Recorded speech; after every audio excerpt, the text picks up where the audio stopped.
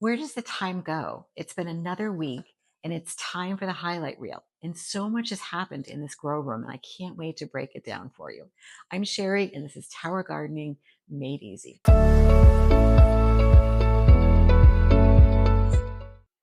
Let's hit the highlights.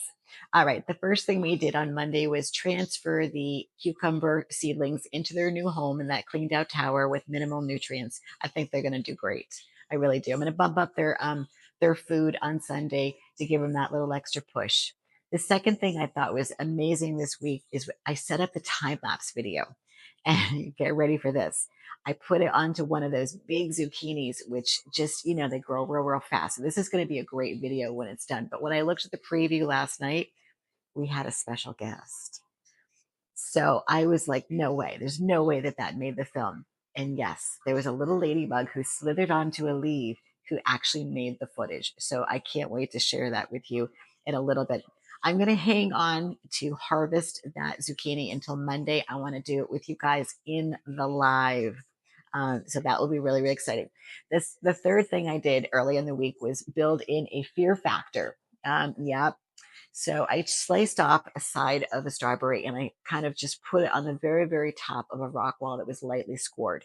And strawberry seeds are very difficult. I did it last year and they do take a long, long time. So I don't want to do the ones I did last year because the fruit wasn't very big. These are grocery store. These are literally the ones I bought at Whole Foods, came home, ate some, took some, and then I sliced them. They're in a hot house and you can check that out. So they're fun. There's no mold, there's no smell. So I'm just gonna let them be and see what happens. And then that goes to midweek. As you can see right behind me, there is a new addition to the grow room, and I dropped the video. It is a grow light from Growrium. It is their LED floor grow light GT Pro. And this thing is the bomb. It's got settings and dimmers and timers. It's going to blow your mind. Go watch the video. And if you're really, really interested, make sure you click onto the comments. There are three levels.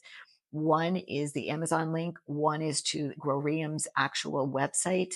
And then they gave me a code for 10% off. Now, that code will only work if you buy it through their website. But depending on where you are and your shipping and whatnot, you make the decision that works best for you. But right now, I'm going to tell you, I love this light. When you watch the video and the three options I gave you and how to use it, it will really, really help you with your towers in adding an additional illumination to areas like this. Okay, so then we moved on to, I found like there was a ton of pollinating this week. I don't know whether it's just the temperature in the room or the extra light, but there was lots of zucchini, whether it would be old or the new that just popped. And there was actually summer squash on the new summer squash tower, now the only one that exists, that we were starting to pollinate. So I'm really, really glad that we saved that one of those old plants because it is producing some flowers that we need. So that was a very smart move. I'm glad I did that. And then, are you ready? The most exciting thing I think that happened, at least for me, and I hope for you guys, is I want to say it was Wednesday, Thursday. The Amazon truck rolled up, and I was like, oh my God, the hammocks are here. That's right, the watermelon hammock. So I have one, as you guys know, and it's ready because it's sinking into the middle of the trellis. And now I got to get it, hiked up so it gets the light, gets the air, gets whatever it needs. So you'll see it on the close up that I try to kind of bounce it up just a little bit in the hammock because the hammock is very, very tall and it has an S hook and you'll see that. So I'm like, it's just not quite like long enough to sit in there. So I had to kind of come up with like a little MacGyver maneuver to get it popped up so I didn't break the stem. Well, on camera, you're going to see me do a paper towel. You're going to see me try something else, total effort failure. When the cameras were off, I came up with this workaround and it worked beautifully. But because I manhandled this thing so much, it was a sleepless night because I'm like, what if that vine snaps? But to my surprise, on Friday morning, when I came down before I went live, I looked at it and said, oh, thank you. It's fine. It's fine. And the workaround on the bottom that you're going to see in this, in the live or on the following day that I show you that has this tail, It's just going to be the bomb. I'm really, really, really happy that for me, that was the best moment, I think, of the week. We clipped down the clone later in the week, clone tomato tower, and gave room for the clusters that are there to finish growing and then just get a little more light versus being covered with foliage that gets shadowed and they just don't ripen fast enough. Like I need red tomatoes. I miss them horribly. We'll deal with the other tower next week. It definitely needs to be cut back to see what's going on. I don't know if it's run its course, but I don't want to take it offline just yet because I don't have anything ripened on the cloned tower. So we're getting close. The minute they're there, then we're going to break it down and flip it over. But lastly, um, as this light kind of came online, I knew that there was a couple watermelon, maybe, but this light using their vegetation setting on a 12 hours on, 12 hours off, I think it gave these three small watermelons just that boost that it needed. And I can honestly say, I know two of them are good to go. The third, I'm still like, not sure. But as you scroll through this long video and you pick the parts that you want to see, enjoy. And it just, if you, I know people are busy and they don't have time to catch me live every single day. So I hope that this is a better way for you to get what you need to keep your towers healthy and happy and keep your family eating. See, look at these are the cucumbers. This is the 4 lettuce. This needs to stay in there a little bit longer. So we'll leave that one alone. But these are the guys I think that we planted maybe Tuesday. And look at all 3 came up. So I'm going to be taking this guy out. I don't think I want 3. That's going to crowd it. We have a nice little root ball right there. So I'll put that one back down. We put 3 seeds in this one. Only 2 came up, but I'm okay with that root. That's fine. I will be, let's pick those out while we're here. Let me just get my tools and the garbage. All right, so tools and garbage. Here we go.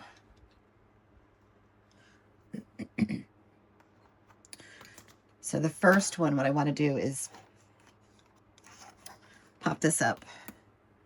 And there is some seed stuff in there. It's not a big deal, but it just mulches down.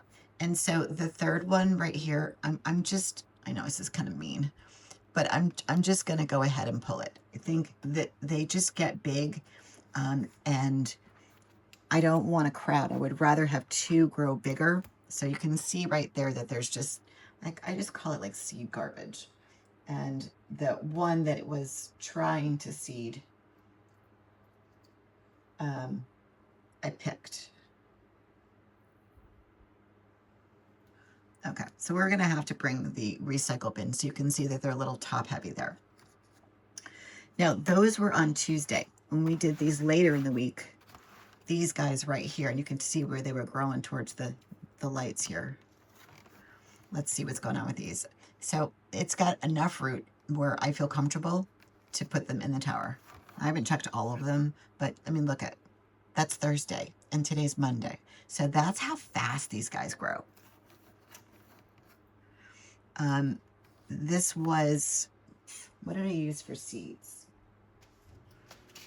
I think, yeah, I still use the Botanical Interest. These were the Space Master 80. Okay. But honestly, you could use the survival seeds as well. That is, if you look at the bottom of the scrolling ticker right there. And this was 2, but only 1 popped up. And I'm just looking, digging. I'll leave it in there because it might sprout. You can go to my favorite seeds on the website and get them.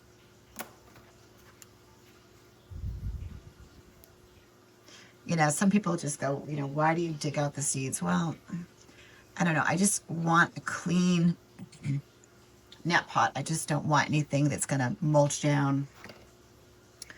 Create one more. Create havoc. Plenty of roots. Let me just pick out the shells. You know, potentially because the room is getting warmer, It could be turned into a little bit of mold. Who knows? But I just try to take as much out of the element as possible. So we're going to come back to this. Not quite ready to plant. We'll do it at the end. Let's just get through everything. So I'm just going to put these all kind of together. But see how that's top heavy? We'll fix that in the tower. No big deal. All right, let's go and do the green beans. And I honestly think that the 380 is the only camera that's going to let us, because it is, I'm sorry, 180. It's right there. But, you know, again, guys, it'll be in the close-up. It's in a blind spot.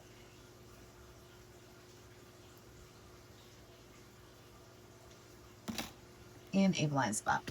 All right. You can kind of see it right here. It actually probably needs to point down. But look at in the close-up, you'll be able to see this a little bit. Look how big these guys are. I can't wait till Friday to pick those, because they'll just get really, they won't have a lot of taste. So what I'm going to do now is just go ahead and harvest what I can and just kind of clean up. So I'm going to go get the garbage. The white flowers are everywhere, guys. I don't know if you ever heard of a rug company called Ruggables. I discovered it, I don't know, probably like 5 or 6 years ago. So if you just go Ruggables, just like it sounds, online, they sell a, and I'm just harvesting. Make sure you can see my hands. They sell these rugs, okay? When they started the company, they had like the rug, the top, and then they had these bottoms that were like a Velcro, and you could put not the Velcro part, but the actual rug top in the washer. So if you've got pets or kids, or just you know, an entryway that gets really dirty, you just literally just peel it off and throw it in the washer. And at first I was like, no way. And I have discovered, yeah, it works. And, you know, I had some, I won't say expensive rugs in my other house, but they were the Oriental, typical, you know, you pay some money for them. But the Ruggables are, and I'm just picking off some leaves here. You know, they were a couple $100 at the time, and they've definitely gone up. For sure. But what I love about them now, they've got a new backing that's attached to the rug, and the whole thing goes in the washer. So I love them. I threw out all my other rugs and replaced. I'm not an affiliate, by the way. Just wanted to share that with you if you've got kids or, you know, animals. Um, they're pretty spectacular. And the rug that you see here, that's one of them. And I think I'll show you. Look, there's flowers everywhere. It just has this backing, and you just throw that top in the washer. It's awesome. So what I was saying with the flowers everywhere, you can see them kind of, it gets dirty. So it might be time to like throw this in the washer and put it back down. All right, anyway, back to harvest. Go check them out. They're super cool. And having the house that we have now, I love it. I love these rugs. And you can change them too. If you've got the back, you can change the, like if you want like a Christmas rug or Christmas runner. All right, we've got a leaf down here that's kind of sweaty, so I'm going to go ahead and just pull it. Now, what I had discovered with the beans is, oops, once you start to harvest, you kind of run its course. And once all the flowers are gone, it's when you flip the tower, because you're not really going to get a whole lot after they've had them. I'm going to pull this out because I bet you there's some in the back. And every day we're going to be pulling off of here. And remember, this was only 5 plants. God, this makes a total mess. So bear with me for 1 second.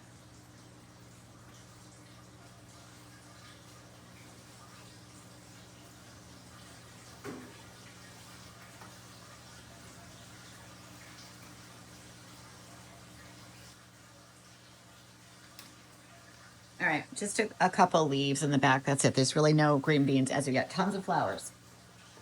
Tons of flowers. I mean, my floor is covered in white flowers. So we'll get that later. All right, not a big yield. I really thought there was going to be more. But do you see what I mean? When they get like this, that's the perfect size. When they get bigger than that, they just don't taste as yummy. All right, so on to the tomatoes. The tomatoes look amazing. They really, really do.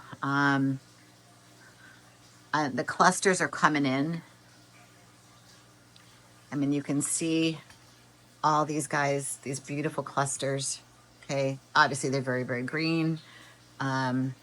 But this green bean just wants to be part of the tomato, wants to identify as a tomato plant. There we go. Some more green.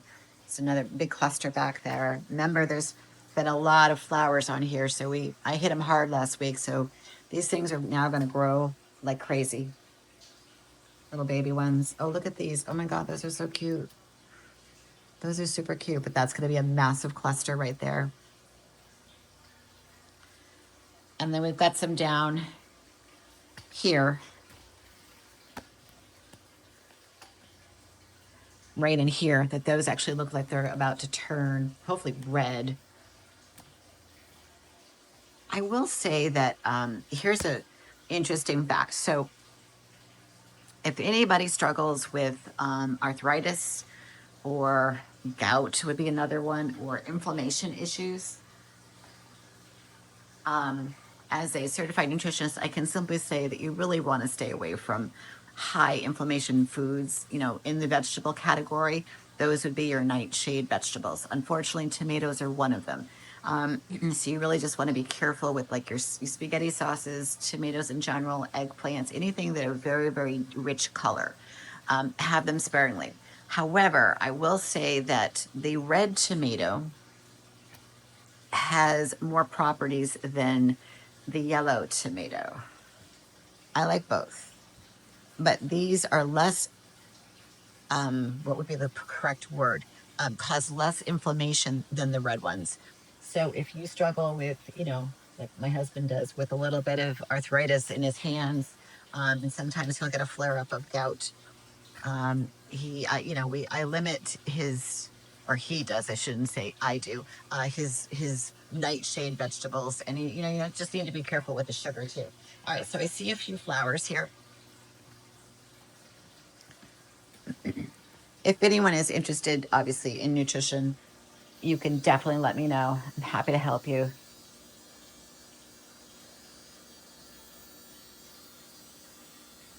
I was actually chatting with my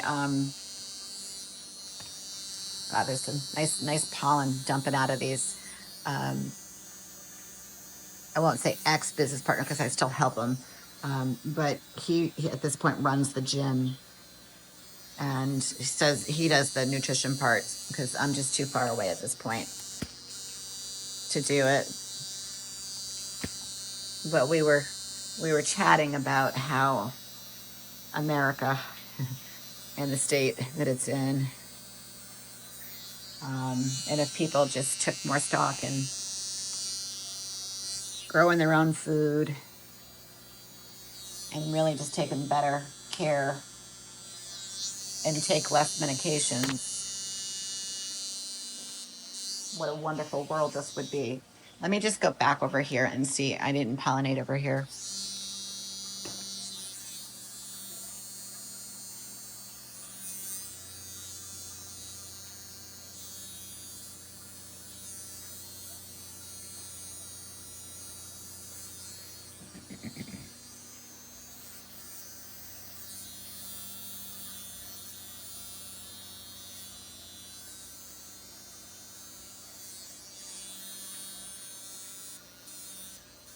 Even the most healthy people have issues. There's a girl right now that I know who is if anybody knows what CrossFit is, competitor, like games competitor. She was on the Reebok team many, many years ago. And she moved to Florida and is just now, doing nutrition, doing stuff down there. And she's actually in the hospital right now. And she has this, they don't know what's wrong with her. Her whole side looks like it's inflamed. And so she's been reaching out to people going, need help, need help. I feel bad for her. I personally think it has something to do with her gallbladder, which is a very, very common thing in women going through the change, that your gallbladder can act up and the bile ducts can get clogged and you can actually get what they call a stone, which is crazy, and it can be really, really painful. And I don't know. I'm not a doctor. I'm not a doctor, but that's what I suspect that it is, because it's debilitating. It can cause a lot of pain. And that's where she is. This woman is, I'm talking, 10% body fat. She looks like a bodybuilder every single day, not just for a minute. And she's, sitting in a hospital bed, and she's completely disabled, can't move. Like, she's in so much pain. All right, moving on to more healthy, positive things here. Look at the broccoli. Isn't that beautiful? Isn't that gorgeous? It is just growing, but look at the top. It's growing and it's getting over the lights. So I hate to say it, but that's my rule. I need to be able to see. And I'm going to clip away just a couple of these guys away from the vents. I don't want to have the lights get too hot where they're not able to vent. So I'm only going to do a couple on that side. And then let me see what I can try to do over here. There's one, I'm just going to clip it, two, and then there's one back here. But I need to be able to see the dial. That's my rule of thumb. And I just need these vents to be open so that it doesn't overheat. I mean, these things are very expensive. Oh, by the way, guys, let me just change the screen.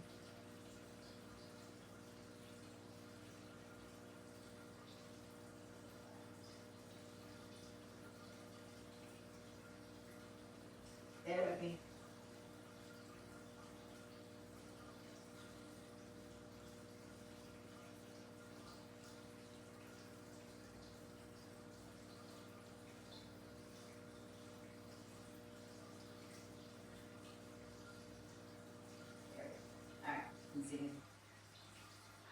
One other little announcement that I discovered. I had no idea that Tower Garden sold their products on Amazon. None. I discovered it. And so yesterday I put the key components that people might need. So I don't, you know, I'm not trying to take business, actually not, because you're still ordering it from Tower Garden. The reason why I'm putting it into the nursery essentials, if you have Prime, you're getting free shipping. And I know that if you order through towergarden.com and you don't reach a certain amount, they're going to charge you shipping. So in the nursery, I put a pump. Now, there's two kinds of pump. There's the standard pump that we pretty much all use, and then there's one that's high capacity. If your stacks are not, if your stacks are not too high, like mine, you do not need the high capacity. You don't. It's just too much water flowing through. You can put the regular pump, save yourself the money.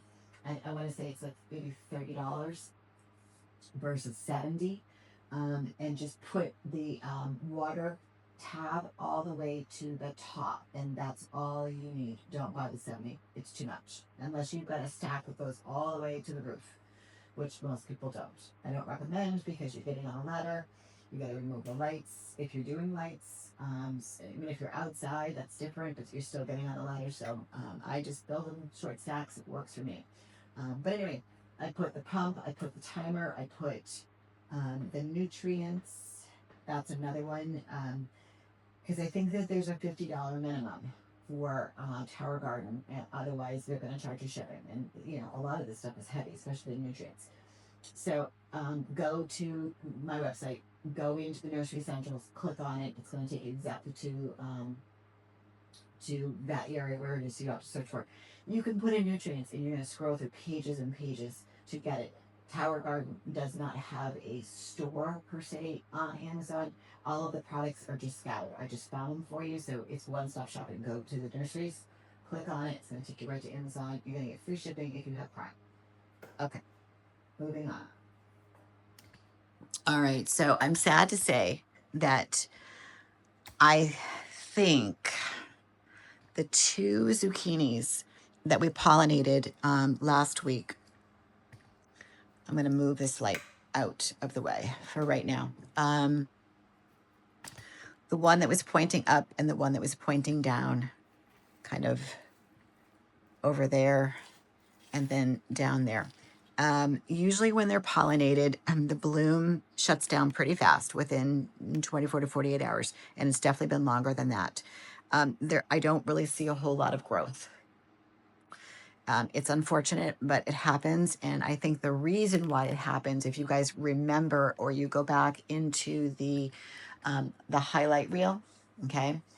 Or you can actually go back to the day, but I don't remember which one. Just go to the highlight reel. I want to say it was probably Thursday that we pollinated him. And remember, I didn't have any flowers. I just had 2 closed ones.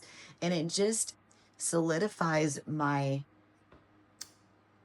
thoughts on pollen.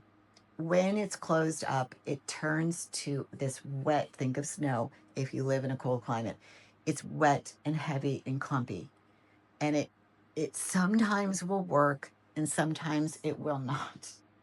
So the best pollen is when you have a flower that's open. It's like that light, fluffy snow. And we did not have that. So I have a feeling that was probably the reason. Now, there is a zucchini on the backside. I don't think we pollinated at the same time, but I can tell you that it is growing, and we're going to get over there in just a second. But I have another one to pollinate, and I do have a flower that's open. So we're going to do that now. Hope everybody had a nice weekend. All right. And this one's easy because it's right smack dab in front of us. And I can put you right there, and I can zoom in, make her real pretty. And I've got, oops, some ripping. Oh, we got to check on the super glue. I've got that one. Let me just check. Let me check around for one that's really open so that we can just get, yeah, I'm going to actually clip it so it's right in front of me. It makes a difference.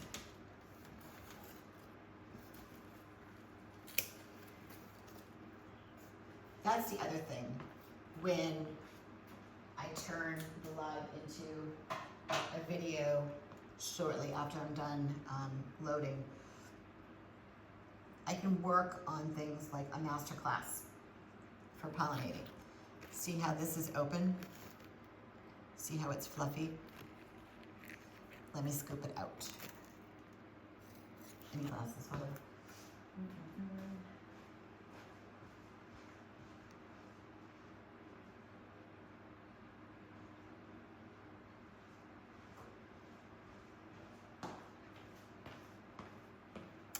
All right, much better.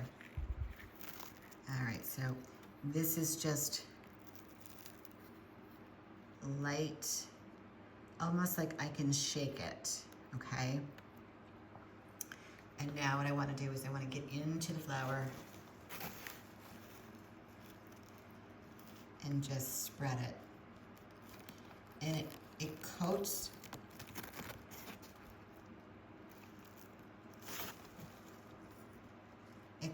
the flower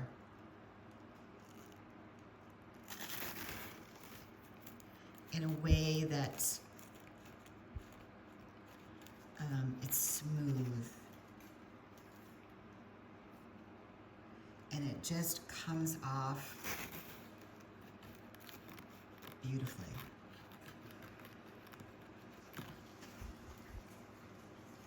When it's closed up and that's all you've got, you still gotta try it. Don't not do it, because sometimes it works, you just never know.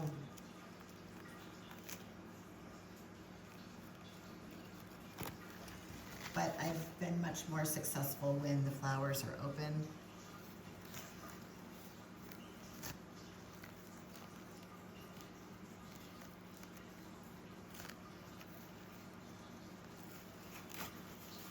It just seems easier to transfer. And I've scooped up all the pollen out of that. I know that there's one on the back side, so I'm just gonna get a scoop of that.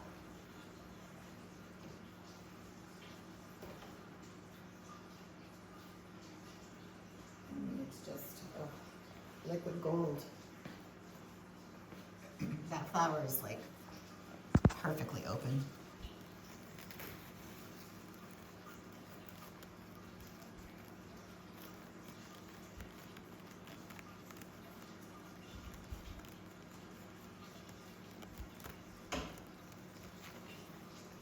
Excellent.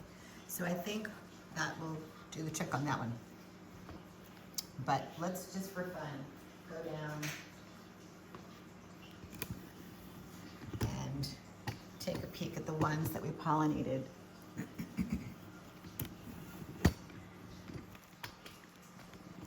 Last week. There's one right there. See it? I mean, the bloom is still there, but usually there's much more growth that happens. I adjusted the nutrients and pH. I thought maybe that was one of the reasons. But when I tested the EC, it was right at 2.4, I don't know, 5.6. It was just, a scotchy high, but not high enough to do anything, bad. And the pH was pretty much on point. So, I don't think that that's going to do very much back there. And then the other one was the one that was pointing down. And remember we talked about when it's pointing down there, right there, it's really, really hard to pollinate. And it's not because you can't get the pollen to adhere to the flower. I don't know, there's just something that, maybe it's the light aspect of it, that it's not shining up into the light and then it is able to penetrate. I am not a scientist, but I'm just trying to be logical, and that's the only explanation. Usually when they're pointing down, I don't have very, good success. But when they're pointing up, like the one that we just pollinated, that guy right there, I can say he's probably gonna do pretty well. So let's take a look at the one that's in the back that is pollinated and it is growing. And I just need to keep an eye on them because they grow real fast. And I know this tower is getting older, so I'm just being really careful about putting stress.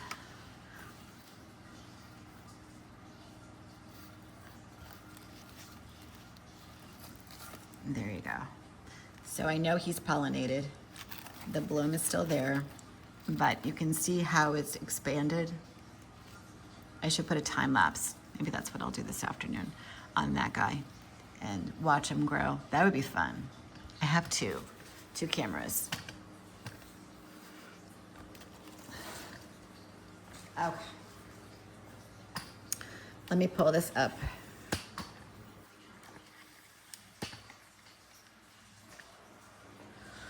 Let's go here. This is the other zucchini tower, and it's doing really well. Let me just adjust this light before I forget. That's the other thing. I adjust the wand right on top of the flowers. Again, it may have something to do with it. I don't know. If you're out there and you're a scientist and you can explain that to me, please do.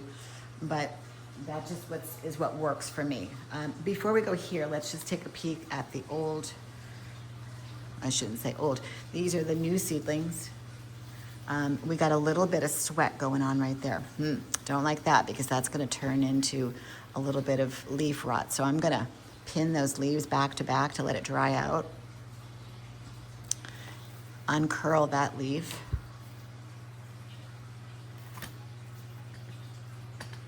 I'm going to tilt you guys down because I just want to make sure that these leaves are, I'm going to pull the light out just a little bit. Swivel that cord. As they start to grow, they start to spread, and I don't want to start the week off with cracking something.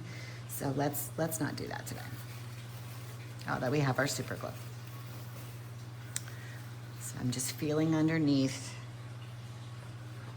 What's going on over here? This looks pretty good. What's that? A flower from another. Wow, that's a big flower. Stem. Okay. All right, so those are all doing good. These are those little babies that I stuck on top of. You know what? They're hanging in there, man. They're really hanging in with that high nutrients. I really thought that would burn their leaves, but it really didn't. I'm telling you, the seed is crazy. Loves the tower. Okay, so we're doing okay here. I just want to look underneath. What do we got for leaves that are on top of one another? Okay, another sweaty leaf. Yeah, there's one that's no light and it's just wet. So I'm gonna go ahead. Is it green? Yeah. All right, maybe I leave it. Maybe just kind of kick that leaf out and let it dry. I mean, eventually I'm gonna have to prune back some of this anyway.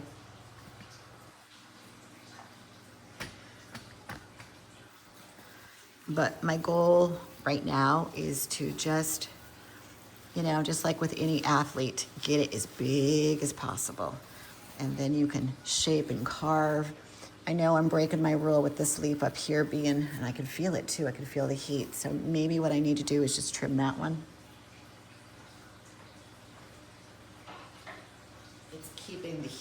It's keeping the heat in.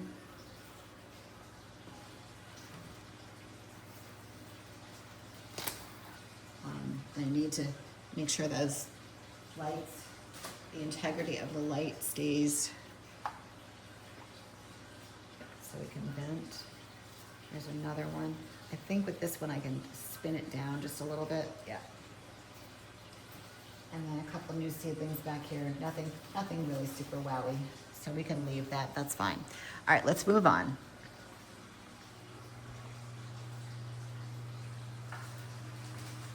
The last 3 lettuce are still hanging in there. I've been picking on them pretty much every day or every other day, making salads. They're really looking a little shabby, to be honest with you, but the other lettuce isn't quite ready. That's not big enough. So we're going to have to live with a less than perfect lettuce for right now. That's okay. All right, summer squash. This is the new summer squash. It's doing okay. Again, I adjusted the nutrients yesterday. I'm actually going to cut that leaf. Adjusted the pH. And it's doing all right. Hanging in there.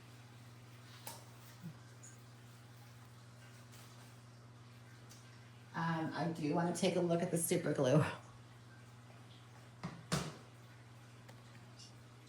I'm going to try not to play with it too much because I just need it to grow. And there's the workaround string. I didn't get to Michael's. I meant to do that. All right, I'm just going to get underneath. Oh. Guys, it's still holding. I don't know how to get you under there other than, let's try this. So that's the stem right there. That's the crack. And it looks to be, it's holding, it's doing it. So I'm really happy with that.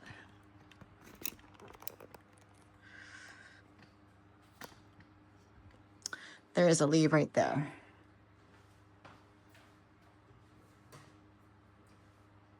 Who knew? People seem to really like it because I threw the pictures into the comments. Or not the comments, the post. So yeah, I mean, just gotta try. No, I don't want to crack anything today. It's Monday.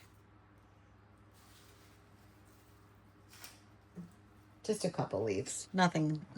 It's probably from weeks past. But I will say that there's one summer squash right there that's pollinated. She's growing slowly. And then this old girl, she was the transplanted one from the other tower.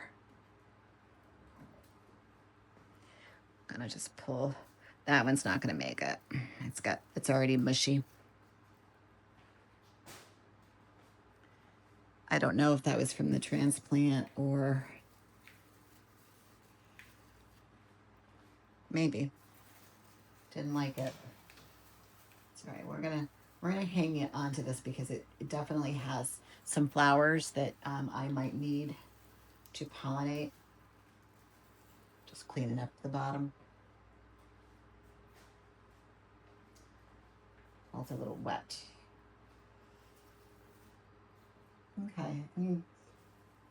Nothing earth shattering over here. It'll come. Let me just spin.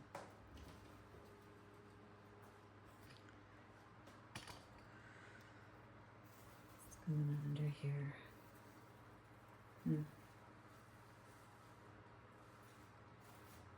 Don't like that leaf. Clip that one off. All right. I don't like that leaf either. I'm going to try a different seed. Not now, but next time. I mean, these are the survival.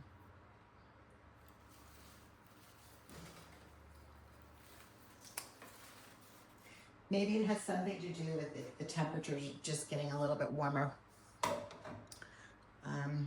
Some plants like a cooler temperature.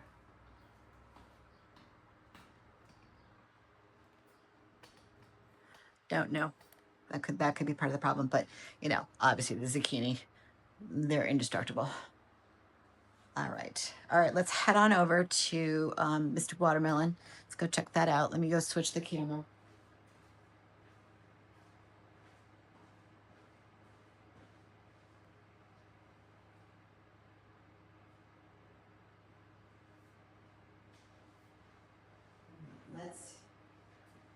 I really thought they were more green beans. Oh well. You know who loves green beans? Libby. Maybe I'll dice them up real small and she can have them as part of her dinner. All right, so there's the watermelon right there. And it's sinking. I'm gonna order some hammocks. I discovered those on the Tower Garden website too. And so, and again, they're on Amazon as well. So they're in my cart. I just had to pull the trigger a little bit later and get that. The other thing I'm going to be doing too that I can't do on camera with you guys is I need to do that light demo. So it's sitting upstairs on a bench. Remember I told you about the big light with the gooseneck? It's a, kind of a collaboration. So I need to get that done. I have 2 weeks to do it.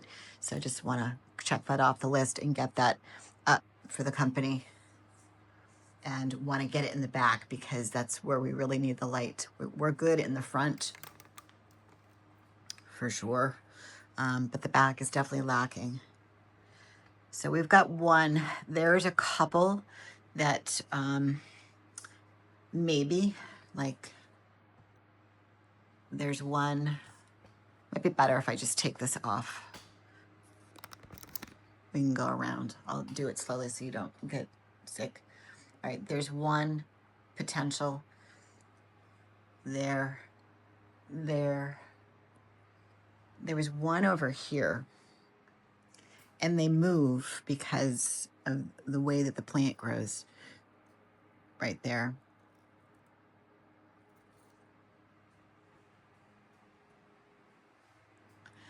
They definitely hide.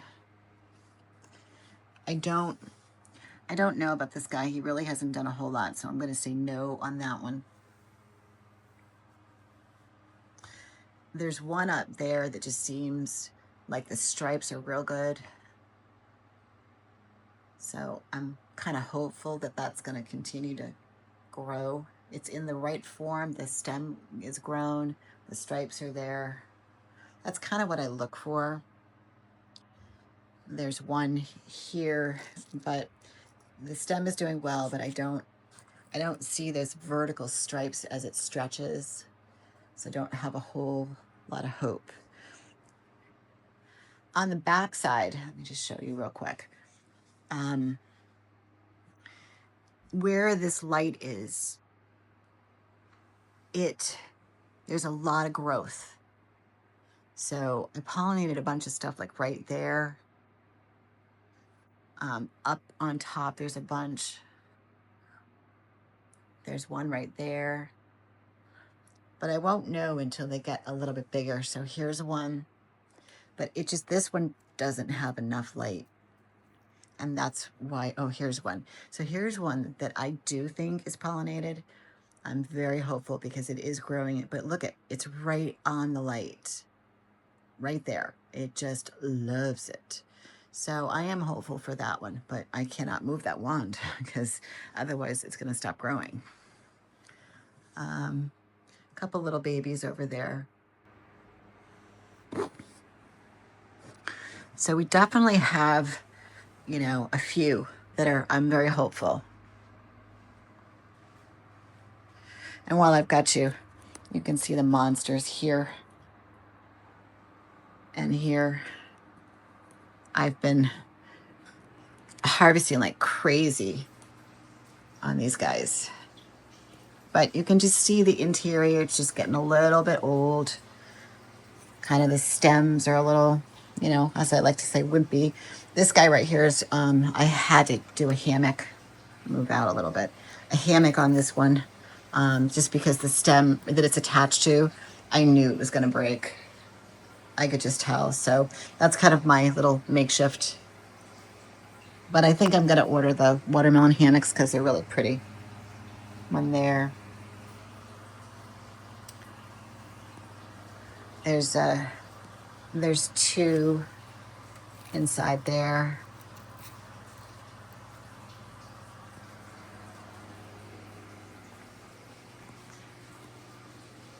So let me put you guys back on the tripod. All right, so what I want to get to now is I want to go get that tray of cucumber seedlings, and I want to get them in here. Just see it straight. Okay.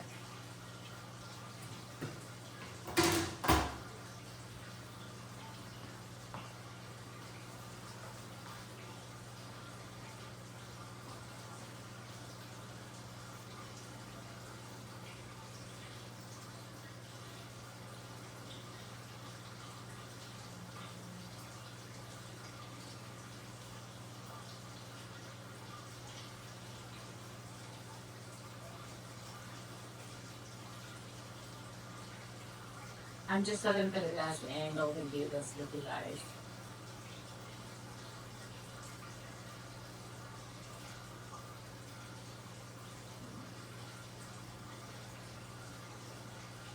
I think it's this one, and I'm just going to pull the tower out.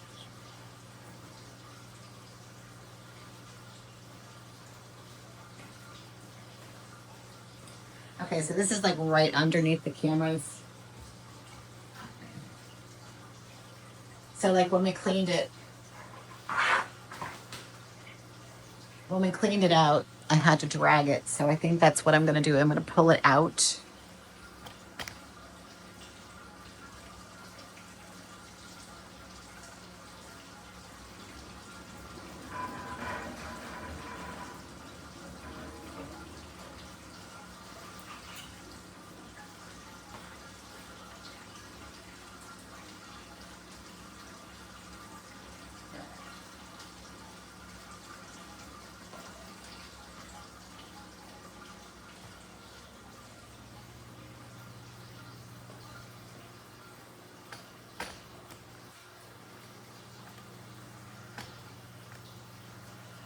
All right, so you guys can definitely see in the left camera, and hopefully I'm in full shot of this. Don't know, can't. It's hard to tell.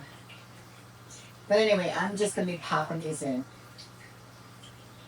There are two. I definitely want these in the front. These are the ones that are kind of leggy, so I'm gonna be fixing them. I want them in the front. The other thing too is I'm not gonna be putting a whole lot on the back side, so maybe what I should do is do this swivel. I'm going to be planting the majority of these. I'm going to be planting the majority of these in the front.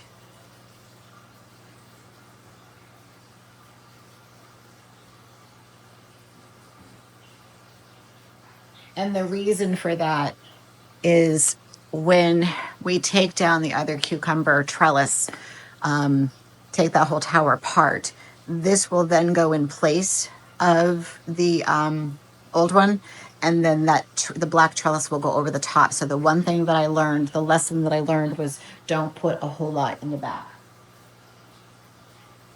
because you can't pollinate, you can't deadhead.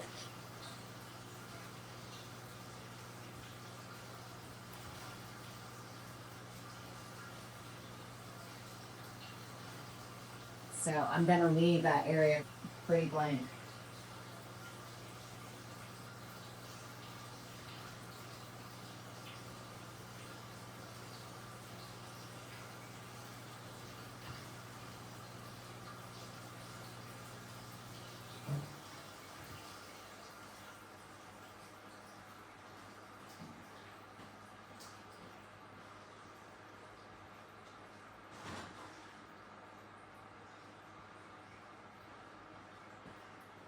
Okay, so the lettuce goes back into the nursery. And now I just need to adjust the nutrients on this guy.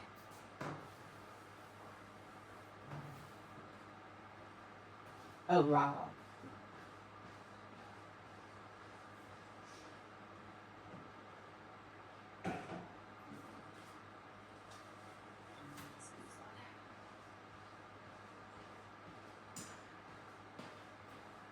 All right, so on the two leggy ones, which was right here, remember, rip a V into a half a piece, and then come to the bottom, insert, well, this one just broke a half, but make a V, insert the pieces together around the stem, and then just gently pull down. Everything else looks pretty good.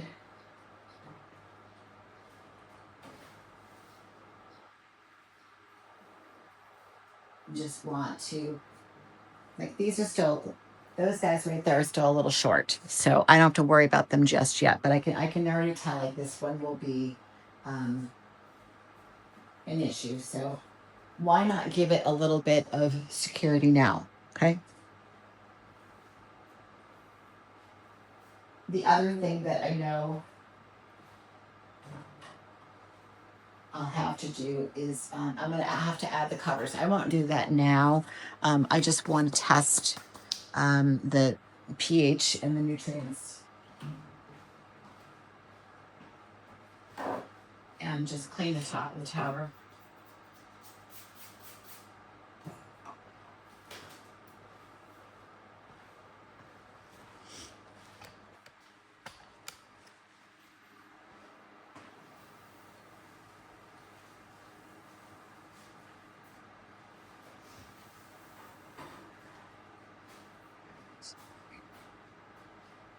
So, depending on where you are and your water is always going to have some nutrient content. So before you adjust the pH, I know the Tower Garden has its own special way or formula.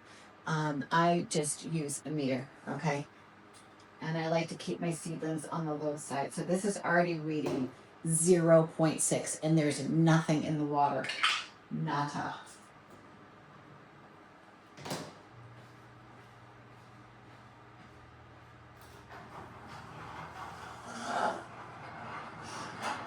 for the first, and remember, when I did this, when I, plant these, I plant them in just regular tap water. So when I begin these in the tower, I like to really kind of keep it low. So what I'm going to do is I'm going to do, I think half a cup. We're probably getting to that 1.0 to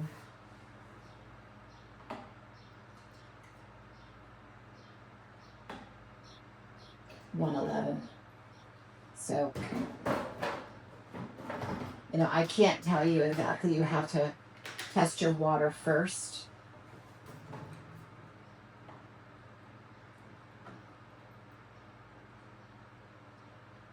So you know what you have.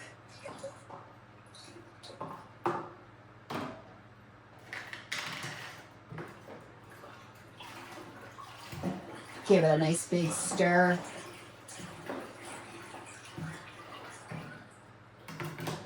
And let's get it reading.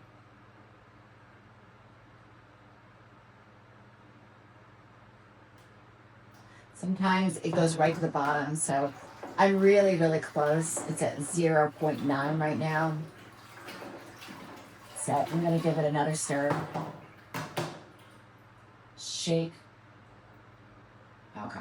And that's what it was. It settled to the bottom. I'm at 1.1 right now, and that's perfect for me for seedlings for the first week.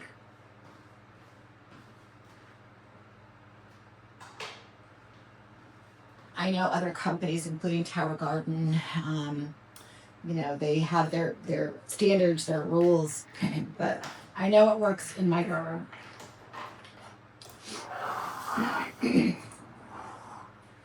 And then, excuse me, for those of you who don't use meters, you can use a pH meter. But I'll do the old school for you guys if you have the kits. Meters are better. Fill it up to that first line. 5 drops. And it should look like that, actually. It comes with a little piece of paper. And I strive for everything to be right at 6. And that is spot on. So I don't need to adjust anything at this time. That's perfect.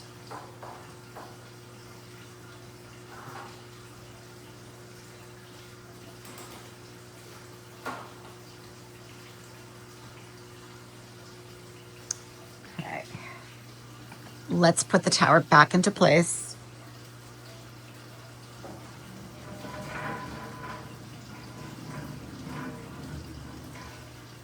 I'm glad that light settled in and stopped blinking. Oh. All right, I've got my light set there. Pump, it's all good. Set at 1. All right. Do a little cleanup here.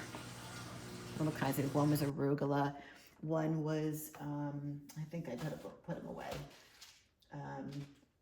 Here we go.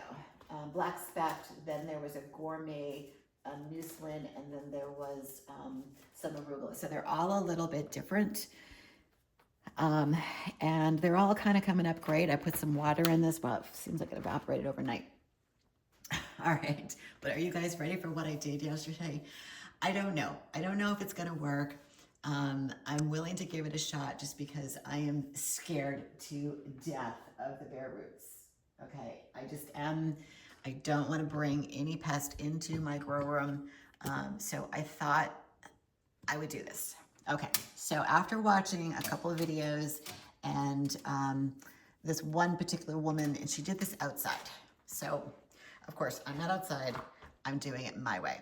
So I took some of the grocery store big strawberries, and what I did was I took 8 or 9 Rockwell. Let me just drain off the water here. And I cut sideways. and I'm documenting this. So we'll take a look at this mess each day and see what happens. But I know you're probably gonna go, ooh, gross, like fear factor. But what I did was I sliced it sideways and then I put it on top of the rock wall. Now, I did not use the big hole. Let me just give you an example of what I did. Take a cube. Okay, so normally we plant here, okay, in this hole. But what I did was I turned it over after it was wet. And I basically just, get into this camera too. I scored the top, you know, just made like a little teeny tiny, almost like, not a hole, just kind of like a little crevice, if you will. So if you guys can see that up there, it's just a little score, all right? So then what I did was I went sideways on the strawberry where the seeds are, and I dropped it into that little, you know, trout, you know, like that little area. And then I emulsified by working my fingers around the pulp, like right there. And I just kind of squished it, made like jam. And the seeds are sitting there on top. Now I know the chances of, you know, growing some mold is pretty good because I got this covered, it's in heat, whatnot. But my thinking is that it's not too deep. I'm not gonna put vermiculite. It doesn't need to stay moist. Well, it does, but the strawberry, we'll call it strawberry jam, on top will do that for me. And then keeping this covered. I'm gonna keep the vent open. I'm gonna break my rule. So if you look at the very top right here, I left this open, and let me explain why. The strawberry, the pulp portion of it, it is sugar. And when you're doing what I'm doing, kind of like cooking it, fermenting it would be another way, it's gonna give off a gas. So I just thought, I should probably keep that vent open even just a little bit to let any gas escape. Now, after a day or two, it'll probably all be gone and I'll probably still leave it open. But for right now, I don't know, guys. I just, you know, I'm willing to try anything other than the bare roots. So it's a seed. You know, strawberry seeds obviously exist. I want the bigger strawberries versus what I grew last year, which were these guys. I think I have like, you know, 1 billion packs, these guys right here. They were successful. The seeds are teeny tiny. Let me open one up for you. And you can see, these will probably go to waste because I will never, oh, they're so small that they're in their own little container. So when I mean these things are small, they are small.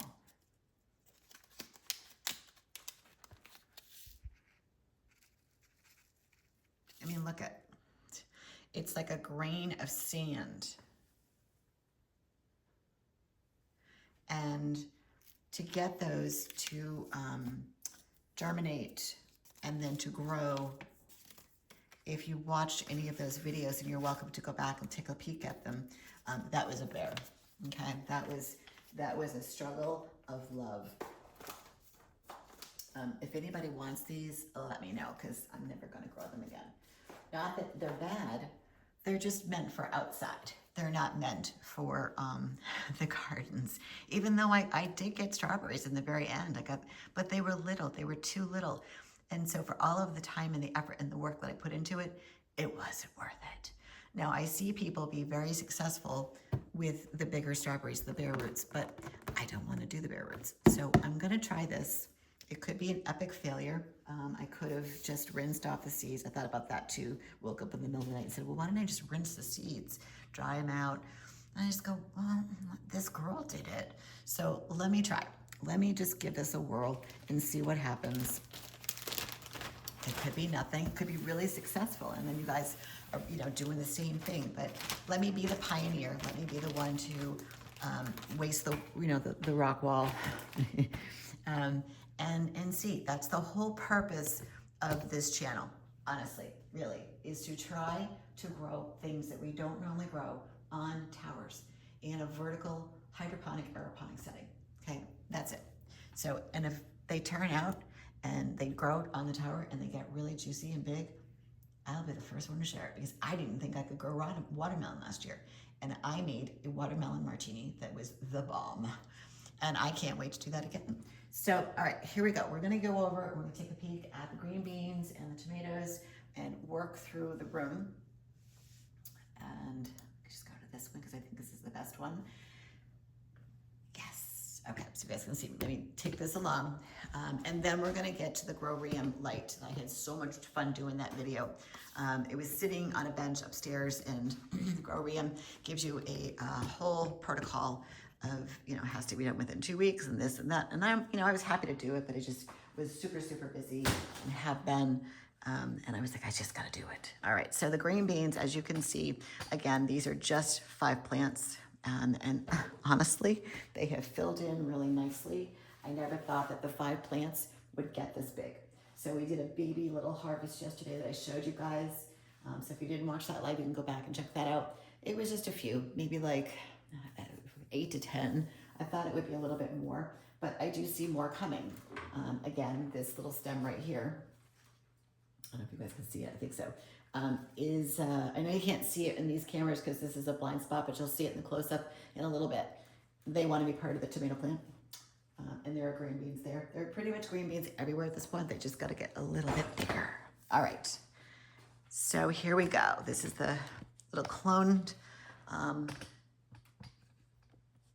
plant tower tomatoes, and the clusters are getting bigger and bigger and bigger, and there's less and less flowers. So we'll just quickly, these are the ones I looked at yesterday. Super cute, very cute. All right, so let me switch over here and we can take a look to see what's going on with this tomato. They look good. Let me switch the camera. Nothing exciting to report there. Let's go left. All right. You guys can see kind of the top. All right, so as you can see with the tomato, this is the mature tower. Oh, I have some reds. Guys, look at that. I've been waiting for reds for so long. Oh, hello. Hello, little red tomatoes that are almost red. All I have is yellow, and I'm not gonna say I'm sick of them, but I just, occasionally just want a red tomato. Like I made tacos last night, and I actually had to buy a store tomato, guys. I know.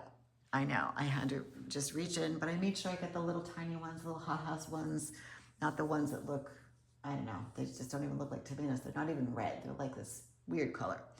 But in any case, I did, because I just wanted a red tomato with my taco salad.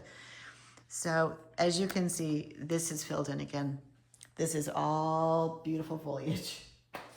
So I'm gonna be at some point, not this week, maybe next, we'll haul her back out and we'll be doing another little clip, another little haircut, just to keep it going and getting those suckers to force and produce more flowers, which then produces more tomatoes.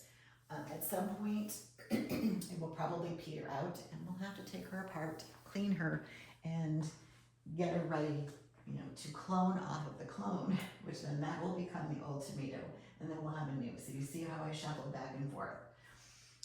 It's important. If you don't have 2 towers, what have I said?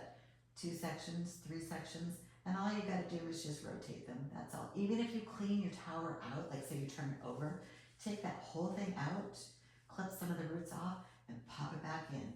It's gonna be just fine. All right, let's take a peek at the broccoli. Growing by leaps and bounds. She's beautiful. So if you watched some of my lives last week, I had said, oh, it's just slightly at the trellis. And now this week I had to measure the top of the trellis. We are a good 5 to 6 inches with 1 leaf over the trellis. So I can say that, I'm very, very pleased with the growth.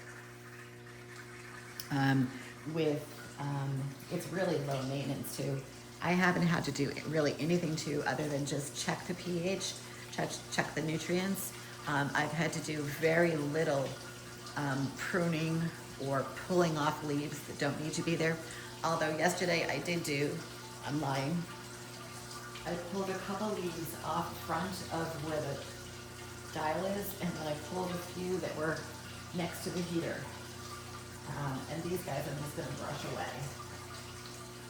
And I'm doing that to keep the integrity of the lights safe so that they don't burn out by overheating. All right, I was a busy girl yesterday. We were working on the zucchini tower and doing some pollination. But as you can see, as I've been saying now for a little bit, I need to do a time lapse. So we have a zucchini down on the bottom that is pretty good size, but will still grow. We still got room to go, and they grow really fast. So I set up on the boxes, as you can see right there. And if I zoom in with the close-up, you'll be able to see that just a little bit right there. So it's capturing about every 20 minutes, it's snapping a picture. And that's actually quite a bit, but it grows really fast, and it also does night vision. So we'll keep this going, for, it'll probably be a week, 2 weeks, and then I'll download it, and then we'll make a little video out of it so you guys can see how fast, once they're pollinated, how fast it takes off. Now, I did notice this morning, and we're gonna get on the floor and do it. Here's the one that we did yesterday. And it looks like the bloom is closing. I don't see any massive growth yet, but it takes a minute. There's one on the floor. It's always on the floor. That we need to pollinate. And so I just need to find a flower and adjust you guys. There we go. All right, so there it is right there.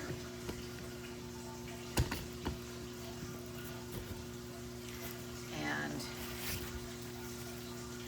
I'm gonna have to hold that. So I'm gonna have to go clip a flower, or maybe come in from this way. Yeah, there we go, perfect. All right, so let me get my tools. The pollination brush is a little dirty, so I just want to rinse it and dry it.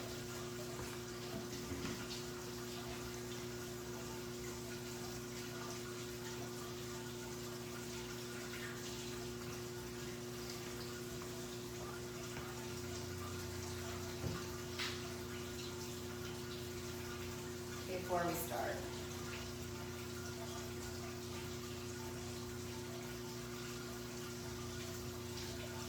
I always want to make sure that it's clean. I've said this before, but if you're pollinating summer squash and zucchini together, that's fine.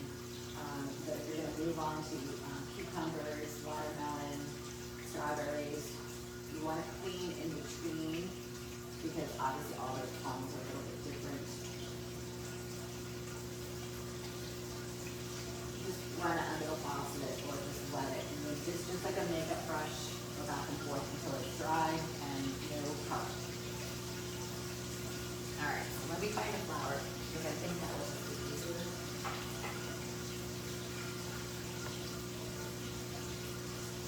And I've got one right here.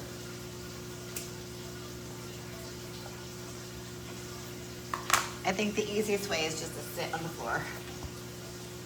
So I'm with you guys on the close-up. I really don't want to disturb the boxes, so I'm going to be super, super careful to get you guys in there.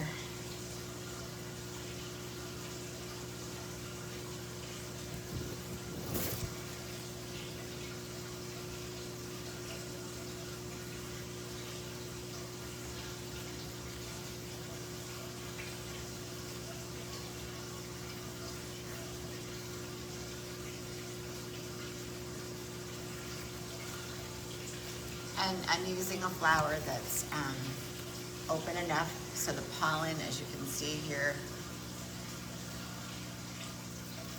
is nice and fluffy.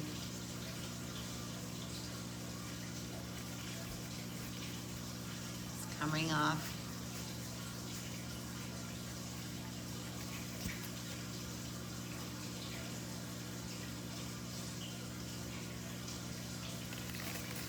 I am gonna try to find a second one.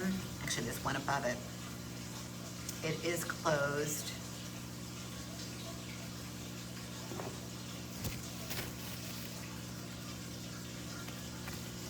But as you guys know, I like to layer my pollen, so I'm gonna reach above and get in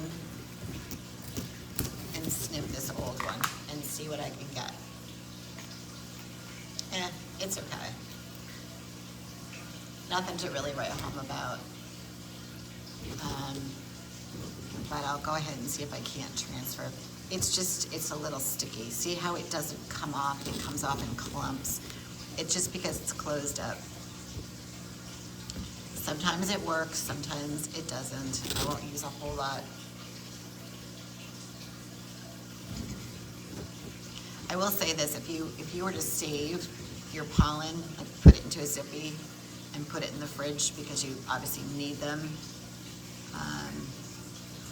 when you're going to use them, I would take them out of the bag before you use them and maybe leave them on the counter open. If you've got a little windowsill or something, that you could open it up like this and just lay it down before you take the pollen off so that it can dry. You'll be more successful than if you were to just open it up and do what I'm doing, which is just, it's sticky. I do want to take off while we're down here or over there. And the zucchini that we did last week, which is kind of up there, right there, you'll see that flower. I want to take that off. I don't think that it's pollinated.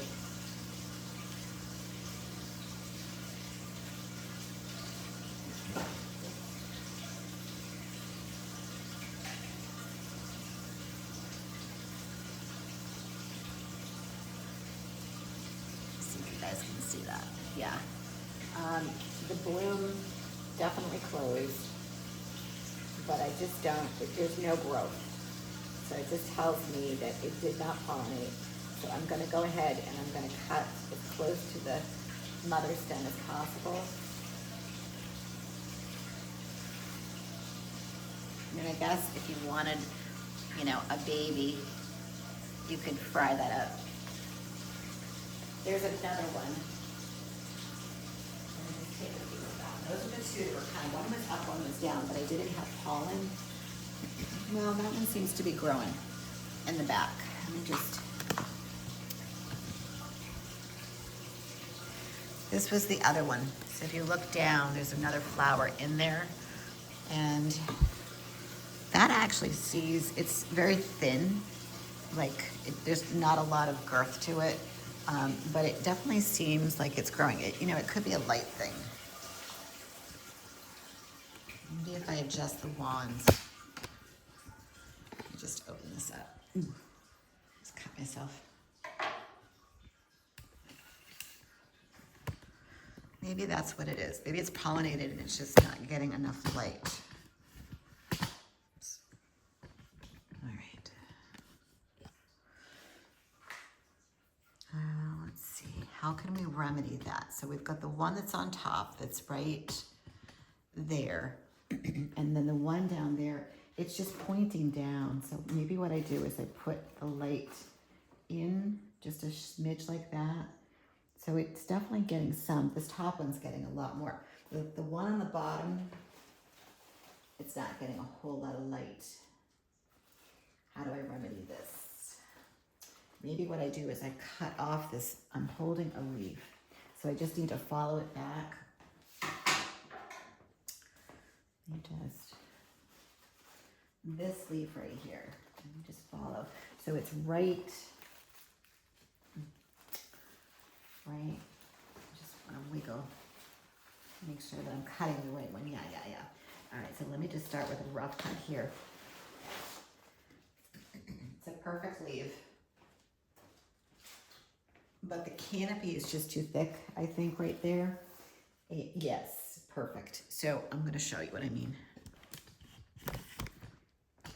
So if you look down, right where the top of that flower is. I'm just gonna move those. You can see there's a shimmer of light. So all of these leaves are this way, leaves to the left. You can't see it because that one's in the way. But if I get down a little bit further, you can see there's a big hole there that it's getting some light. So that's probably the problem, because I know that the pH is fine. I know that the nutrients are fine. I just did them on Sunday. Let me just go back. I want to make sure that that leaf. All right, I need to do a little bit better on my carpentry work here. Again, don't want to leave any stem hollow pieces that can mulch down, because that's going to create havoc, powdery mildew.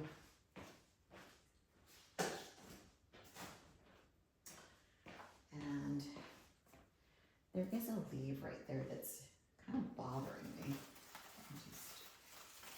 Where is it?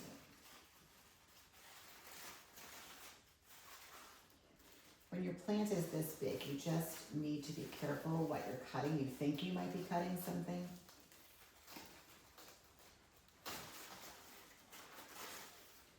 And again, oh, here's another one, just because I opened that one up. Okay, let's get rid of that one too. These are really old leaves. And they're from the top. So their lifespan is over, and by trimming them a little bit, I'm bringing a little bit of longevity to this side. Here's another one. Okay, I'm okay with this. And you really do need to use a knife, because it's a clean, sharp cut.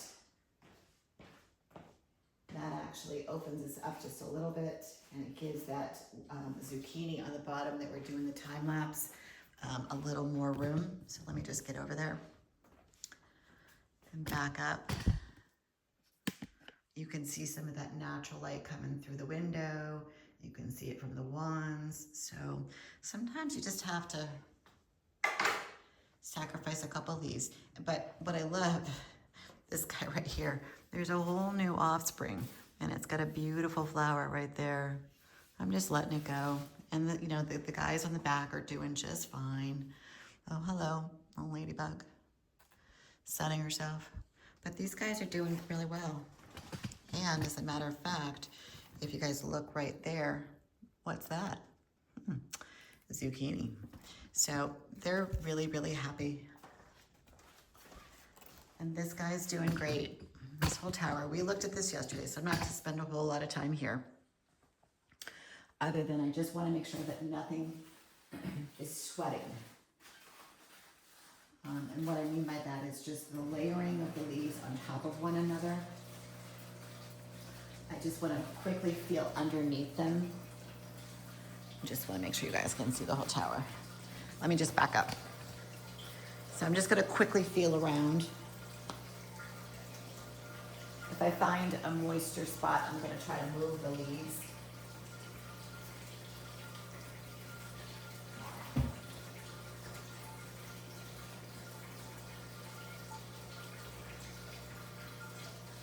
Y'all look really good. I got a little bit of a burn mark on this guy over here just because the wand is too close. So we'll push it out just a smidge, push the tower over, and then bring this out. I got a leaf that can actually now come over the trellis.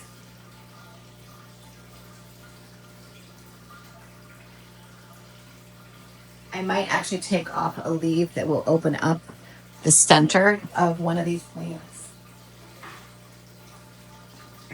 It's shadowing. So by removing, which one was it? This one? It goes all the way over here. And by doing that, it's opening up. I'll show you.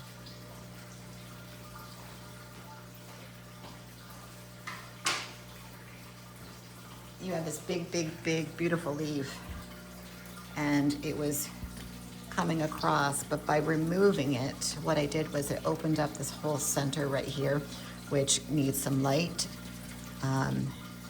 Nothing is wet, so that's good. That all looks really good up there. And then down below, that looks okay.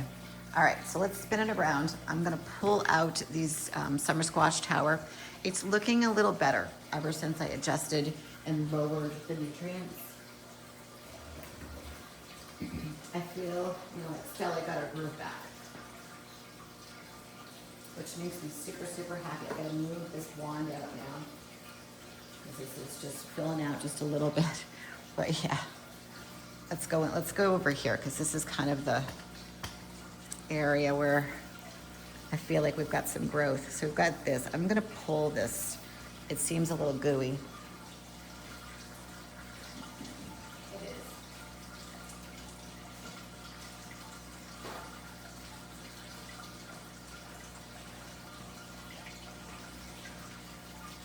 I'm gonna give the bottom just a little wipe. I don't wanna lose this.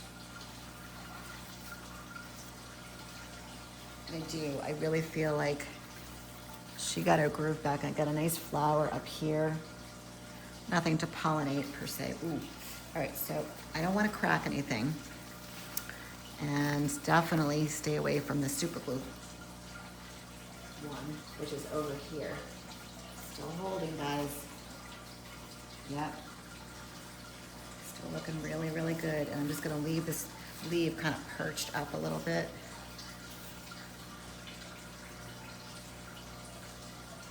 So let me take you on the back side. Got lots of little zucchini. I actually might clip the sleeve to open up those little zucchini.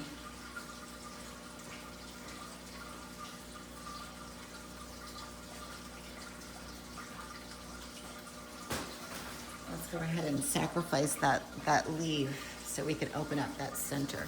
Let me just trace it back to see where it goes. Oh, it's way over there. Wow, it's curled. All right. Good. And by doing that, and a little adjustment here, we'll pull. We've got some little guys growing. I've got a plant that's near my vents. Oops. That's okay. I'll leave that one. But it's all opening up. I've got a little bit of rot going on right there. I'll just pick it, pull it. I can feel it. Ooh.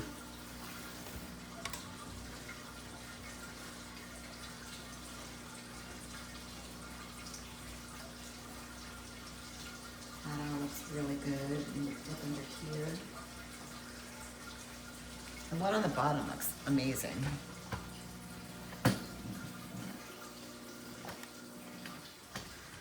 I'm just gonna bring you guys down.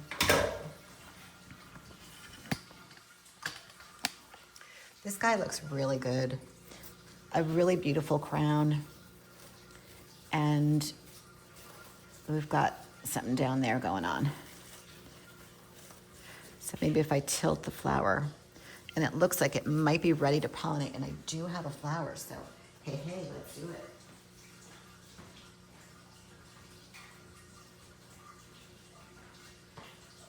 All right, let's do this. I'm gonna go ahead and just pull the flower. It's open.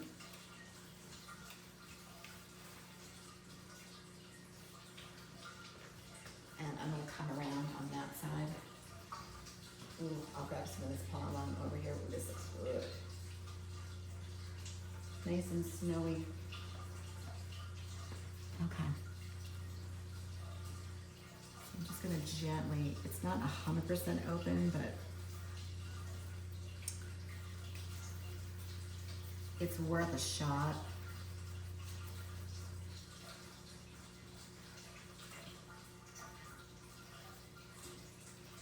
Bonus, because I probably would have missed this one.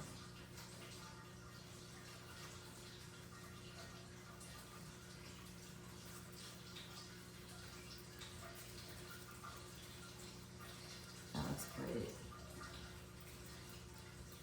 It's just a little one, so.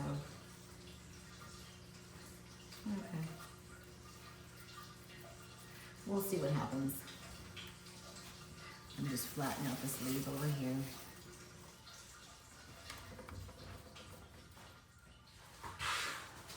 Wonderful.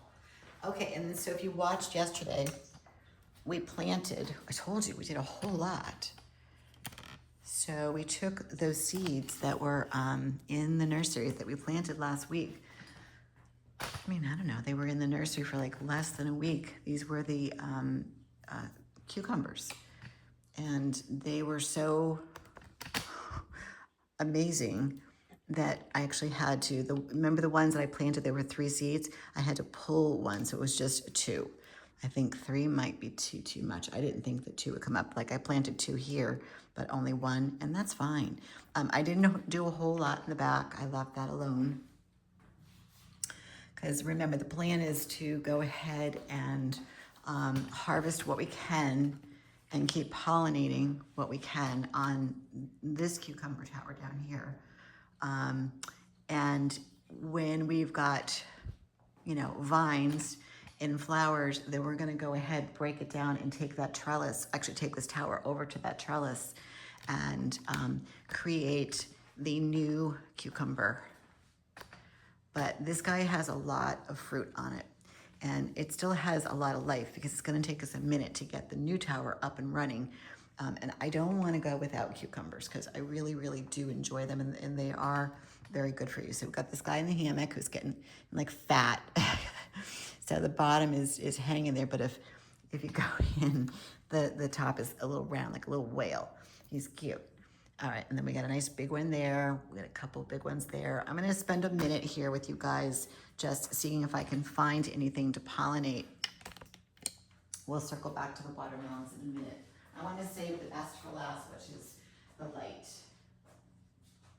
So if you haven't seen the video already, I wanna go through some of the features, I wanna talk about it, and how it really is kind of a cool addition to the grow room. I don't know if I'll keep that spider light there.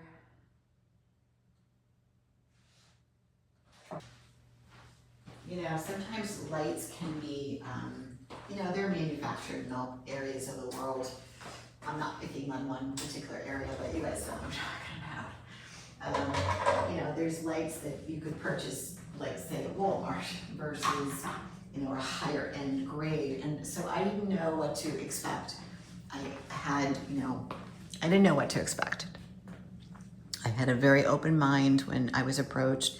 And when I opened the box yesterday, as you'll see in the video, I was really pleasantly surprised from the way that they packaged it to the way that they put a lot of thought and effort into how they made this. In my old house in Newport, I had this thing called a Kadoma Doma, and it was this massive dome hammock that you hung from a tree. And I swear there must have been like some graduate of MIT that did the mathematical equations to fit the webbing of this. I'll try to find a picture and put it into the comments. When we sold the house, we left it as part of the purchase and sale. But it was very, very expensive. I bought it during the pandemic because we couldn't go anywhere, couldn't do anything. So we just hung out in our backyard. And, we just, would crawl in there, read a book, take a nap. The dogs would jump in with us. So we had a whole crew of dogs.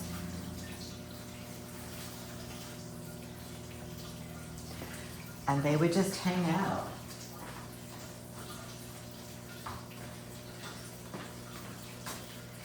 So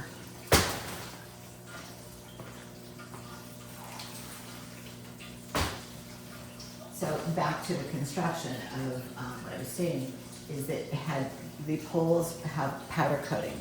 It was just really, really well made. Right down to, most lights that you have, even the tower lights, you don't have an option for dimming. It's just one setting, and you turn them on, turn them off. You can put them on the timer. That's it. I mean, if Tower Garden wanted to take their lawns up to the next level, a dimming feature would be great because, you know, lettuce doesn't need full strength. It could go a little bit lower, but fruiting plants like watermelon, zucchini, summer squash, even cucumbers, they need a higher setting. So that could be, you know, something kind of like, for instance, like the pump. Hang on, I need scissors.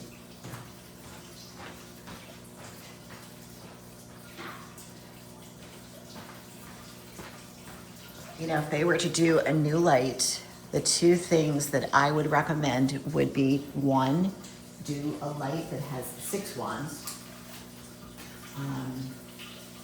with a controllable, you know, dimmer. The light that I got from Roram, excuse me, has 6 levels. It's crazy.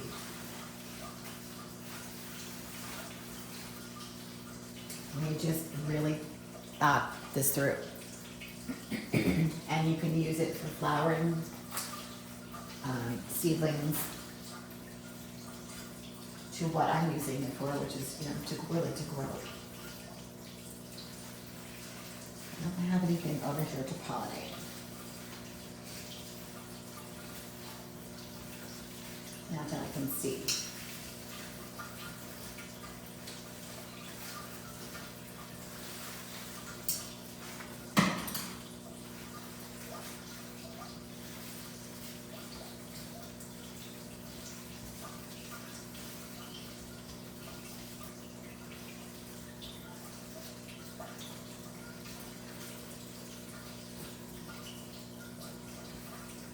I really want this vine to, there we go, to attach here and kind of go in a different direction to kind of spread out that air.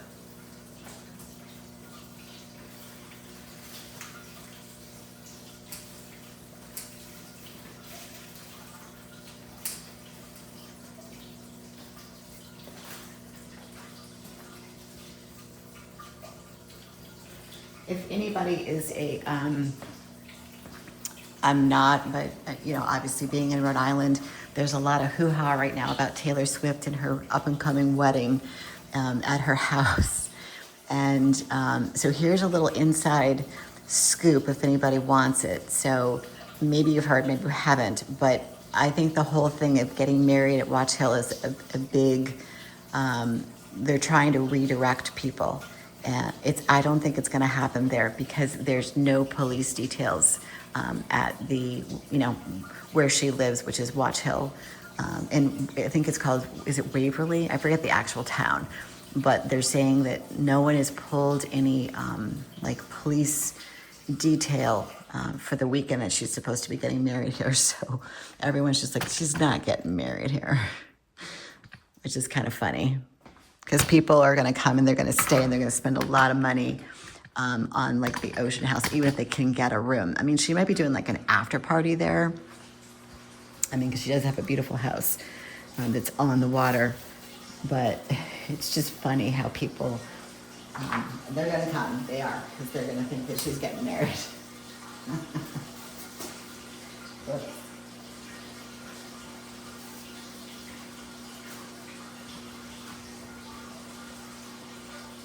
But being very close to her house, you know, maybe like 40 minutes, I can tell you, I don't think that's going to happen. I think she's getting married in New York, and that they're going to maybe honeymoon here, maybe come to the house for like an after party of some sort. Maybe that's what it's all about. And she probably does have her own private security detail. Again, I'm just looking for things to pollinate. Oh, there's one. There's a little bit of juice for you, a little bit of gossip. We're kind of coming into the season for Newport. The Folk Fest it's been sold out, but we don't go to that. But we have a little dinghy boat that we go out on the harbor, and there's actually a pretty good lineup this year. So I don't have a lot of patience for being out there without a lot of sun protection. But there's a couple bands that are, you know, like headlining. So I said to my husband, go buy an anchor so that we can go out there, and I'll wear a big hat or something so we can actually listen to it. All right, we got a sweaty leaf right here. So I'm just gonna separate it a little bit. Got a leaf over there that's gonna be hot. Scissors.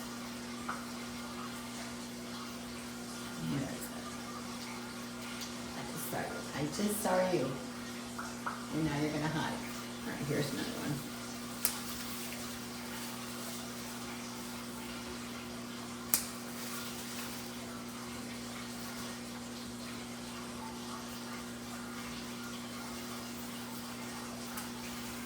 I will say when cucumber plant gets old, you know, older like this, it's not very pretty. When it's all in bloom and it has all of those beautiful, beautiful yellow flowers everywhere, it's gorgeous. But it's at that stage now where you just go, yuck. But the cucumbers are amazing. They taste phenomenal. So I'll take the little of this one. It's just too hard to keep up with the deadhead. You'll spend hours and hours and hours. Sometimes just gotta let them get a little bit older and shake and then vacuum, and that's kind of what I've been doing.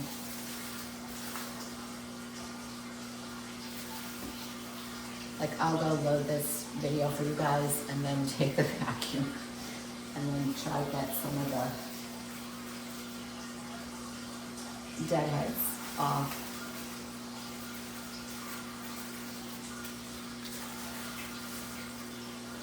Hope everybody's having a really great day. I know today the sun is finally out here. It's been raining and raining, and it needs to stop. We need some sun. We gotta dry out. All right, so I'm gonna come back to this. I want to take a look at the watermelon.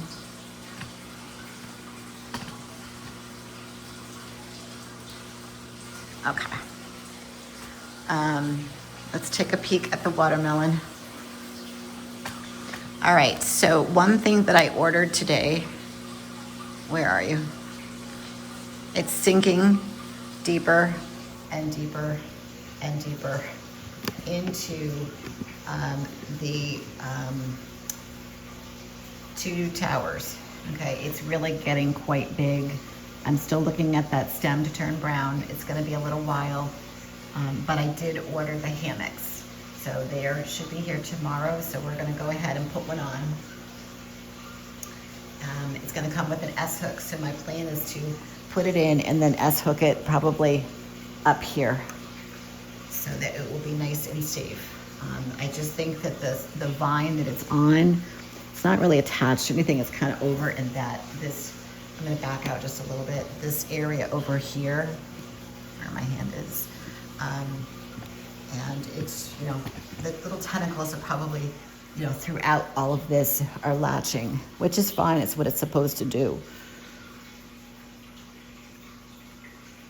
I'm looking at some of the other ones I think are pollinated. There's one on the back for sure. There's one right there, I think. Once they get beyond that little, I don't know, it looks like a pea. I'll know for sure. But a lot of times they get to that stage and they just don't do anything. Like there's one on the bottom.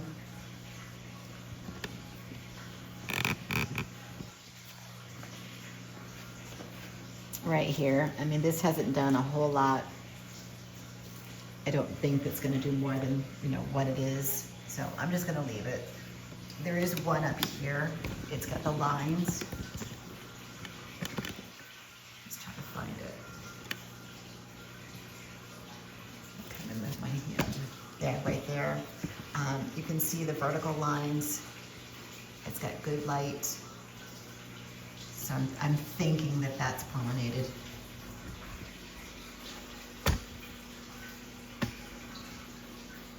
There was one over here. But again, each night this thing gets bigger and they move right there.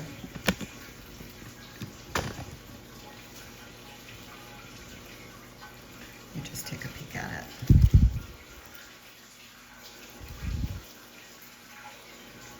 just gonna leave it, see what happens. All right, there is one on the other side. I'm almost 100% sure that this is pollinated. So I want to show you guys. I'm going to take you off because it's just easier. Here we go. All right, camera's on. We are rolling. Just want to make sure this is good to go. You guys can see me. Any comments? I can see those too. I just love having a computer down here. It keeps from me running up and down the stairs and breaking my toe. Did I ever tell you guys that story? So I was on my way. This is actually probably almost 2 months ago. And real quick, I'll tell you before we get going.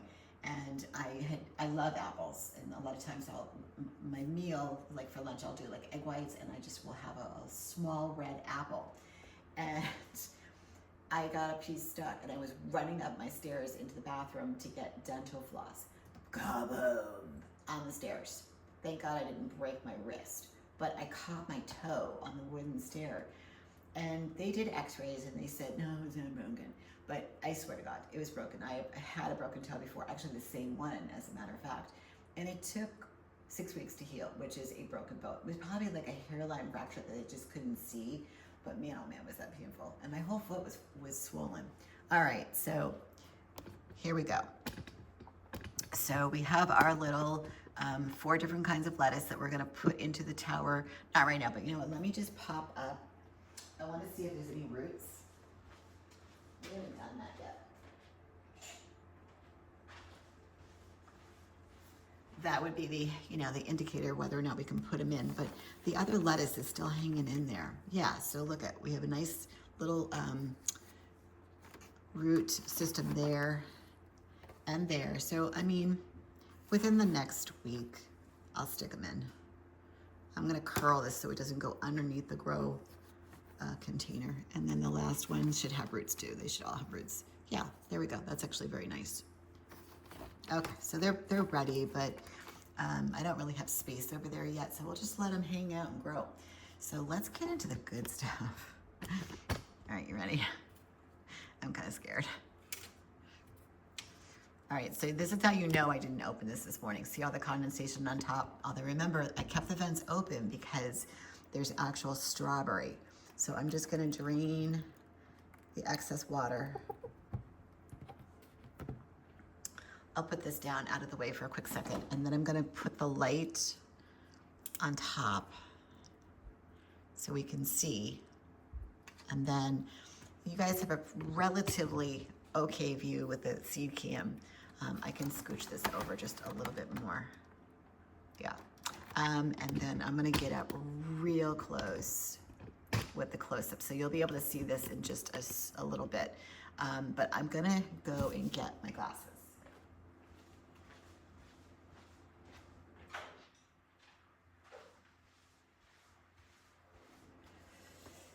And I'm just really interested to see what's going on. So obviously my first observation is that the whatever strawberry, like the fruit itself that was there, let me go a little higher so you guys can see. Yeah, these guys right here.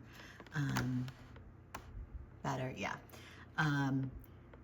You've got, it's just mulching down. I like this one right here. If you guys can, yeah, kind of, let me just move that light, yeah. So I like the fact that it's kind of, what would be a good word, kind of disintegrating. And what I'm seeing now, let me see if I can get even closer. So when you see this later, oh yeah. There we go. Do you see right there where the seeds, I feel like a surgeon, they're sitting on top of what's left of the strawberry. And now I'm just gonna I'm gonna poke at them a little bit.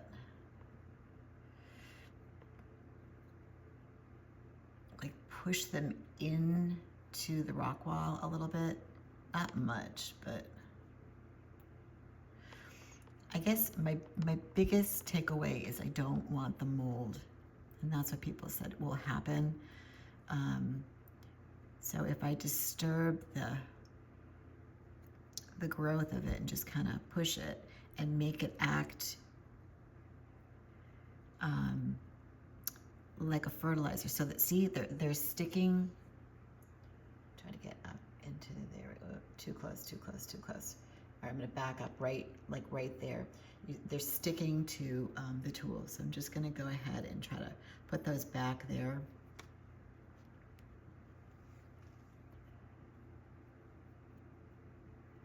So I'm like stirring it a little bit, disrupting any growth that shouldn't be there. Like, see the seeds popping out right there? Maybe you can't.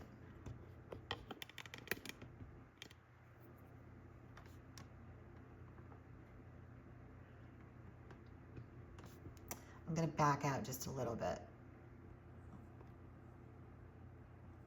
Okay, and I think you should be able to see those. So I'm just kind of breaking down this, I guess it would be the skin of the strawberry, and getting the seeds to release on top of the rock wall, which again, we didn't make a hole. We just did that scoring. And see how I'm just kind of breaking that skin down a little bit? Now, in theory,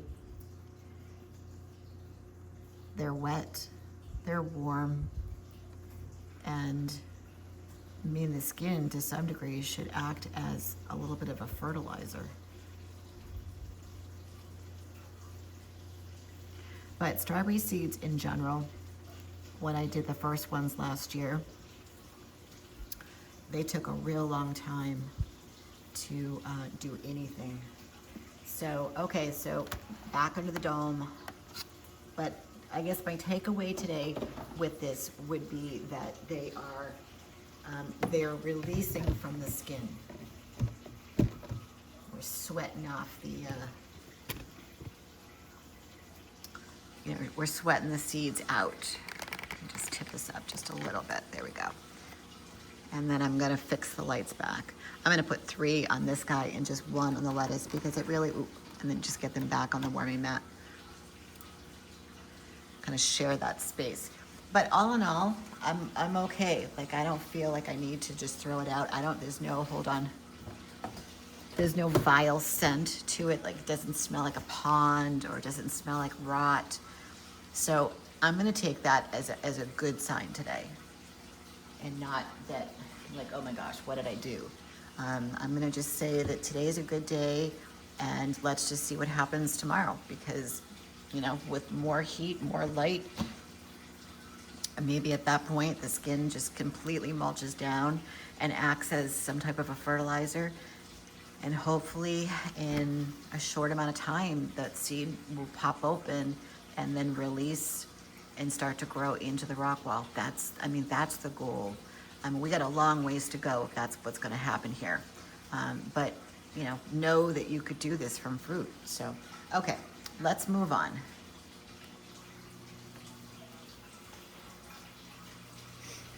And I'm gonna switch the camera so you guys can see to the best of your ability. 180. Now the green beans, I apologize, it is in a blind spot. You can kind of see right there in the left-hand corner, down over there. So this thing is a bush. Let me grab some of the garbage.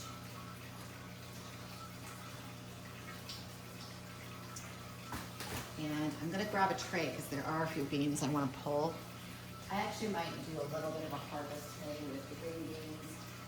I have some very red tomatoes. They're not really ready, but if I put them on my windowsill upstairs, it will expedite the ripening process. And I really do love the red cherry tomatoes. Love them. All right, so the first things first. Let's get to the good stuff. Monster, it's still super big for 5 plants. And I'm seeing these green beans right here that want to be part of the tomato tower. And I'm just gonna pull them. That one's not really big enough, but that one is. And then what I'm gonna do is, there's a couple down here, but I just don't want it in the other, so I'm actually gonna just cut that branch off and, you know, kind of keep everything doing its thing on its own tower.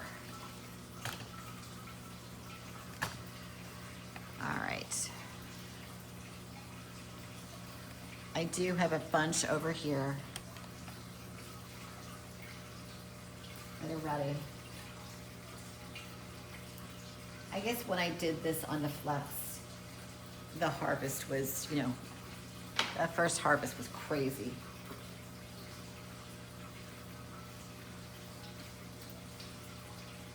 So lesson learned, if I'm gonna plant this, I'm gonna plant the whole thing out.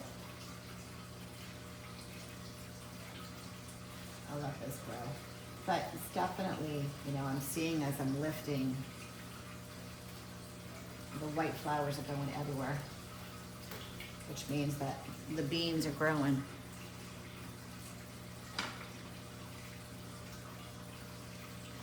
I only had a few the last time, so I just nuked them and put them into Libby's dinner. She loves them.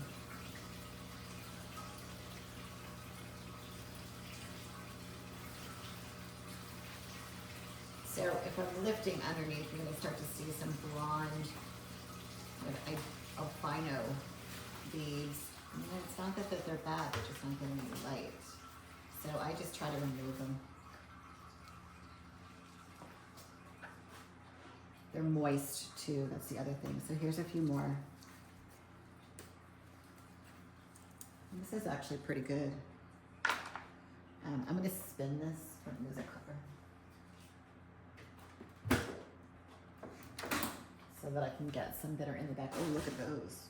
Oh, this is actually a pretty good harvest, guys.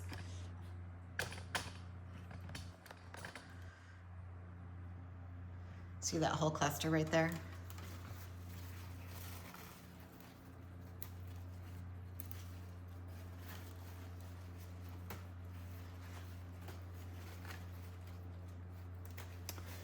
So I ordered some little gates, or kind of a, you know, they're like 11 inches tall. It's just enough to kind of mark out a little garden bed outside. It's where I have some roses, and they're very, very thorny. And for some strange reason, Libby just loves to play with danger. And she just keeps walking through there. Well, she got one in her foot a while ago. And she was not a happy camper. So I really just need to get that little fence off. Now that the weather's really good, she's in there more and more.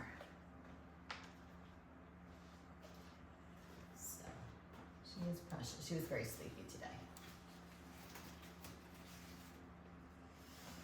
So I'm just quickly looking over here. I don't see anything earth-shattering that needs to be harvested. I'm kind of throwing everything up in the air a little bit to just get these flowers to release, so that I could do one big cleanup versus a whole lot. I don't see anything. Also too, it's just the temperature difference between, there's one. On the inside of this tower versus the exterior is substantial. That makes the, oh, look at that. So I want to point something out to you. So take a look at this leaf. See that stripe right there? That is from the wands. That was too close. Not a big deal, but just be aware that when your plants start to grow, you gotta adjust the wands as is. And I've gotta, now I gotta move the tomatoes out just a smidge so I can let that just, you know, kind of grow. Because if you look back here, see where that leaf is touching?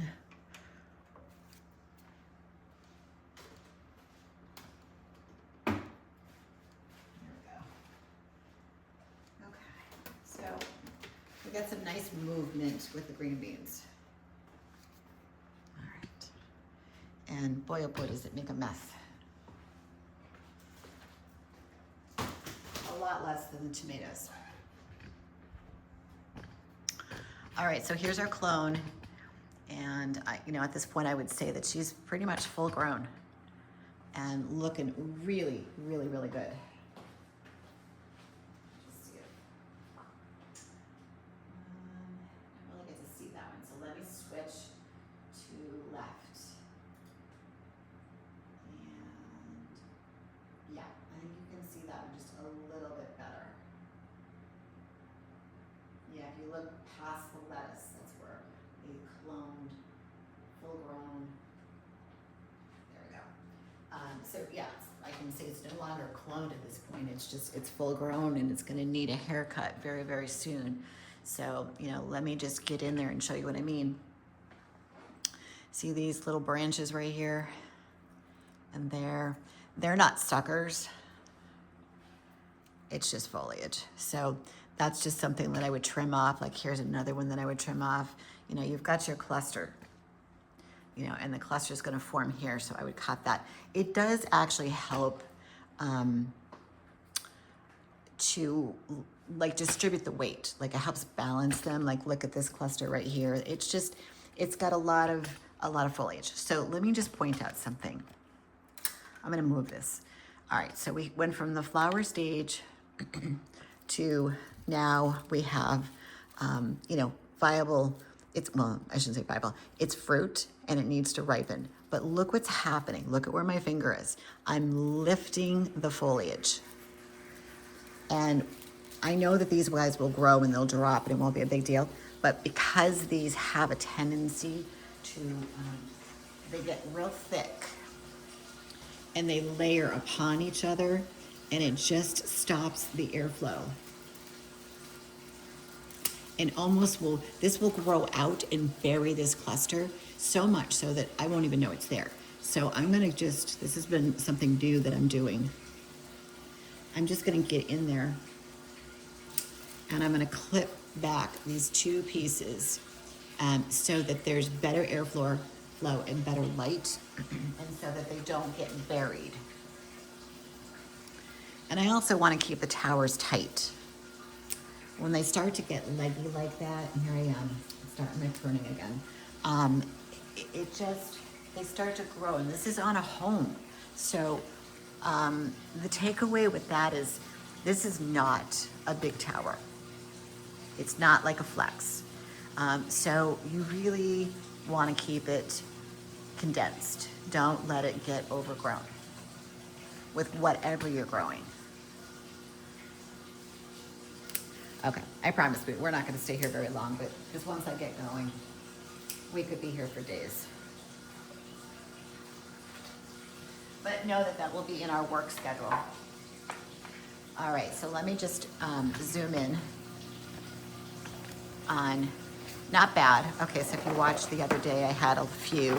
There's a few more. That's, I don't know, I could throw that into a stir fry with some broccoli that I would have to buy at the store because mine isn't ready yet, with some peppers, onions, and do a little stir fry. So it's something. All right, and so back to our old girl. And same thing. We did a haircut and it's already all grown in. All that foliage is back. So it will be time to do that one as well. Just trim it back, try to get some more flowers, because I definitely did get a few more suckers when we did it. Like this is new. So let me just hit this real quick. Yep, got some pollen there. There's some stuff down here. So it definitely gave me, a little more, like I've been saying, longevity, so I didn't have to turn it over. Now, if the tower was like really, really dirty, I would have just called it a day because, obviously this one is good to go. We're still a ways away from the clusters being ripe. I would say, I'm gonna guess and say probably 2-3 weeks before we start to see some real color there. And I still have a lot of fruit on this tower. It's now buried, so if you want to go back and look, some of the logs in the past 2 weeks, it was pretty bald, and there were a lot of trims, and they still are. They're just underneath the foliage. And then there are these red ones back here that are right there, and I'm desperate for red. When I'm cloning, I really wasn't paying attention to, the different, like the red or the yellow, but because I don't have any red, I'm gonna go ahead and grab a couple of these and put them on my windowsill. So I'll just grab these 3.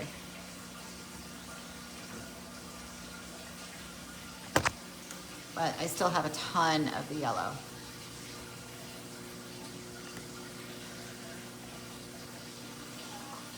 All right, broccoli's broccoli. It's just growing. It's filling in. It's doing its thing. I feel like, the leaves are growing by leaps and bounds. It's very happy. I look at this on a daily basis and don't have to do a whole lot to it, other than just make sure that it's got water, nutrients, and the pH is balanced, which we do that on Sunday. And I just let it grow. So we'll go ahead and move on. Let's get to the big boy. All right. So we got the time lapse going. Let's take a peek to see how much it grew overnight. And it's right there. You can see it. And it looked like it stretched. I won't be able to see. It definitely got a little bit longer last night.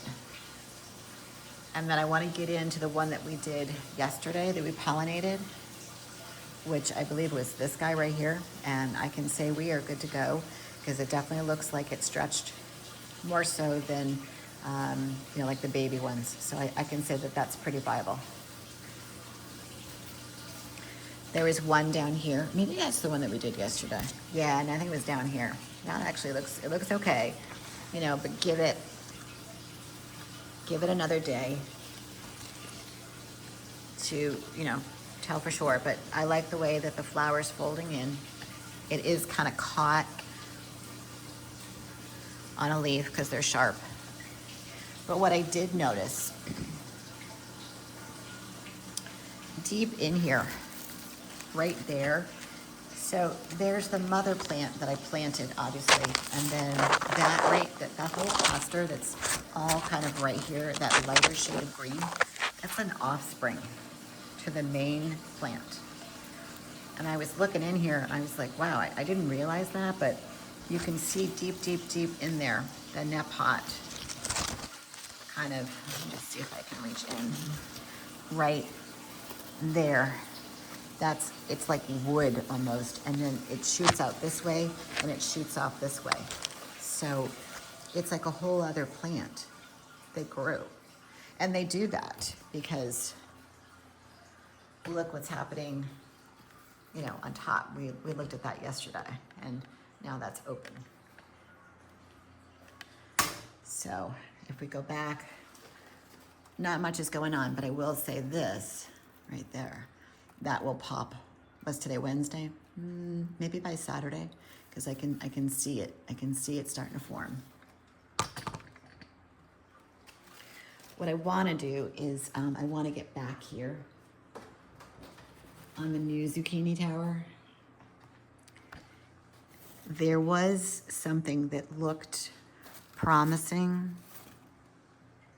I'm just gonna scoot back here. Ooh.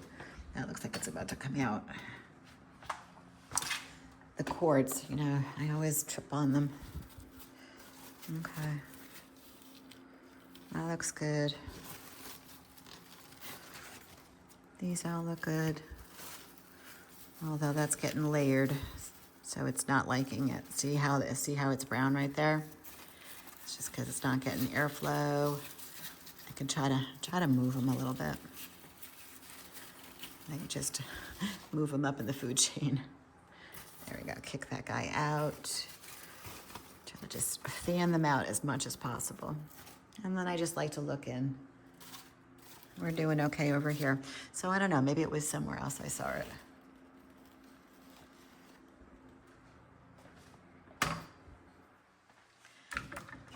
And just squeeze back out. And push that. Let's take a peek here on this summer squash. All right, so what I'm looking here is that actually looks like it's kind of growing. They don't get real big. Some do, but some stay relatively small. So we'll keep our eye on it. But what I did see this morning that we're gonna do, just start like a few minutes ago, is go ahead and pollinate. Okay, so there is a flower up there, so let me grab my tools.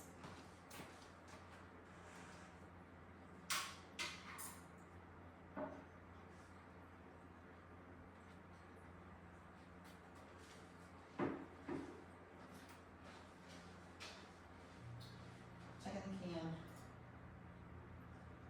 Where are we? Okay, we're right there. I think it's probably the best can to watch.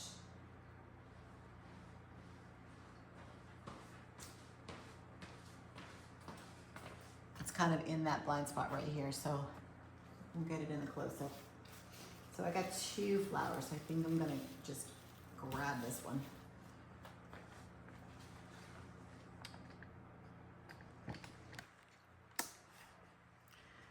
And then come down and do it.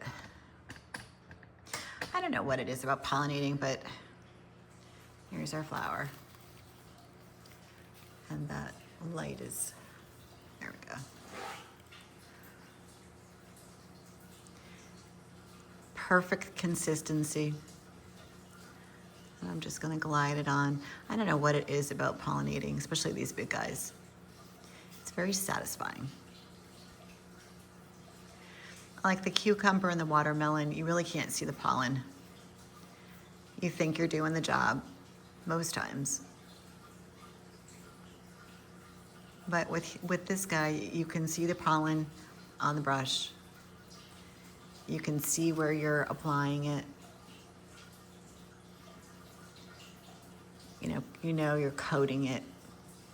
Think of it like this, if you're baking a cake or you're stirring something in a bowl and then you go to put it into the pan to bake, you take that last little spatula and scrape out that last bit of ingredients. It's very satisfying, knowing that you got it all.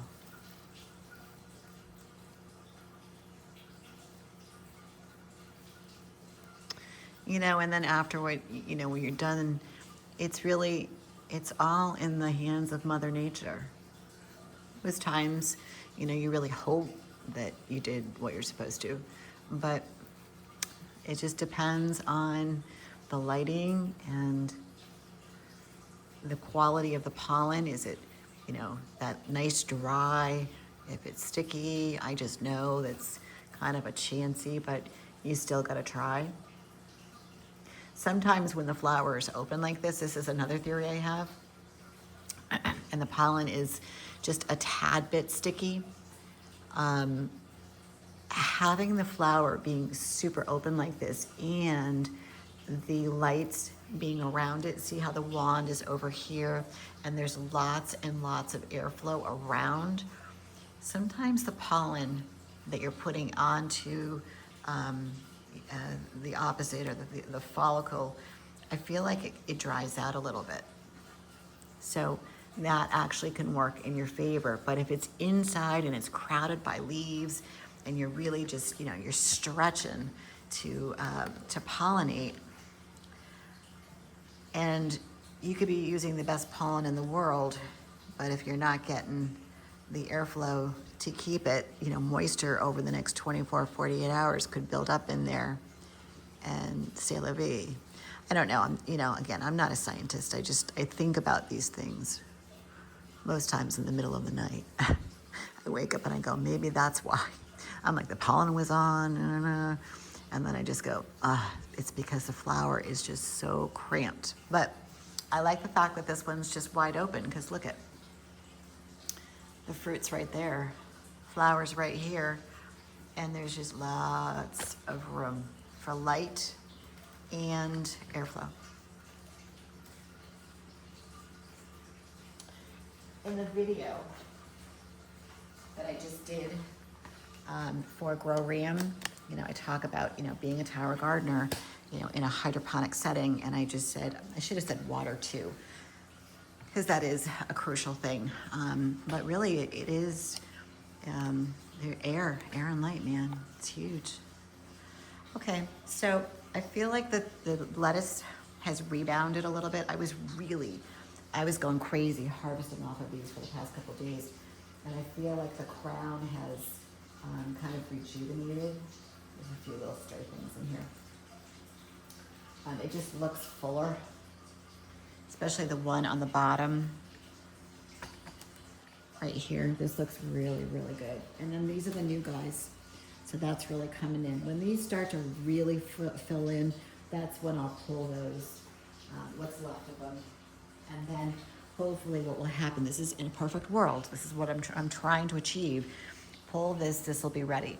When this is, you know, almost done, these guys will be ready. And then you know that I've got the 4 that are in the nursery. So when these get to, say, I don't know, this stage, then we pop the other one in. So these are about 2 weeks behind here. And then we have our celery, who kind of looks happy, but kind of looks sad, because I put it into a tower where the nutrients are not very strong. I guess my primary focus was more on the lettuce, and when I put it in, I moved it. I didn't really think that the nutrients, I mean, I could bump up the nutrients, but these guys will go nuts. So, you know, maybe I could bump them up just a little bit to find that happy medium, but the leaves are just, if you look at them, they're kind of spotty. And that just tells me that they're just not getting the nutrient that they need. pH is fine, it's 6. But yeah, they need more food. So, makes me sad. So maybe I'll bump it up and see if it burns the lettuce. Or, you know, I just got to ask myself, what's more important? Both. I don't want to have to make a choice. You know, it's kind of like the kid in the candy store. Do you want this or do you want that? You like look at mom, go, I need both.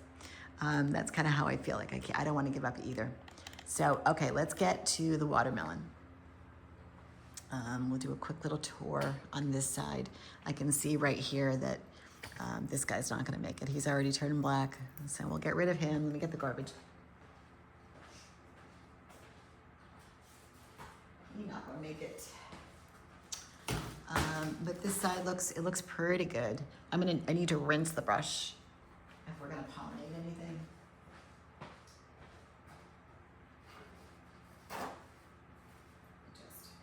I've got some water right here, so let me just move it around.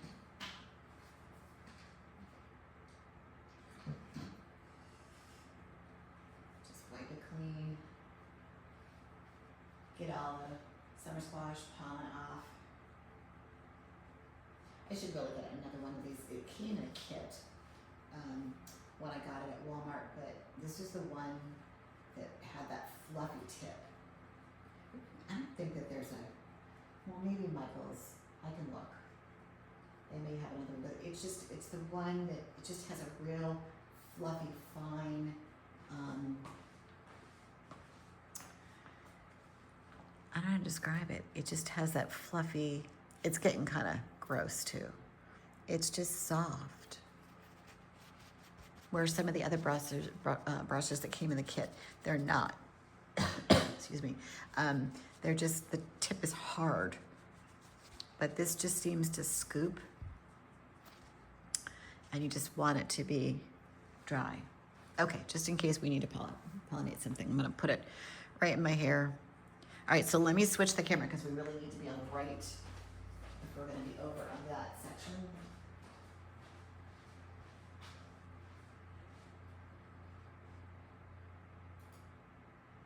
Hopefully today that we don't have any snafus. I feel like every day it's been something. Like on Monday, I loaded the close-up into the wrong area, had to delete the cameras off so you guys could see it. Yesterday, my memory in my phone was like, I'm sorry, it's full. I'm like, God, it's always something. Okay, so I see a flower up in here. I'm gonna go ahead and pick it because there is a watermelon that's down here.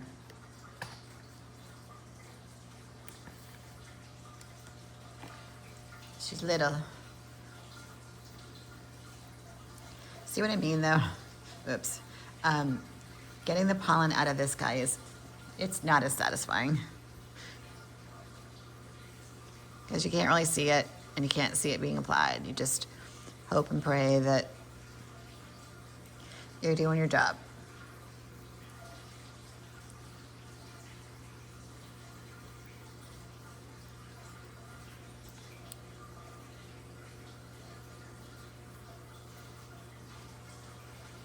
We'll find another flower because that one was falling apart on me.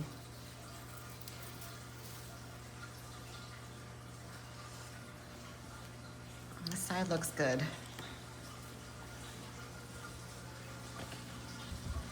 Let's take a peek at our watermelon right there. So I can still see some vertical lines, which is a good sign. That means that it's hanging in there and it's right in line. Actually, I'm gonna move that out just a little bit. If I can, although it's gonna take the light off. How about I move the stem? That would probably be a better idea to bring it forward and swivel this guy around. Do you see what I'm doing? I'm just tying it, and then I'm gonna clip this leaf right here because they really do want the light. There we go. You guys see that okay? Right there. Okay, let me zoom back out.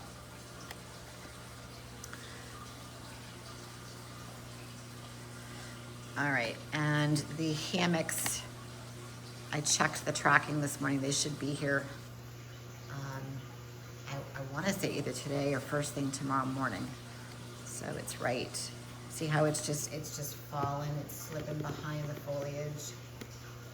So I think what I'm going to do, it's still getting plenty of light, is I'm going to go ahead and just sacrifice a few leaves that are around it so that it can get full coverage. That thing is growing.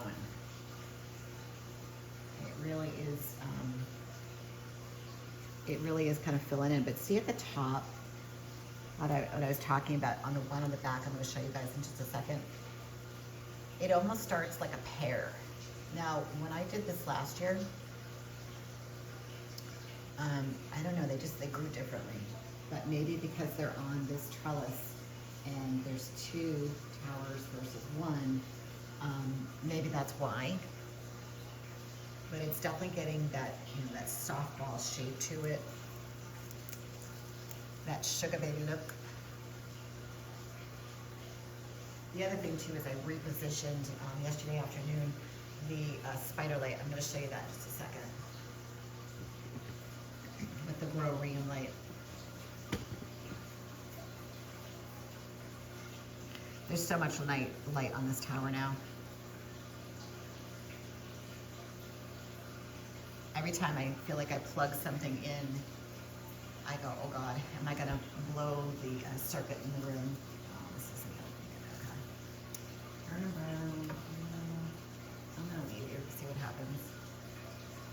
Okay, so, but I'm gonna go way up. I'm gonna pivot. We're watching that guy right there, and I can say, he looks good, like his vertical lines are a little more pronounced. That's a good indicator. Versus that one. See it? The vertical lines are gone and now it's starting to turn black. Bummer. I don't know why. It's so weird. Yeah, it's just black all the way around.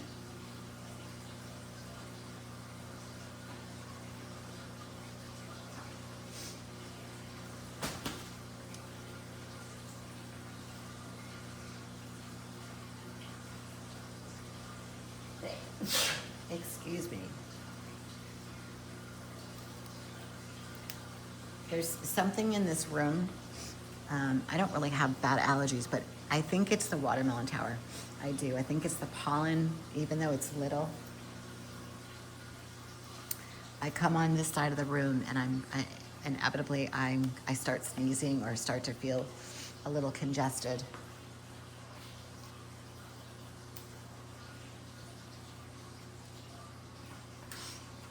All right. I think there's more fun on the other side, so why don't we go over there so that we can kind of go through the light a little bit, since we didn't get a chance to do that. I was really bummed. Memory was full. All right, so let me change the camera angle to the 180 so you guys can see.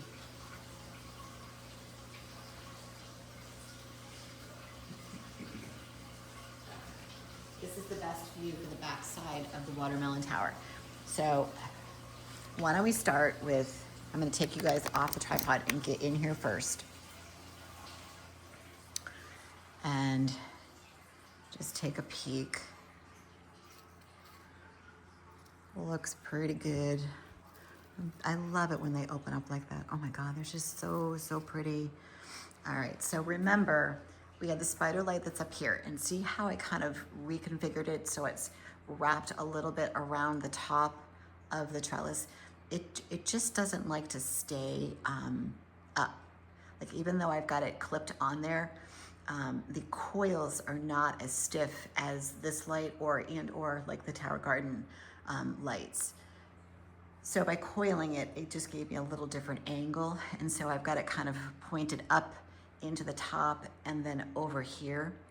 And then the Growrium, I do love this light. The coils are very much like the Tower Garden, and they will go, and you can even angle what they call goosenecks. I'm doing it with one hand. And it's really well made. Guys, if you need a second light, go watch the video, because you can use this for seedlings. I was able to get 3, just picking that off, 3 full trays of seedlings, and they hovered right over the top, and there's different settings. So this has a seedling setting. So watch the light. Right now it's on vegetable. So that's what it looks like. There's your flower, and there's your seedling. Put it back on flower. And then it has this dimming thing. There's like 6 zones. I've got it on the highest. Let's play with it. Ready? 1.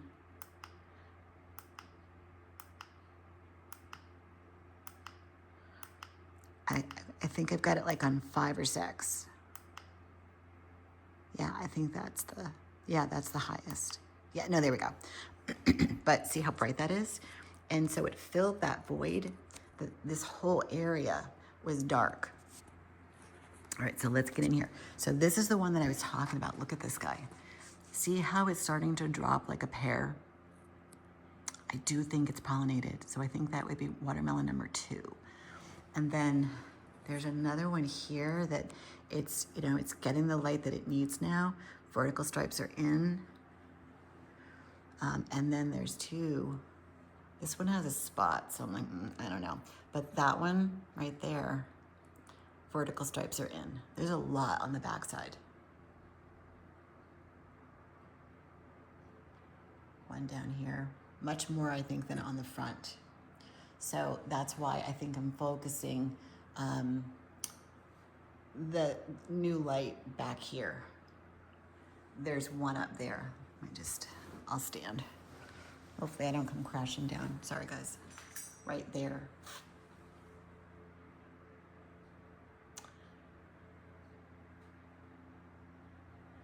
Right there. Why do they want to grow at the top? There's one I should probably pollinate, but I need another hand, so I'll go back and do that this afternoon. Another pretty flower. So, but I am really hopeful. I'm super hopeful on that one.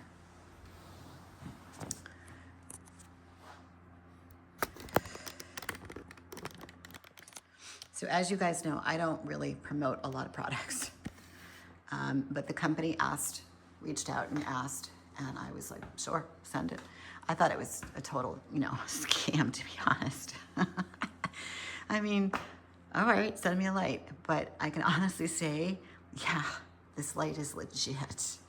And the company is Growrium. And take a look at the video. I posted it in the post area. It has its own video. The links are in there. And if you can't remember that, then just go to my website and go under the nursery setting. And I think I put it right at the very top so you could find it super, super easy. Click on it, will take you right to Amazon. And I was looking at the company, and the company looks like a really nice company. So I sent a thank you letter today to the person I'm working with, and said I had a really good time reviewing it.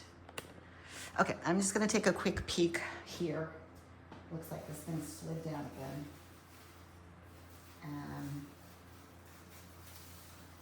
Just heavy. Oh, I know why. Okay, so let me just dangle that. This has, I think, a piece of fruit somewhere, which seems really, really, really heavy. Why? Why are you so heavy? Where's the cucumber? Oh, that explains it. Okay, so let's go up and over, and maybe in and around. Okay, it just had fallen. It had fallen. That's what happened.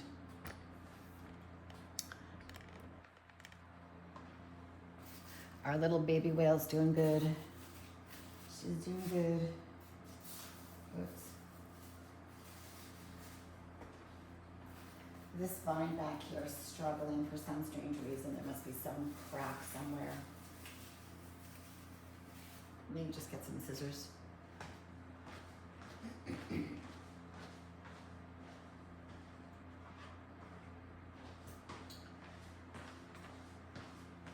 This back vine, let's see how I can get you guys back here. Take a look at this.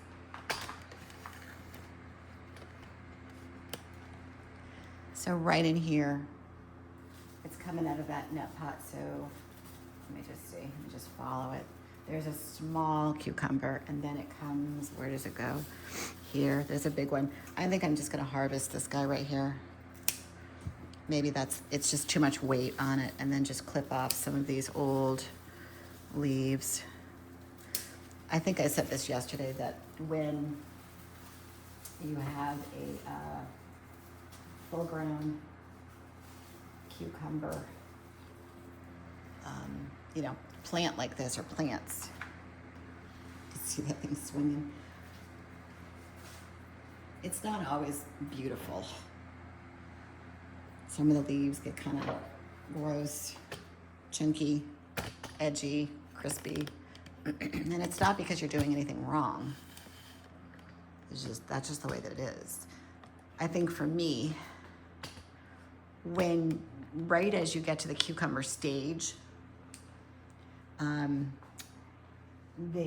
it's in full bloom. It's just beautiful.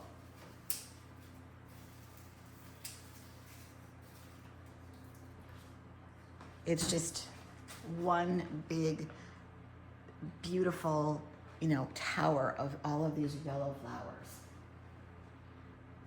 That guy looks okay. That stem is still, for whatever reason, that wimpy stem is hanging on. I don't see a whole lot to pollinate. I haven't gotten over here yet.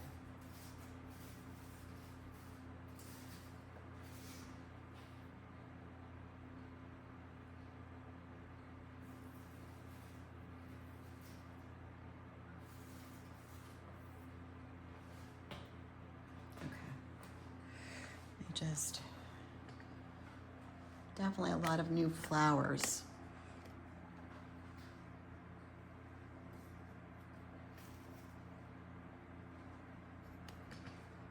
But I don't see any with cucumbers on them. I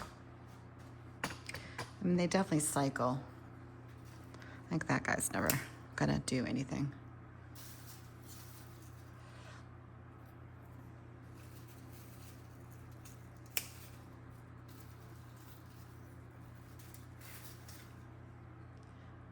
So that's why we started the other tower. We should take a quick peek at that.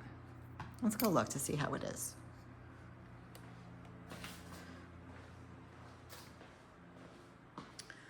I know I'm gonna have to put some covers on this.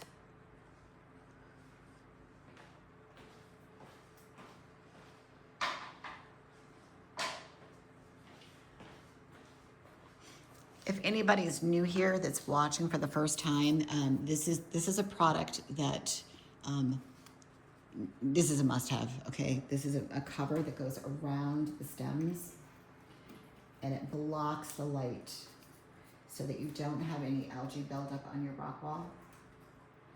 They're like 200 covers for, I don't know, $10. It's the best investment you'll ever make when it comes to tower gardening, other than using the tower gardening nutrients.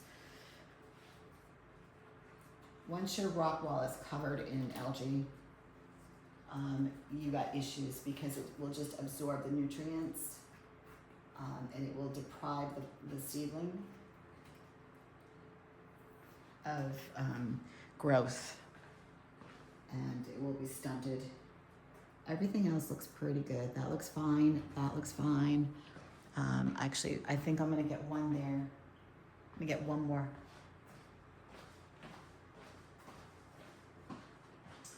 I discovered this product,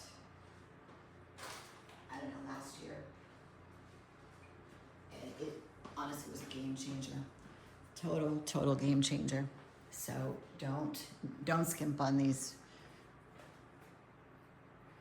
As your plant grows out and it grows foliage, you know, obviously like the summer squash or the zucchini, you won't have that issue because you'll have a canopy over what's left of the rock wall as the roots grow into it. But when they start out like this, this is where it makes or breaks.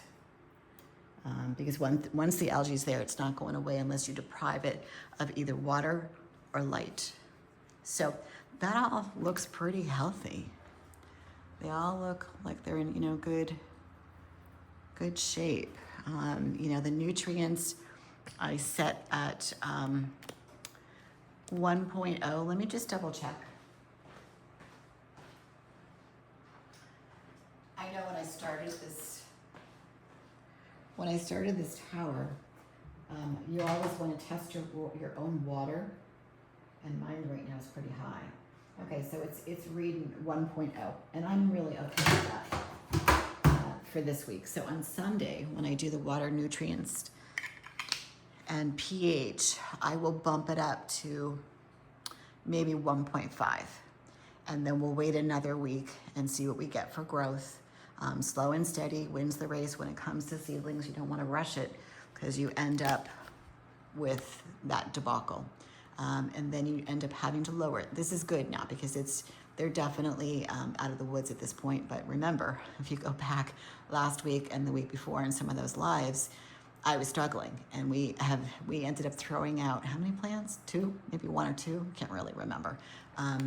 But yeah. But everything else now I think is at a stage where they're much more developed and they can handle it. Let's just check. Let's just see what it is, because I know that I left it alone on Sunday. Okay, it's reading 1.5. 1.5. And it just seems green, super healthy. It seems to really be liking the tower now, and I'm cutting and trimming the leaves just a little bit, you know, lesser and lesser. I will say that this zucchini seed that we're using, that's the Survival Black Beauty, you can't kill this thing. You really can't. It really, really does well. And it can handle the nutrients. Because remember, go back in the live, and I had 2 extra little seedlings that we stuck there and there. Now, normally I would stick them at 1.0, but this tower is so mature, I was like, well, I've got so many, so if something happens, it's not a big deal. But so the nutrients on this guy it's 2.4 and change. So it's right at the max, and those darn things up there, they're fine. So it just tells me they can handle it. But you know, cucumber, even the watermelon, when I started these guys, I just start everything gentle, because remember, when they're in the nursery, they are, you know, they're growing on tap water. So when you take them out of that warm environment with the, you know, with the lights and the dome, it's like, you know, like being with your mom.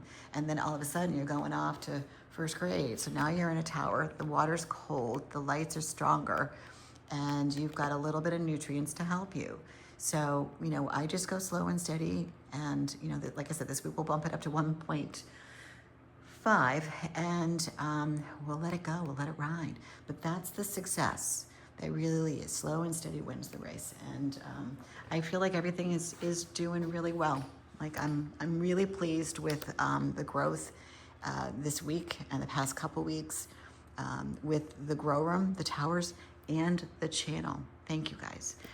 Again, if you're coming from a different platform, the Facebook, Instagram, you're coming from Pinterest, wherever you're finding me, thank you. I'm definitely seeing it. I'm seeing the growth. I'm seeing people watch. And it's a beautiful thing. So thank you for being part of the community. And I'm here if you need me. Seriously, I will answer your questions. So on that note, I'm going to go ahead and load this on the loop for you guys, and stay tuned to the fear factor for tomorrow. With the summer squash, there's just one on the back that needs to be pollinated. I noticed it. So I really feel that because this tower had so many issues, and remember last week we did a little shuffling of real estate on here, and I bumped up the nutrients, and obviously the pH is just fine. I do think that was the issue. I think that it's much happier because two things are happening. You know, the leaves are definitely growing, they're filling out, but they're also giving me flowers and producing fruit. Now, I knew that a bunch of them had those little baby summer squash kicking around. Sometimes they develop and sometimes they don't. So the flower that we're gonna do is in the back. I can pull the tower out, you know, that would be kind of nice to do so you guys can see it live. The sun is out here. I'm itching to go outside. I got this cute little fence, 11 inches tall. It's going to go in front of one of my little beds. It's got this massive antique gargoyle. And I've got roses in there. And I just need to keep Miss Libby out of there. She keeps walking through the roses, and she got a thorn in her foot. And so it was just a slight little prick. I think she got it out, but then she was bleeding, so there was little droplets of blood everywhere. She's fine now. But I'm like, can you please stay out of the roses? But, you know, if you've ever owned a dachshund or know somebody who does, you know that they, shall I say, kind of listen. I'm just looking for the flower now. I think, is it there? I think it is.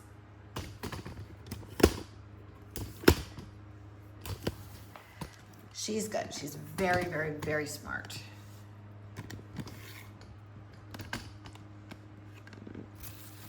I feel like she turned a page this year when she turned 4. I just feel like her ability to like focus and kind of listen, if that's a thing for a dachshund. She just blankly stares at you. She knows what she's supposed to do, but then decides no. All right, so it's right here. I'm just gonna quickly pollinate this. And luckily, there's a flower right next door.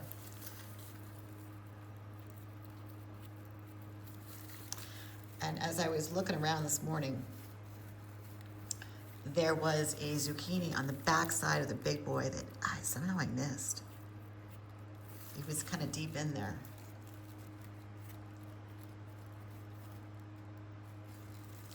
And the bloom had already started to close, so I just said, you know what, I'm good. And I just pulled the whole thing.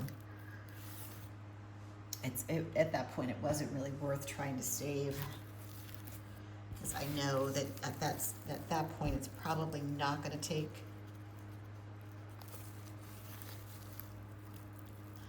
This is a little one. We'll see what happens. The one above it, I'll show you in a minute.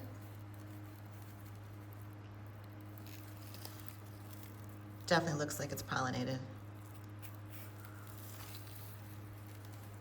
But I love the fact that I didn't think we'd be up this fast with summer squash, but I'm very, very pleased that I timed it correctly. There is another flower over here. Let me just grab some fresh pollen. Oof, yes. That's beautiful. That is a beautiful scoop right there. Nice dry.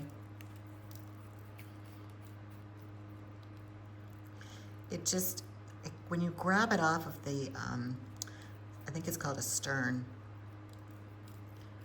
on the inside, it just slides right off. You don't have to pry it off because it's wet. All right, I really think that's probably enough. And I do want to try to adjust the light a little bit. Let me get you guys back up, and then we'll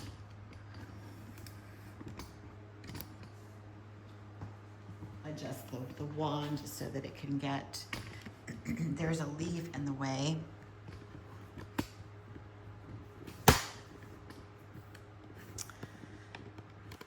Oops. That front leaf right here. I kind of feel like I need to bring this over just a smidge.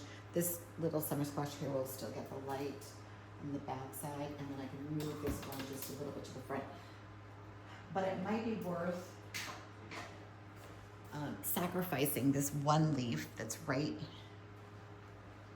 here, just so the new zucchini, or excuse me, summer squash can make it.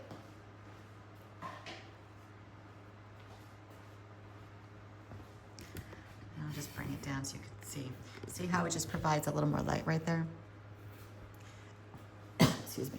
There's a little one back here. I don't know. We'll see. I don't think it's going to do much. Hang tight. I'm looking for garbage. Over there. Okay. All right. So all in all, I do feel like this tower is in really good shape now. Here's one that will probably open up tomorrow. A little more pollinating. I do love this bottom one for some strange reason. I love the shape of it. It's just, I need it to kind of come up so it could kind of come over this little trellis part right here. But this is the one that we pollinated yesterday. And it's, it's hiding under these big leaves. So sometimes I can twist them just a little bit to get that light.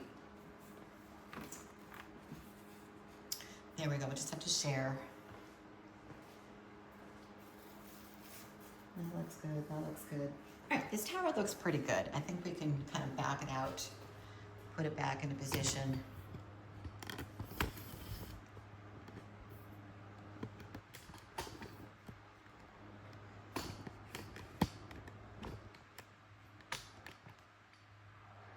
There we go. All right, so let's just push this back. You have to adjust the cords a little bit.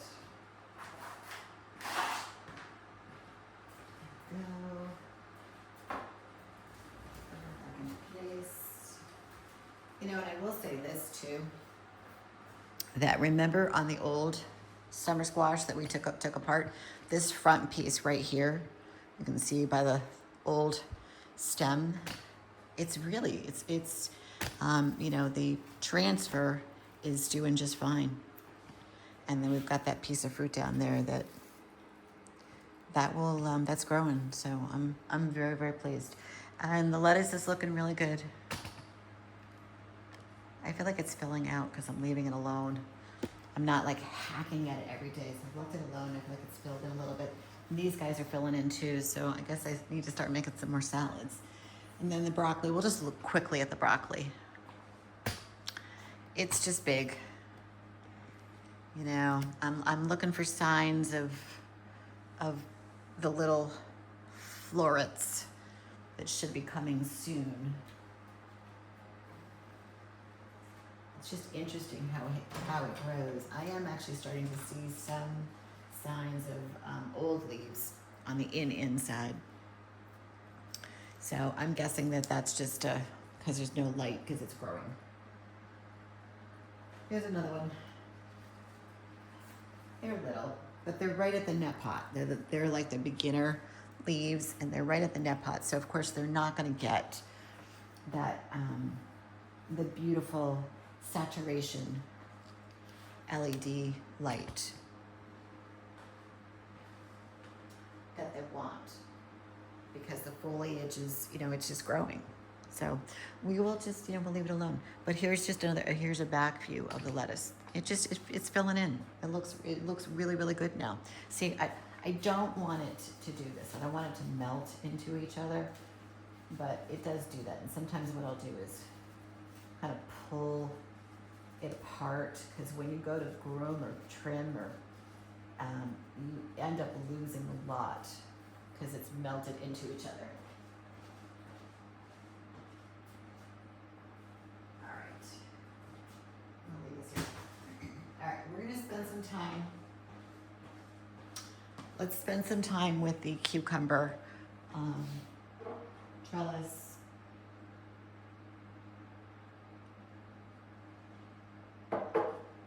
Let's go this way so I can put the camera. I don't see any beans to harvest. Well, maybe a couple, but we'll leave them for tomorrow.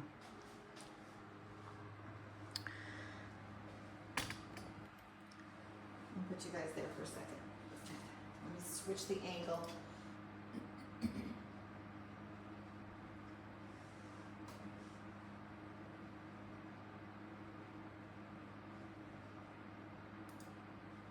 Come on. Here we go.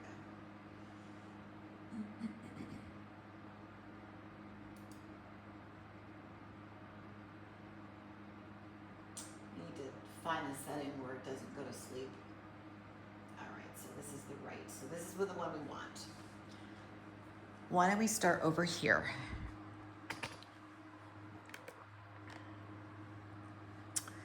And I just want to, there's a couple right there, and then right there. I don't want to harvest something that I'm not going to be eating right away. So I don't.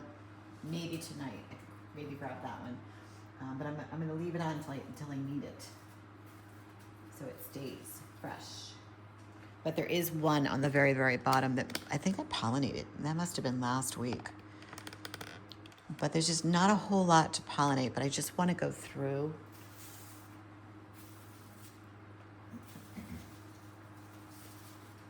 Look for, oh, there's one. Hold on. Where's my,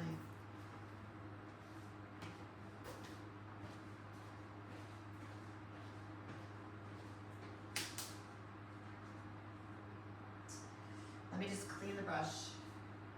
I've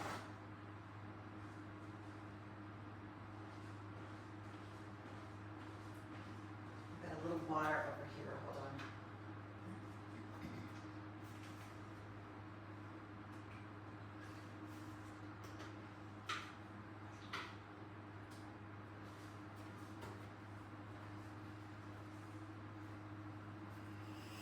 I want to make sure I get all of the summer squash pollen off before we move on. So that was exciting that I found just that one, but maybe there's more. The goal is to really keep this going until the other tower is really up and running, and then you're going to see me announce going, okay, let's take the part. Okay, where'd it go? Mm-hmm. Oh, it's underneath. Sneaky, sneaky. So I still have plenty of the female. They're everywhere.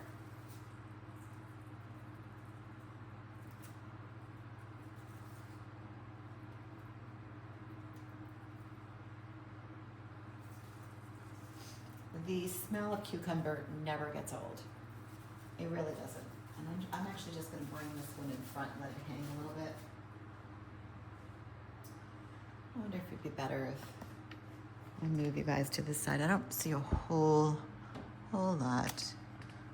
Maybe inside. Let me just take a peek here. Little one. I tried to take the vacuum to this yesterday. Just like a gentle tugs on some of the old flowers.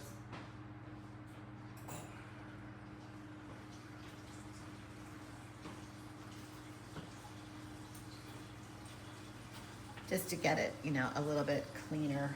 But they really are kind of stubborn when they're in there. I just saw a leaf that I didn't like. Where is that one?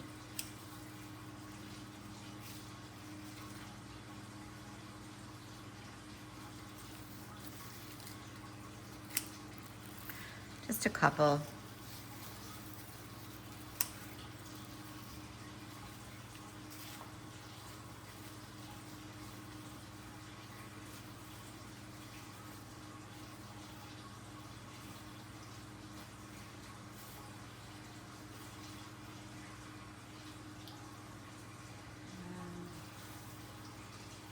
Not much going on here. I will say that the lights from the top of the tower and then the spider lights that are on top, boy, does that throw off some heat when you put your hand up there. All right, so you're gonna notice something kind of cool.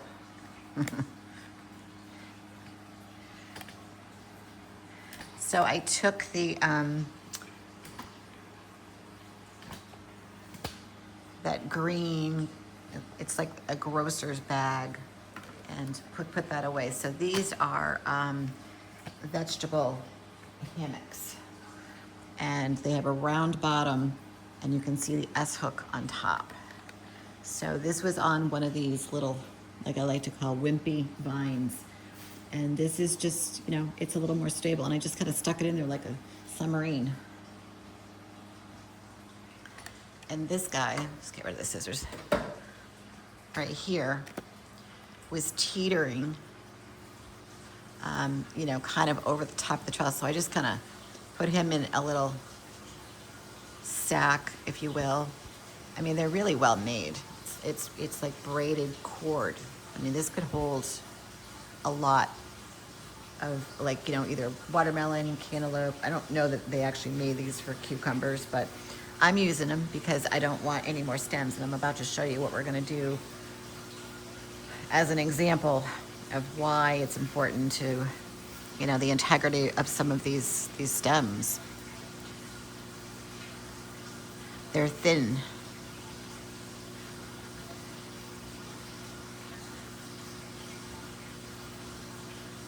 And they break really easy with just a little bit of weight.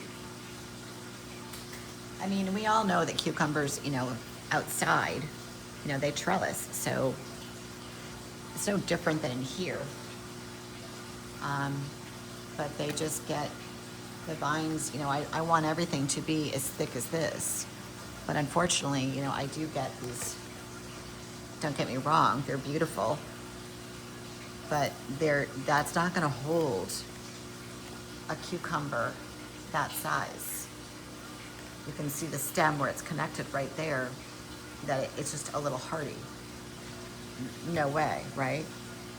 Do we all agree on that? So I looked at this stem yesterday. I'm gonna bring you guys over here. And if you watch the live, I kind of looked at this real fast and said, what's going on here? So I came down this morning and look at, completely just dead, sagging. And then I followed it all the way to, obviously the net pot. And I'm gonna bring that real close. Oops, maybe not that close.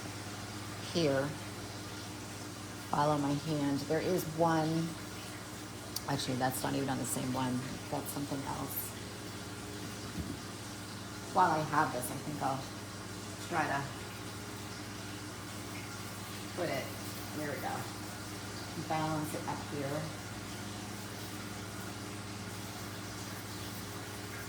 On top of the, so we can just lay on its side.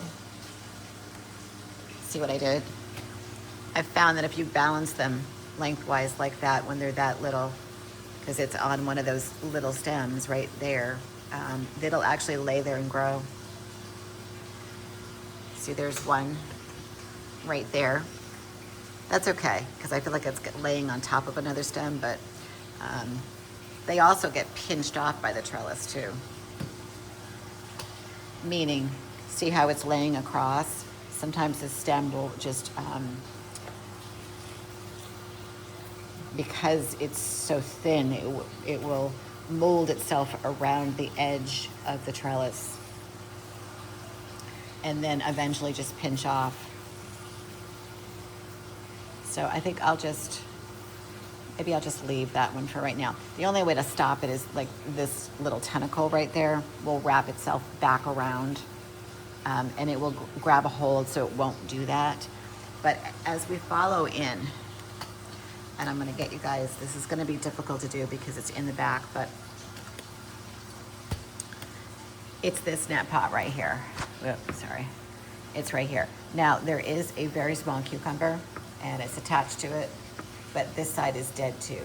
So what I need to do is remove that entire section, which is right here, okay? There are 2 cucumbers on the inside and we're just gonna leave those alone, but now I need to remove that section.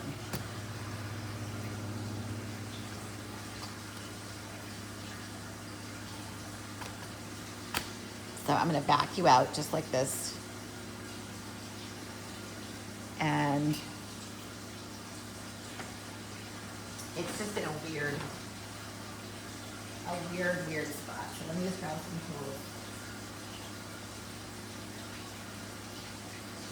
I'm gonna try a different angle to see if it's better. Yeah, maybe. Let's do this one.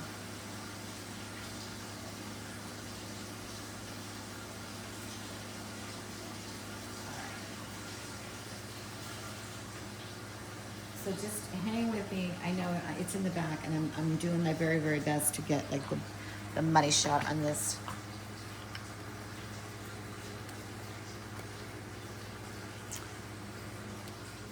But I'm against the wall as I take this out, so I'm really, and I don't want to disturb anything, so I gotta get under here.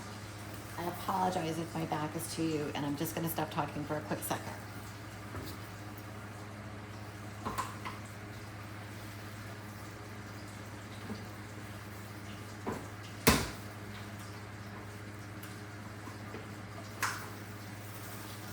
Okay, so here are my findings, and I'm gonna pull this out all the way.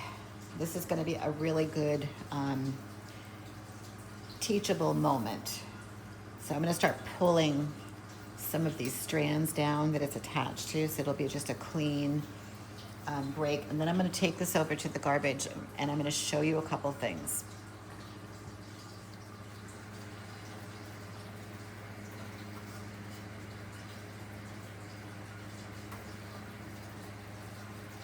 Here we go.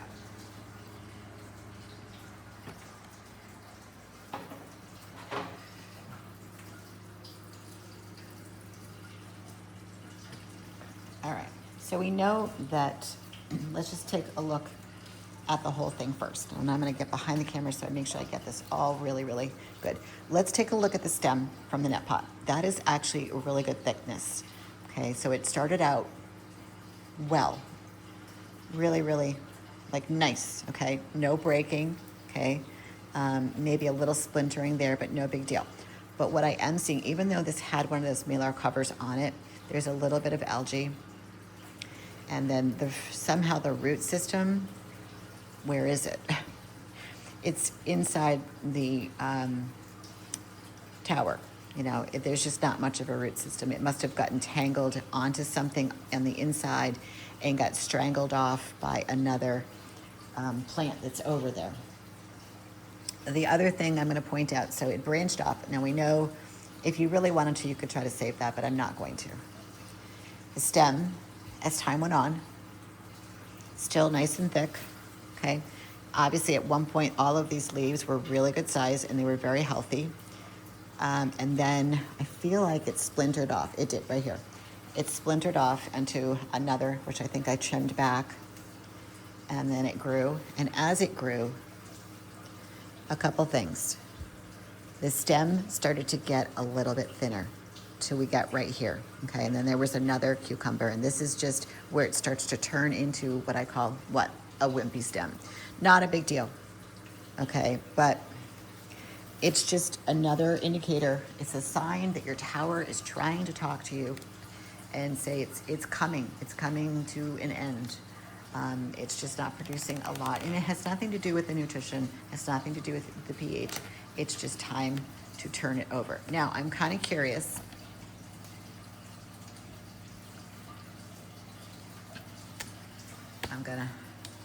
So my head's not chopped off over there. I want to go just investigate. And if I find something, then I'll come back over.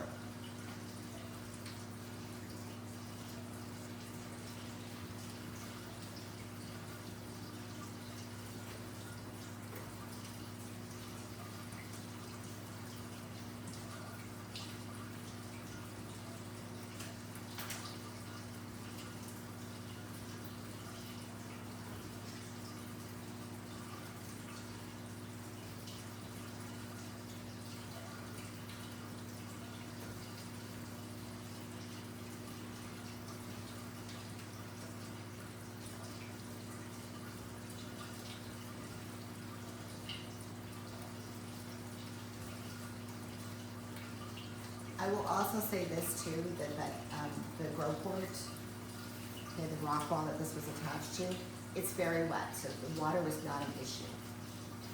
I can roll that out, but what I can feel on the inside over there is that there's a lot of root matter.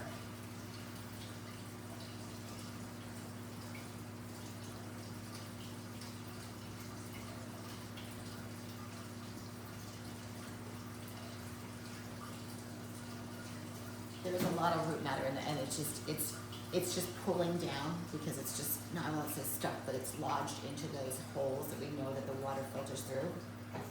So there's not much I can do about that.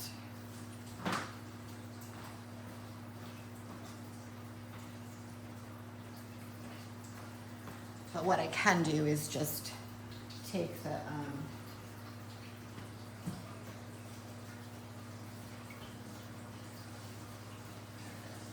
it looks clean. That's the other thing I'm looking for too. There's no algae. I didn't see any root rot. There's no foul smells. Those are all things that you want to assess when you're taking out something. When you look at it, you take out, remember we looked at it. Is there algae? There was a little bit. Is there root rot? No. Was it like a foul smell? No, it smelled like cucumbers. So that's all really good indicators. However, it was just time to say goodbye. So I'm going to put the net pot back in just for a splash guard,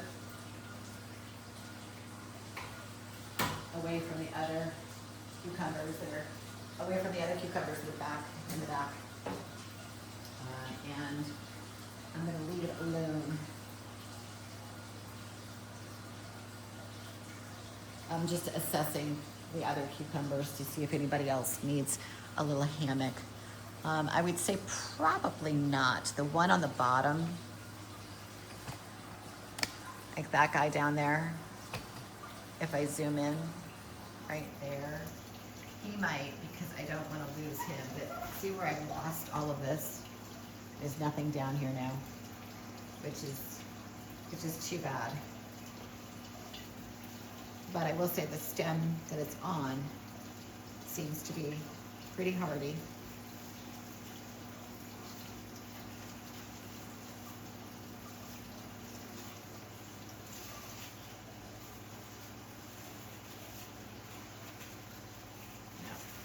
Too heavy. I'll bring her back.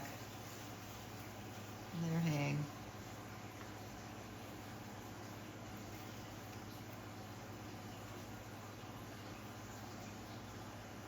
I actually think it'll be okay. In another, if it goes another week, then yeah, I'll probably have to do something, some little hammock of some sort.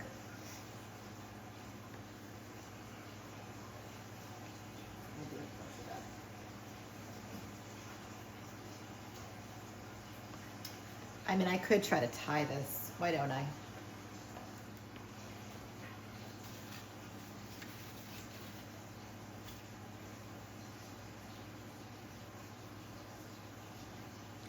The black hammocks they're pretty heavy duty and they're quite large. So given where this is, I'm just gonna do it old school. And then see how I'm just gonna swivel this in. I'm gonna actually bring the vine back just a little bit.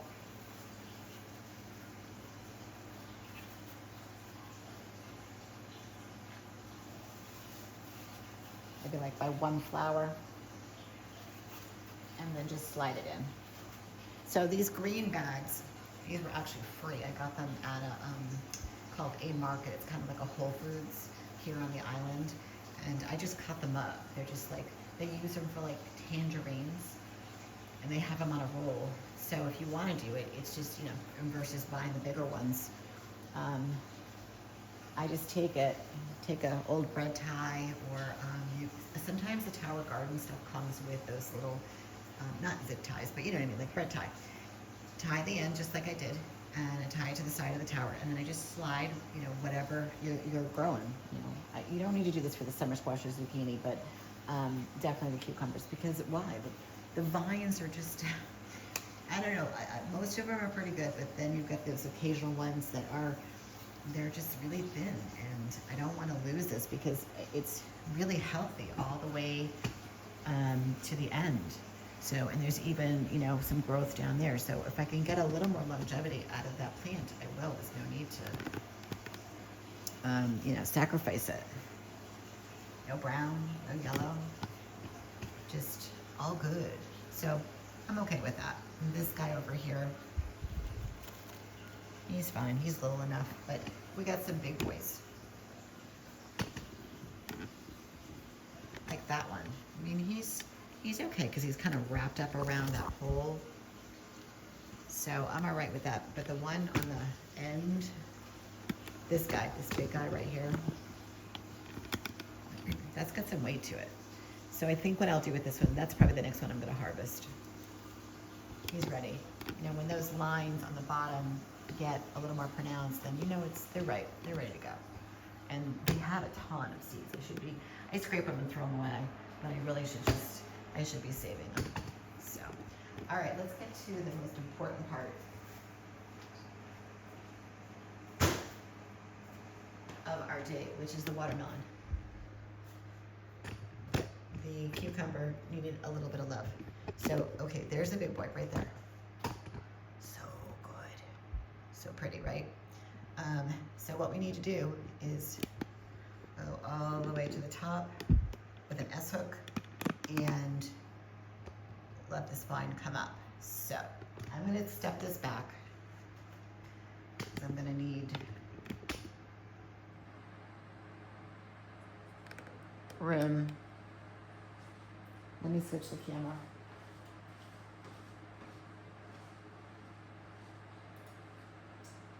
I'm going to switch it to the right because that has the best view. Good. All right, let me get a hammock.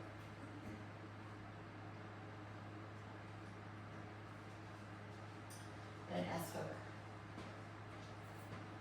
And say some prayers. Okay, so I'm going to hold this up to the top, and then that's the bottom. Kind of looks like a bikini, kind of. All right, just wanted to share that with you guys.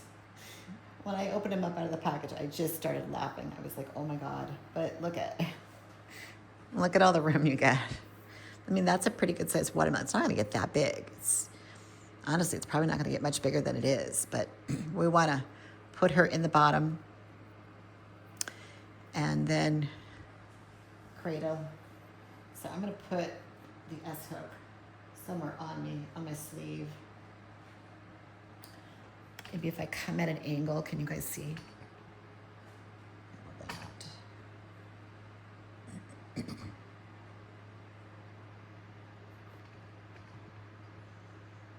All right, bear with me.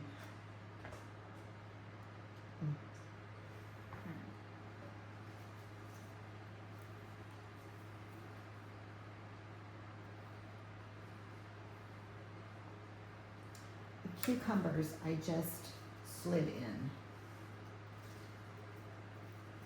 And what I want to do is I really do want this one on the inside without hurting the stem. There we go. And I'm going to try to pull some of the foliage through. I hope you can see. I apologize if the audio is a little off. I'm really trying to be better about that. Oh my God, she's so pretty. Now, I don't know where the main vine goes, but clearly I'm going to be very gentle. And I'm going to go really, really, really slow. I know that it's somewhere over there. And I just got to lightly, okay, hold on.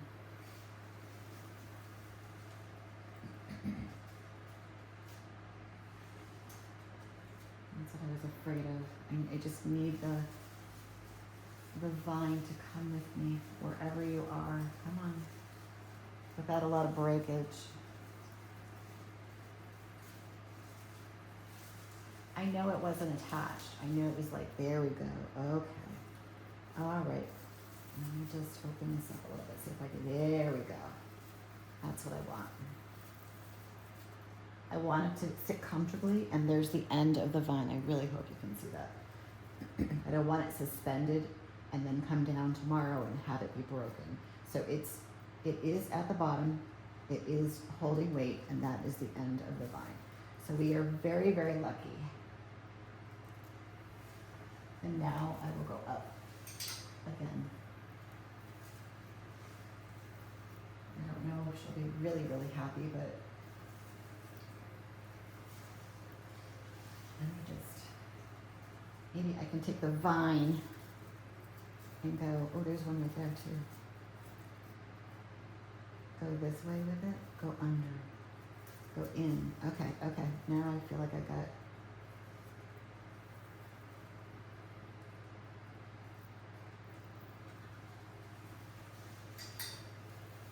all right. Okay, all right.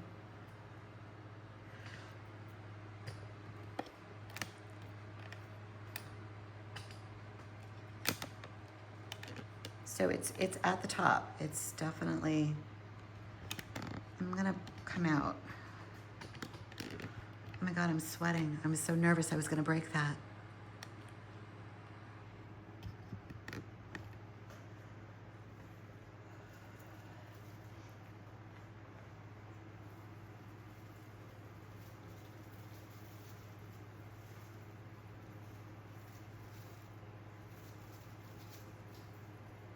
I just want her to be happy and not like stuffed in there like a sardine.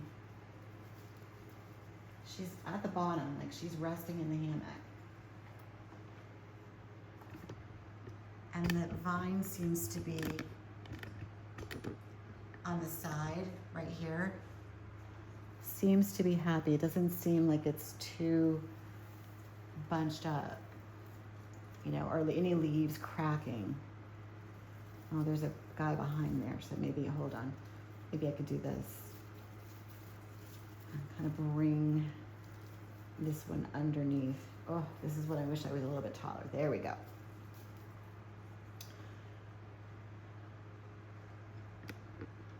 What do we think?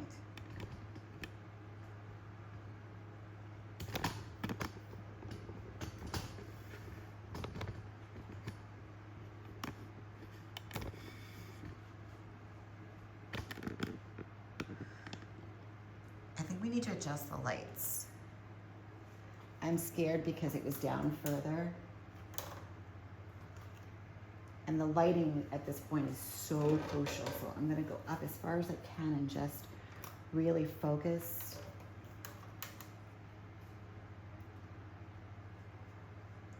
I feel like we're watching like the Hope Diamond. You know what I mean? Like you're seeing something, you're like, okay. She's so beautiful. I can't stop staring. Wow, okay. Yeah, no, I mean, it doesn't get better than that, guys. I don't feel like there's any leaf that's pressure. I gotta check one thing, hold on. There's one.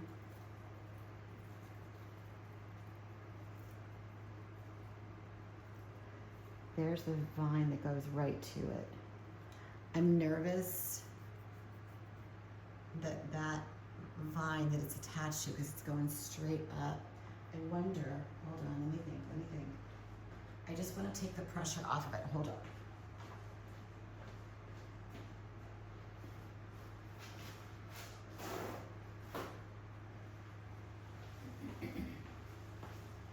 As it grows, it's gonna get, whoops. Can you still see? Yeah. As it grows, that vine's gonna grow, but I'm nervous that there's tension. So I'm gonna do this. I'm gonna build a bottom, like a false bottom.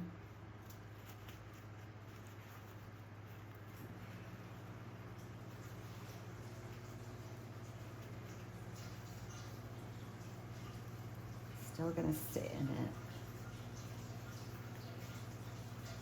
And does it take the pressure off of that? Kind of.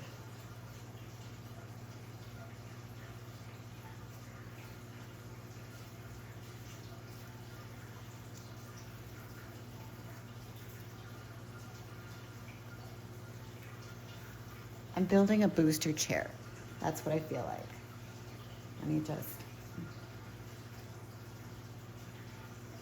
so that it can grow. Okay. I don't feel like it's sitting on just a little piece of knot where the vine is right here. I'm gonna take you off the stand so you can see. This is what I'm talking about. See the main vine right here? And see that knot right there? See how it's resting?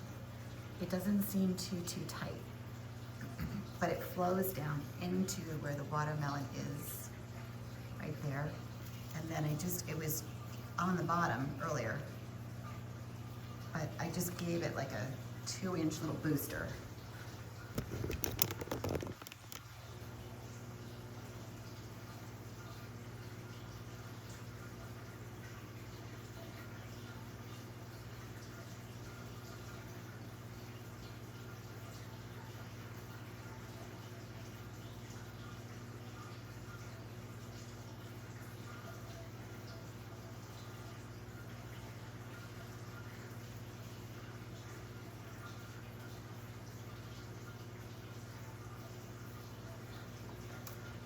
I think I'm happy with that. And that little white paper towel can come out at some point as this starts to fill out and take up that space. And I'll check it to make sure that it's not getting wet or moist or anything. So yeah, I'm okay with that. So let's come around to the back side, because there are a bunch of watermelon over there that, one in particular that I want to show you. It doesn't need a hammock yet, but it might soon. All right, let me switch the camera for everybody.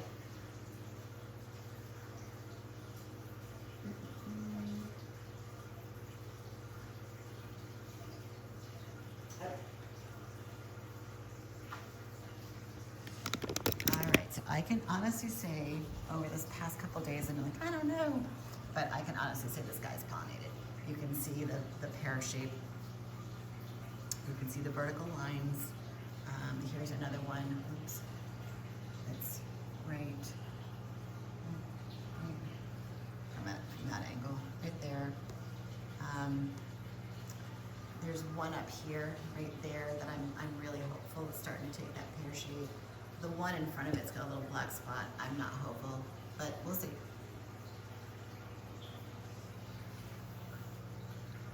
But that'll be the next one that we hammock in a week or so. But all in all, now I think we've reached that point with this towers, I should say, that it's now going to start producing. I think trimming her back was it last week, and I need to do some more because clearly on the top. Maybe I'll do that right now. Where's my scissors? It's just forcing energy back into the plant. We don't need to get any bigger. We really don't.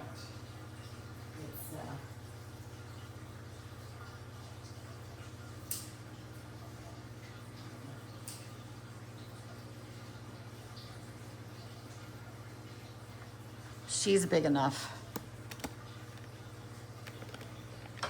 So I'm just going to trim around the top.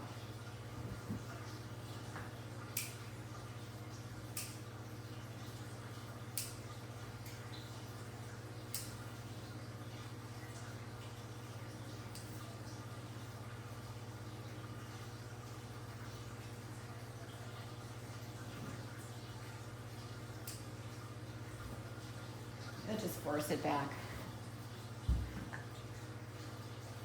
And maybe just tuck this little stone in here somewhere. There we go.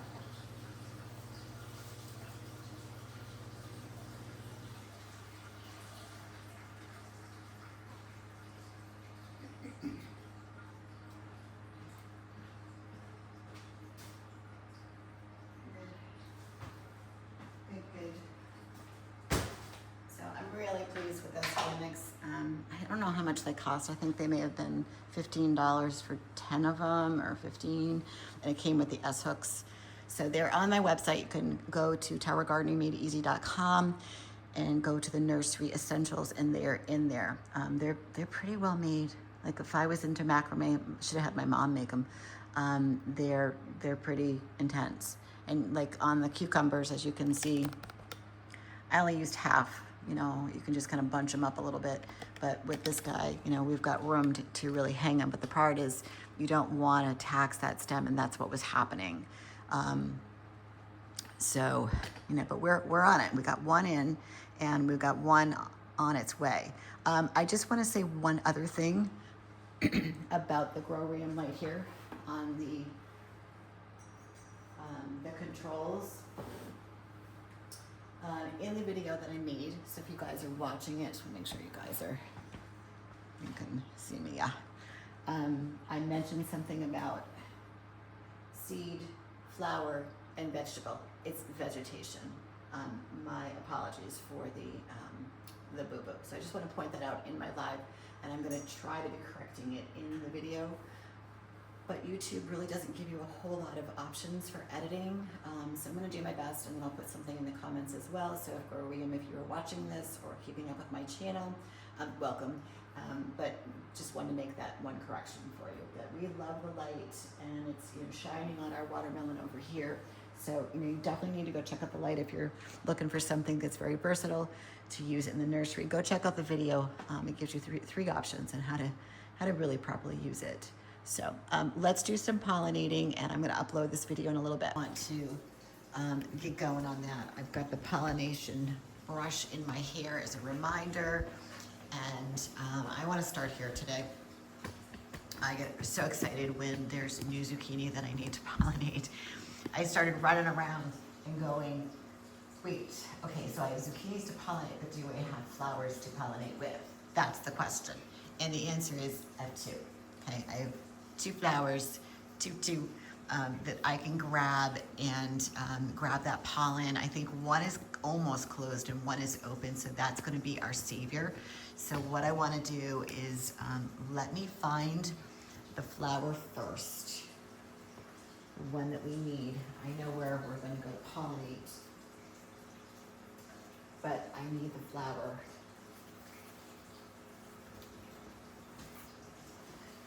So that I can get in there. So one of them, I've just opened that so you guys can see, one of the zucchinis is right here in the bottom. Wow, I'm getting annihilated with phone calls and texts all of a sudden. It's right there. And where is the flower? Oh, there it is. All right, I think what I'm gonna have to do, there's one up there. the only open one I have. I'm gonna have to cut the open, and because we're gonna be needing it. And it's really, I've got 3, so I've got to share the pollen between 3 zucchinis. All right, it's a challenge accepted.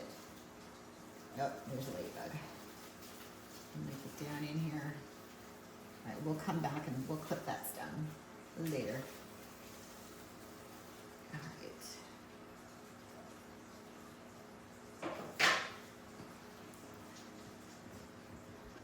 So why don't we go, I'm thinking out loud, so just bear with me. So there's one right here, and there's a big guy right there. So you know what I'm gonna do is I'm gonna spread this around. Since there's already a piece of fruit, a zucchini that needs to grow. So I wanna focus right here. So if you guys remember, oops, some cords, these are I keep calling them seedlings, and they're not. This is about the same age as this guy. I think we transferred 2, right? All right, so these right here, I gotta loosen this just a little bit. There we go. Get in here. And I'm just so excited because this is the first one that is ready to go. And it's ready, and I'm ready to let this, start growing. And this is the first zucchini with the new plant. All right, so I have to be really, really careful and share this pollen. Now, look down into, I don't know if it's a scepter, I don't know what you guys call it, but I want to make sure that that's in focus. I think so, yeah. Sometimes it focuses on one thing and not, okay. So look down, they're all so different. This one has got like 1, 2, 3, 4, 5, 6. There's like 6 little receptors, we'll call them, down there. Just pretty. And it's a little moist in there too. I can see a bead of water. I don't know where that came from. But I'm excited. This is, oh God, I'm taking too much pollen.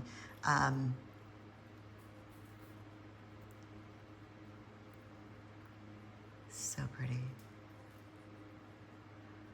I lost my train of thought because I'm just like, this is just, the inside is just gorgeous. I don't want to waste any of this.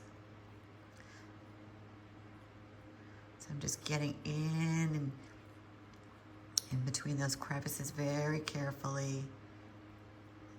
Just stroking up. And I see some pollen that I dropped.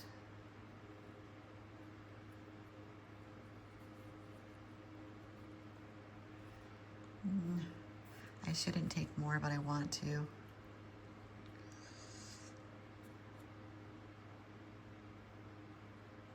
Okay. All right. Maybe what I'll do is I'll come back with a layering of closed flower, because we do have a couple of those. I'm actually going to push, oh, I can't because the time lapse. I'll push the tower out, but I can't. All right, so let's come around to the other side. I gotta be really careful not to disturb the time lapse camera. That's the only bad side with doing that, because once you do that, it's kind of fixed. And you really, really can't move the tower around. All the lighting here is really pretty though. So here we go, here's another one. Look at the little baby. Look at that, yes, come to mama. He's so cute. All right, so I'm gonna have to tilt that flower up just a little bit. I'm gonna grab pollen. I gotta lay this flower down and then tilt this up just a little bit. Look at the inside. Oh, so gorgeous. Mother Nature at its best, right there.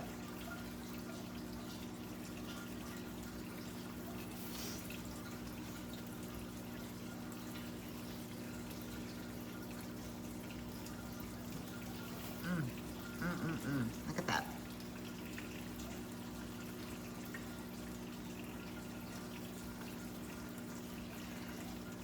This could be open just a little bit more.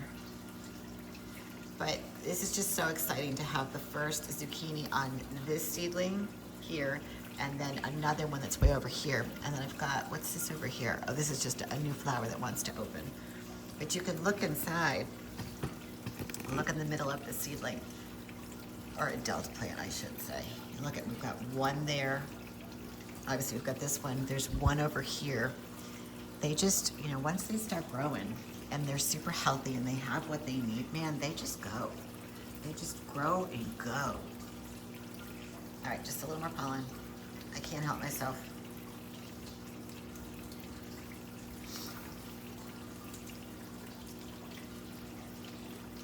I've got a bunch of zucchini that we've picked that are still in my fridge. They're still good. I'm gonna cut them up today, I think, and freeze them. Put them in a zippy. All right, so I got a flower down here. I'm gonna go ahead and cut.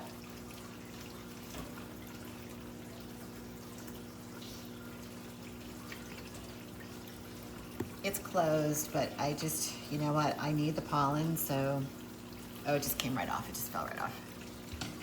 You know, thing. So I'm gonna rip it open. Actually, it's not too bad. Usually when it's real wet, you don't get those flakes on the bottom. It just kind of sticks. Let me just see. It touches. Oh no, that's pretty good. See how it just instantly stuck? Oh, that's actually pretty good. I'm gonna lay that down so I don't squish it. Let's tilt this back up just a little bit. And just go back in for a round two of a different flower.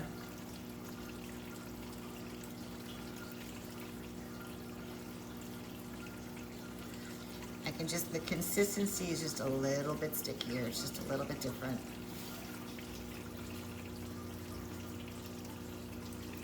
It's just the humidity of, you know, Mother Nature trying to mulch it down. And I'm not gonna go too crazy with this. All right, we'll leave it alone. And then I'm gonna take this flower, actually I take both, and come around to the third one. Being careful not to move my time-lapse boxes and camera. And then I'm gonna set this on the ground. And let's get down here. I wanna just, I wanna make sure the stem is being supported okay. I'm gonna move these just a little bit because there is a zucchini.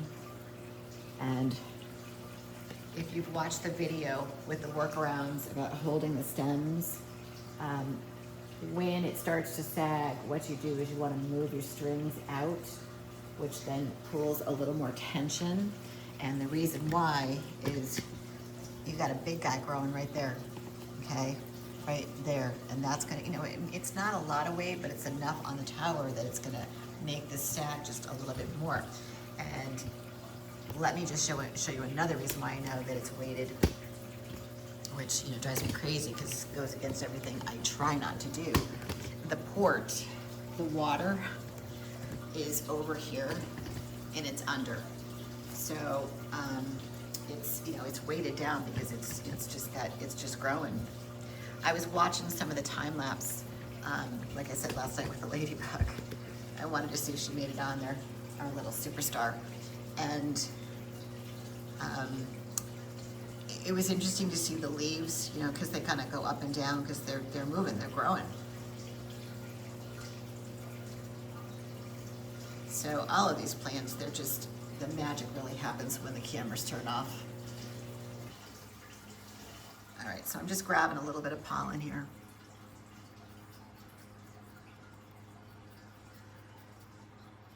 And if you caught my live yesterday, then you know that we did the hammock for the, this is nice and sturdy, for the watermelon and the cucumbers. And I'm gonna show you what I did after the camera stopped, after the close-up. If you continue to watch the live, then you saw how I changed the bottom of it and why I did it, but I'm gonna go ahead and explain it again on the close-up. I feel like I need a little more pollen, guys. Let me just take a peek kind of underneath. Is there any flowers that are closed? Let me take a peek. There's gotta be one. Come on. There's gotta be one. There it is. I'm gonna just pull it. There's one over there too. I think this one just closed. Well, it feels a little damp. I can't believe it's Friday. The sun's out. So yesterday, I took a trip to this place called Cavicchio. So if you're from New England, especially around Mass area, you're gonna know this flower place. It's a wholesale. And I used to have an account there and I'm trying to reactivate it. So I went into their 100 greenhouses real fast. And oh my God, the flowers that are there. I couldn't stay long, but I walked through quickly because I know what I want to do for outdoor stuff. And they have everything that I want. It's just so beautiful. Oh, I was like a kid in a candy store. I couldn't help myself. But I need them to activate it before I can buy anything. Don't you worry, I'm on it today. Wait till you see the outside. It's magical out there. I have unbelievable flower pots that I've put into the backyard. I have 3 out front, but that's nothing compared to what I've done in the back. So once I start planting, we're gonna go outside, old school, with just with the phone live, and I'll show you what I'm gonna do. It's mostly gonna be flowers. I think I'm gonna keep the towers going for the summer. All right, I think that's enough pollen. I could put a little more. Why waste it? And then you guys will be able to see my flower talent of what I used to do in the big hotels in Boston. My husband he knows better not to say anything at this point. He's like, I know.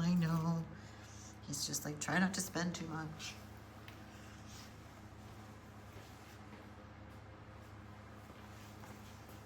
But it's gonna be like art this summer. Oh, I can't wait. I'm so excited. All right. Just bring that down just a little too tall. Let me zoom out just a smidge.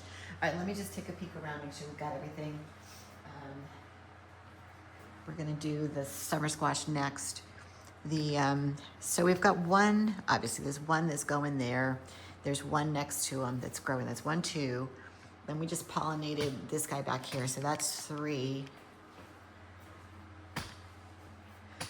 And then if I go deep down, there's one that we pollinated on the floor. Frankly, I'm shocked that he made it. He's kind of right in there. How many did we say that one was? 1, 2, 3, 4. That's 5. Then of course, we got this big boy that we're doing the time lapse on. So he would be 6. He's actually, I gotta adjust the camera because he's definitely beyond the camera. If you look right there, and then you can see another one that's gonna balloon.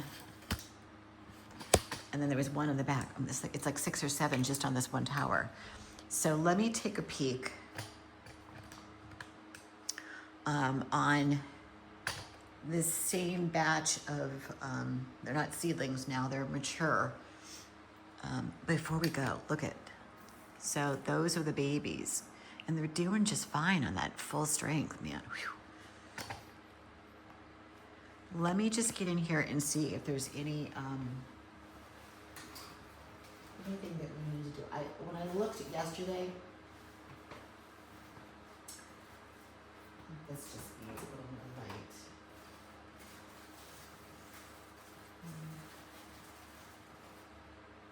Looks good. I mean, there's some baby zucchinis. Everything's kind of in a baby stage. So I think on Sunday, when I go to do the nutrients and the pH, I'm going to, we've got a bad weed back here. Let me get some scissors. I gotta get rid of that. That's not good. I'm gonna bump it up. I'm gonna go to full strength and go to the 2.4.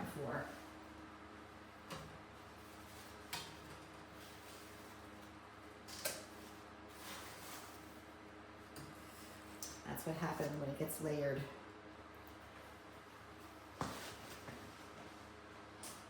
We're gonna go to the 2.4 and like get this thing to rock and roll. So, all right, let's go ahead. Not much on that to report, but the summer squash and what I can do with this, because we don't have the time lapse. Let's pull it out so you guys can actually see real time and live, close up, I should say. Let me just, I'm gonna need a flower, although I think I can work around. Let me just make sure you guys can see.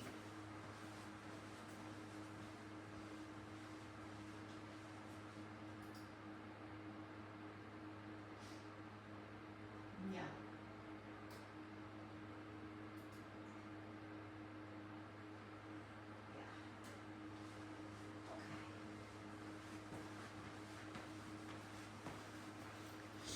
All right, so let me come at it from this angle. I'm just gonna come up just a smidge.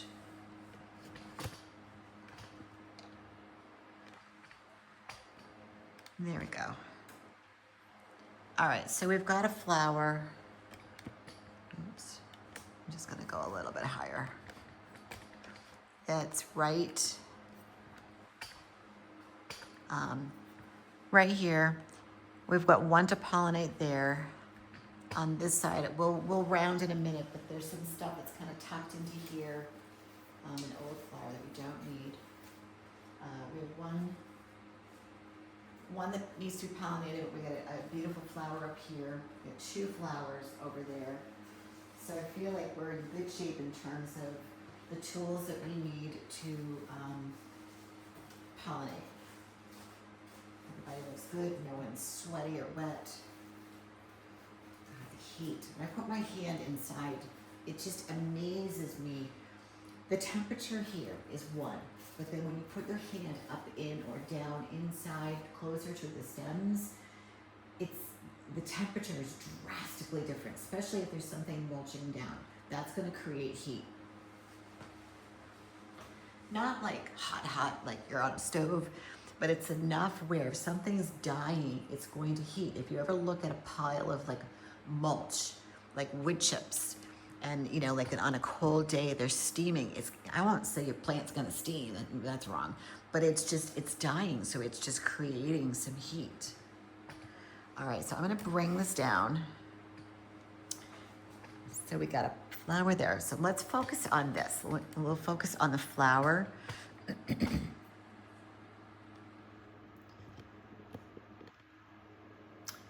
And just wipe that clean. And I've got a flower here that has pollen. And it's nice and open, so we can go ahead and just pop it in.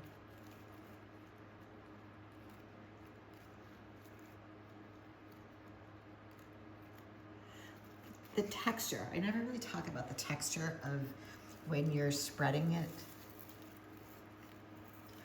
I think before, when I just would come down and I wasn't live and I was just kind of slapping it in there, I never really took stock of the internal, I'm gonna find out the correct term of this. If anybody knows, please put it in the comments. Stem, stern. It's very soft, like velvet.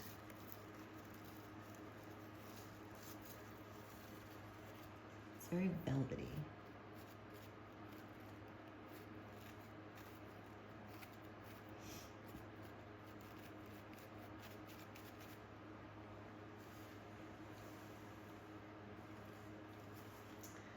You see a little summer squash down here that didn't make it, so I'm gonna pull it. It's brown. Okay, so I'm gonna grab just a little more pollen from this side because we've got plenty over here.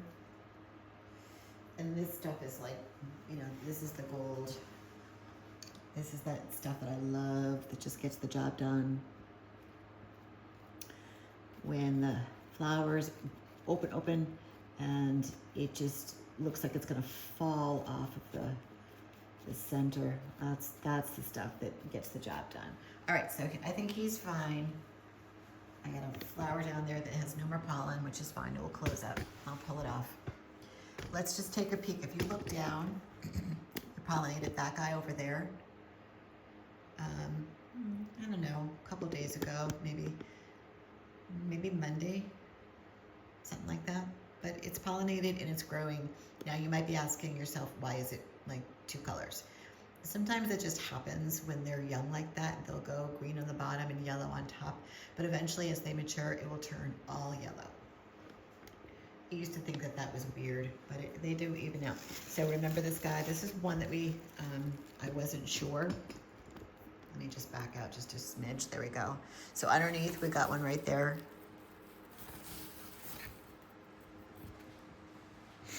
Now, here we go. These guys are doing so well that we got flowers, we have fruit, and we've lots of beautiful, beautiful leaves. So I honestly can say that when we pulled, I'm just gonna move this out just a little bit to get some airflow in there. When we took down last week that summer squash tower, and I said, we're good. I think we're okay to do it.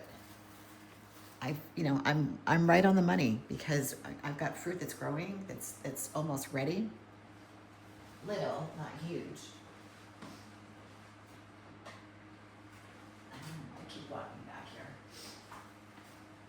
I do. I'll probably do 20,000 steps a day down here. There's a leaf that I just want to get that looks a little yucky. There we go. Oops, cut a flower. And just kind of clean things up. I'm thinking I might take this guy out. And the reason is I think if I do that, it's just going to open up light and air for everybody in there. All right, what do we got here? We got two beautiful flowers.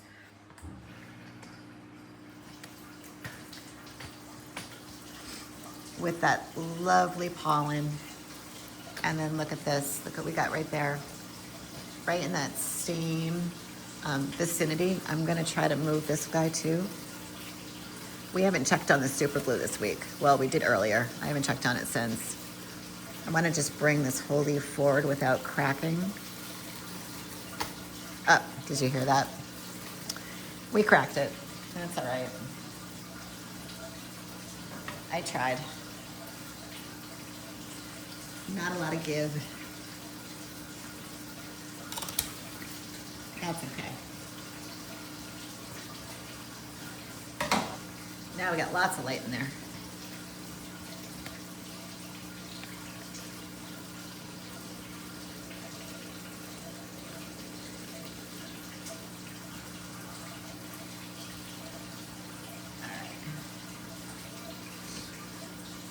And you can see this workaround. This is where the super glue is, and this little leaf is kind of caught, so I'm just gingerly, I know they'll find their own way, but I just try to help it a little bit. There we go. All right, so we got to leave room for this guy to grow. So that's why I'm just gently trying to reposition just a little bit. Okay. Well, it tells me that's the one with the super glue. That's where the fruit is, of course. I'm just checking it with my finger. Looks pretty good, although I might put another layer on. But let's give it a whirl. It's so funny, the first one on this back side is the one that's got the super glue, of course. Hey, if I can get one summer squash out of this, it was worth the $3.99 for the super glue.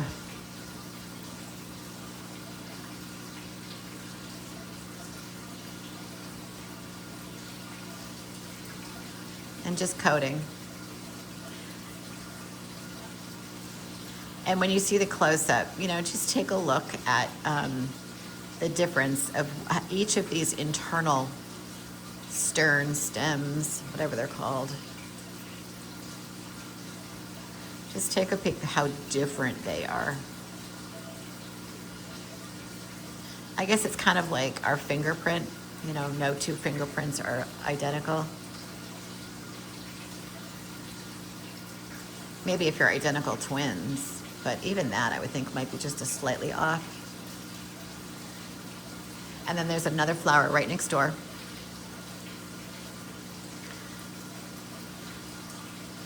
What's my favorite saying? Be your own bee. I swear I'm going to put that on a hat or bag or something. All right, so let's go find the other one that needs to be pollinated.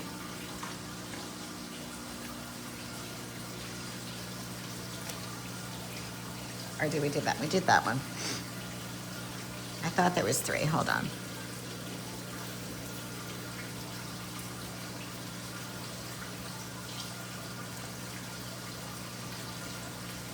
Is it over here?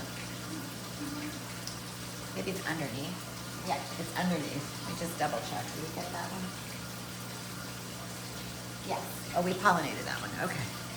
The other day. Now here's another one. Let me get underneath. I don't know if we saw this. It doesn't look like it got pollinated. It just looks like, you know, it's not going to amount to anything. So I'll lift that and twist it. I really should use scissors.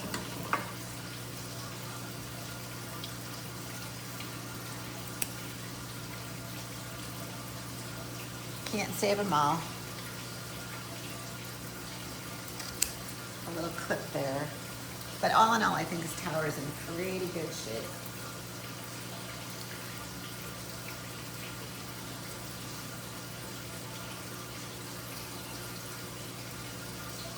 But while we're on, let's do a little more super glue. I'm nervous. I don't want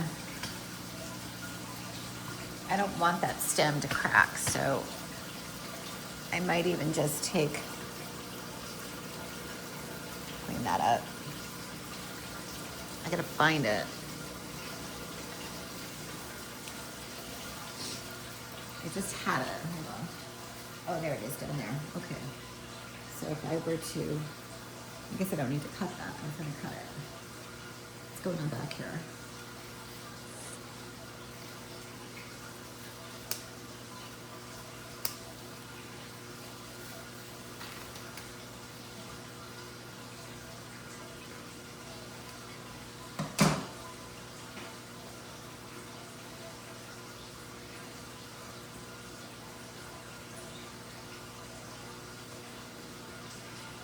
All right, I'm gonna do my best to get this down.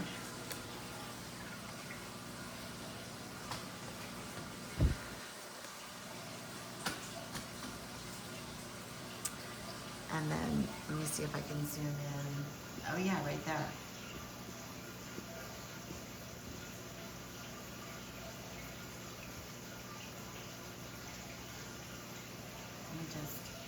Let me see if this is open, or do I need to clip it?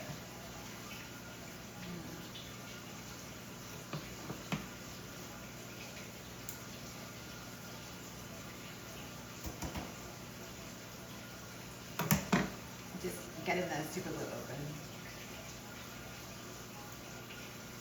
Did I not do this correctly? No, come on.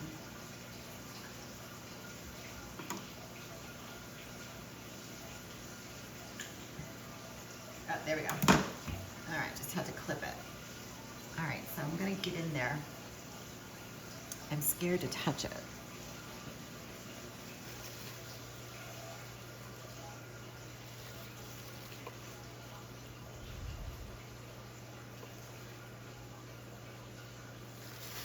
Let's let that dry for a second.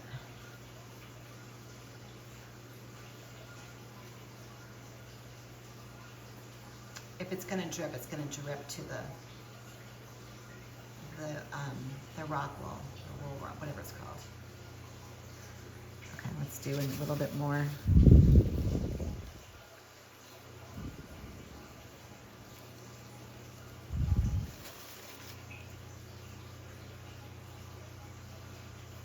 Okay, let's leave that there. Maybe we'll come back to it on Monday just to check her. But it all looks pretty good underneath. There's actually one right there. I'm pretty pleased with that. I mean, if it can hold that little summer squash that we just pollinated. Let me just back out just a little bit. See right here? That's where we pollinated. And see where the branch is down there? So it's on that same thing. It'll just, the test of time will be, if this can grow out onto here and balance, it'll take the pressure off of that, even though I have the workaround tied to the trellis. But, you know, we gotta try.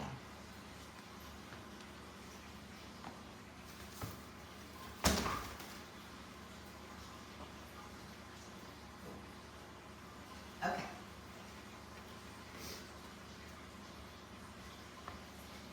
I just want to take a quick peek at the these guys. I haven't looked at these all day. I kind of ran by them this morning. They're new, so it's like, no, they're pretty self-sufficient. They don't need a whole lot of attention. They're just, you know, they're just adjusting. I mean, everything looks good. The leaves are all, no one's wilted. They look wilted, but they're not. They're just doing their thing. And then on Sunday, I'm gonna bump it up to at least 1.5, at least. Let me put this tower back, okay?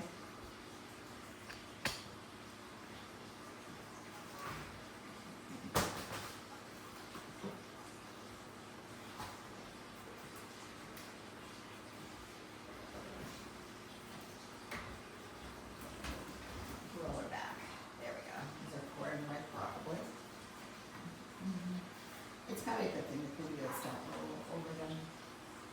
I don't think that would be very safe. All right, you guys ready? All right, let's swivel. So, of course, I said at the end of yesterday when we were working on this, if you watched it, I tried a paper towel. I tried trying to put a towel, just like a little washcloth in there to give it height. And I just kind of sat here on the live thinking out loud and said the paper towel is not going to work because it's not going to allow the bottom of the watermelon to get air and light, and it could definitely cause condensation, which would then cause rot. We don't want that. But what I needed to do is I needed to bring it up because these things are so tall. I mean, you know, the hammocks. So I took a simple red tie and I tied, that's probably about 4 inches of the bottom. And so it's just resting in there. Now, another reason why I did this is because the stem that went into the hammock was really, pinched is the wrong word. It was just really, really tight to the cord. And I want to get up close and I want to show you what I mean. And so if you ever do this, whether it be a cucumber or a watermelon, I just want to show you. See this stem? Hold on. Right, I need my finger right there. See where it enters the hammock? You don't want to have a lot of tension or stress on it. Otherwise, it will end up like, if you've watched, you know, my lives, you'll see the cucumbers, and you know, I call them wimpy stems, and they get pinched on the trellis.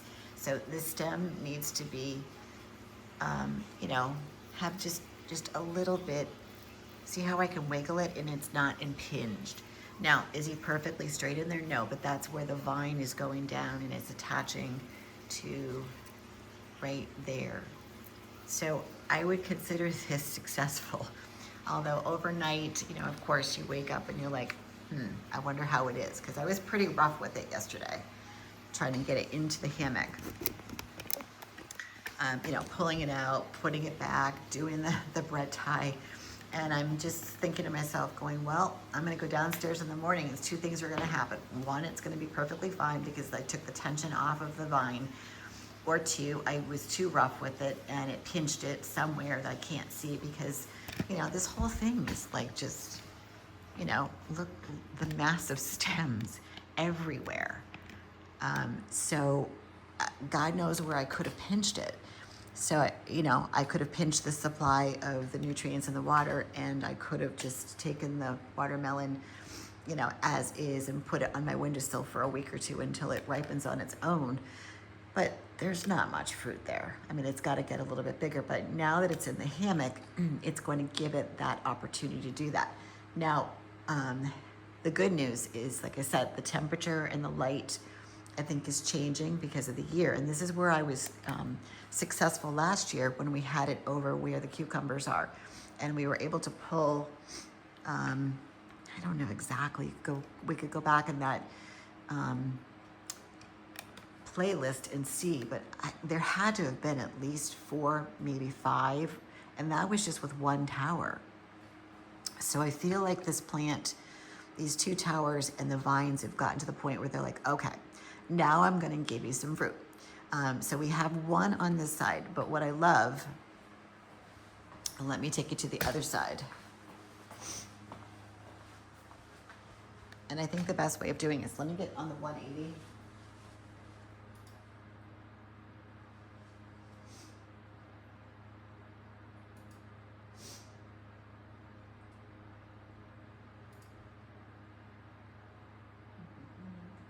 Black time, sorry guys. Bear with me. There we go. I should have moved the camera on the other side. My apologies. So what I love about this setup is that, I've got the 2 wands and they're kind of dedicated to there and there to that side. But adding that spider light to the top, and I keep, playing around with these 5 wands.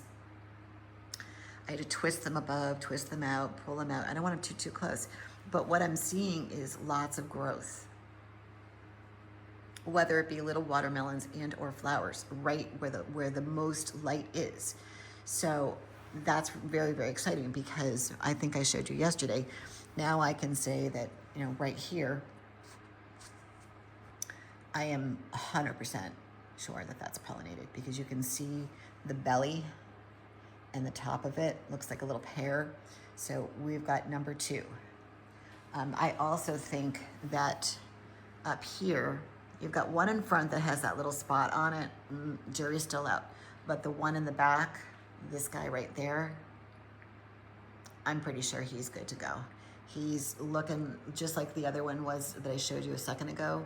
And then what we'll know now is, like on Monday, if the bottom starts to round out and that gets a little bit leaner, like a pear. Now what I'm seeing is there's lots of little ones that have been pollinated. And they're living, in these little pockets of lights with this new grow light from Growrium.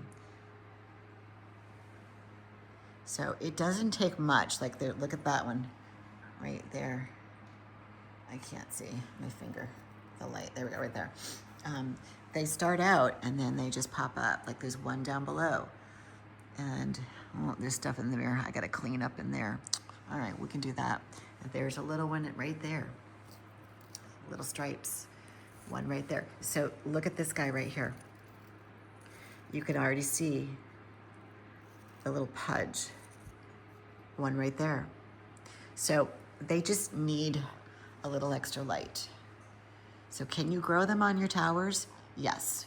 I certainly did last year. And even with the 2 that were, I had those, these guys, that little side on either side of the tower, like, this guy. And it worked out well. So I'm really hopeful that we are on our way to having, a good amount of watermelon that are pollinated. So we just have to keep tabs. There are a couple on the top, way up there, that I pollinated, but the light up there is kind of shoddy. Although I will say that if you look straight up, you can see some shadow, and they will get some light from the bounce because it's white. All right, let's go over to the cucumbers, and then I think we'll come back to here. I might do a little pruning. I am going to cut this guy for dinner right now. He's big, and I don't want to hurt that stem. He's just getting too big. Let me get scissors.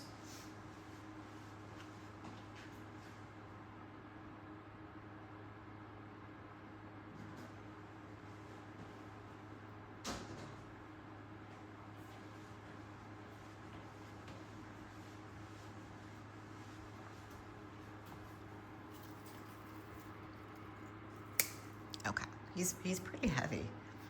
Like, that's pretty good size. I have small hands, but I can't go all the way around. So that's plenty for dinner. For my salad. You guys are gonna have to stay tuned. I hope you stay tuned this summer, because I'm telling you, when that watermelon ripens, I'm gonna show you on camera, maybe live. It'll have to be in the evening. I don't do day drinking. Oh, there's a new little cucumber. We'll do a little watermelon martini. Go sit by the pool and drink it. So yeah, these are all looking good. But let's go check out the hammocks that we did. So remember, I took the green off, and he's doing just fine. I just slid him in. So here's the vine, and then I slid him in. Looks like a little mini whale. And then I took that green grocery, and I put it down here because this is very, very healthy, and that's the last one that I really have that's down here. So I want to maintain the integrity of that vine until the other tower's up and running. And then we did this other big guy right there. He's just hanging, and the vine is right there, so I just kind of slid him in, but it just took the pressure off this tiny little vine to get it just a little bit bigger to, what you would buy in the grocery store.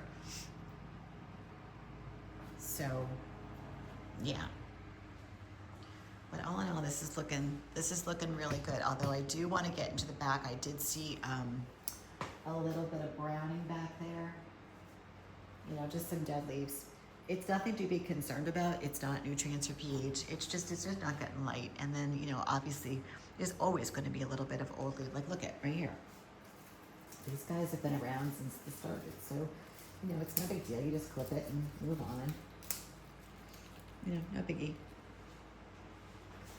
I'm not concerned. I will test a little bit later, or I might just wait till Sunday. I'm okay with that. But let me just go pull that, the interior. I want to just make sure if it's just old leaves or it's something I need to be a little concerned about. But I really do think it's old leaves.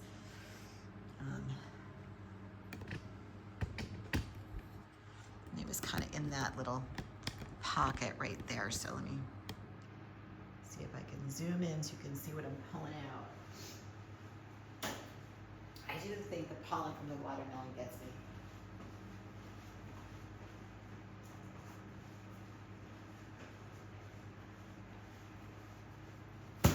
I'm also going to do an experiment. I ordered another one of these little mics, and I have another mic, but I don't have the connection that goes into the Bluetooth.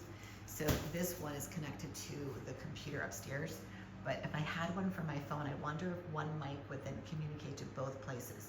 So I'm going to test it over the weekend, so it should be here today. Because I know that the audio, when I walk away from the close-up phone, gets a little distorted. And I really try to be conscious of that. Or if you hear me repeat something because I'm walking away and then I walk back. It's getting better though.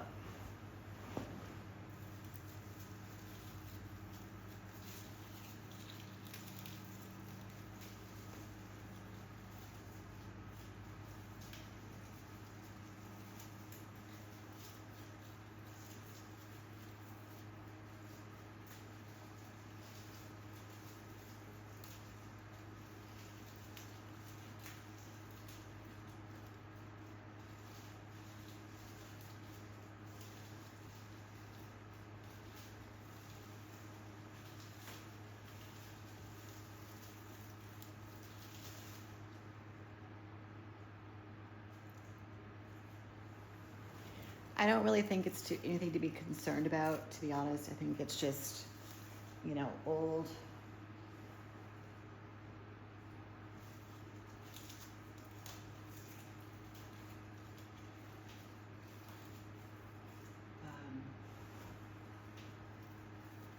Light, that lack of light. Another thing is I won't take scissors to this because I don't know what I'm cutting. So when my hand is inside this, I can actually feel for the leaf that I'm going to pull or cut with my thumb closer to a vine. If I were to take a pair of scissors to this and not know what I'm cutting, and I cut something that I shouldn't cut, that may not be very good.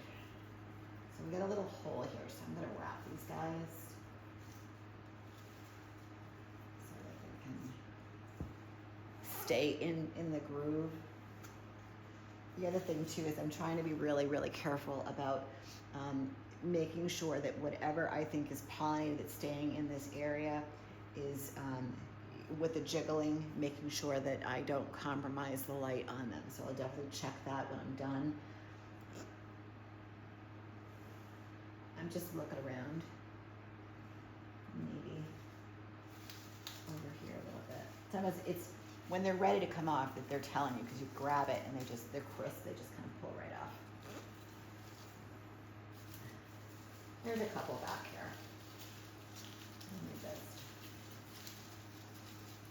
Remember when we started the cucumber trellis, and I just said one of my goals for that tower, there's a few over here, was basically pulling the leaves away from the net pot because they cause powdery mildew. This is gotta go. That's wet.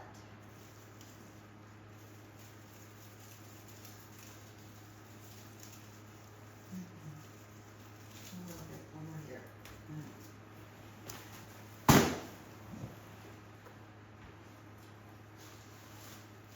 God, this is too low. There we go. So,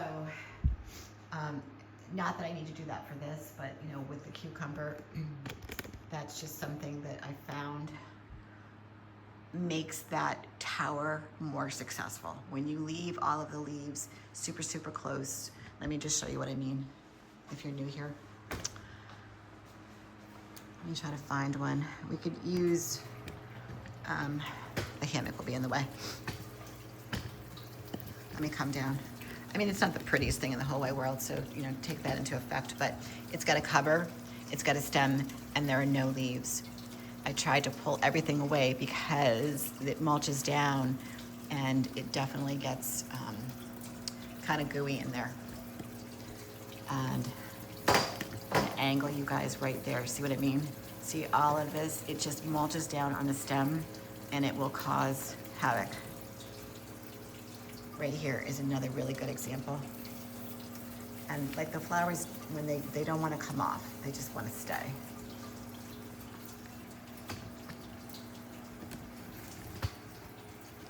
So if you've got a tower or even a section of cucumbers, I can honestly tell you that just from my own experience, it's really good practice to pull. Once they get to a certain level, let them grow, let them get a little bit of a vine, and then bring them back.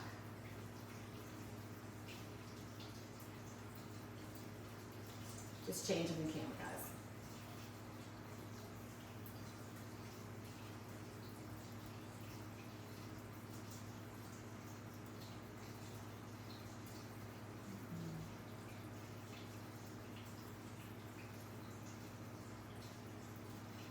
I just want to give you as much shot as I possibly can here with all the different cameras.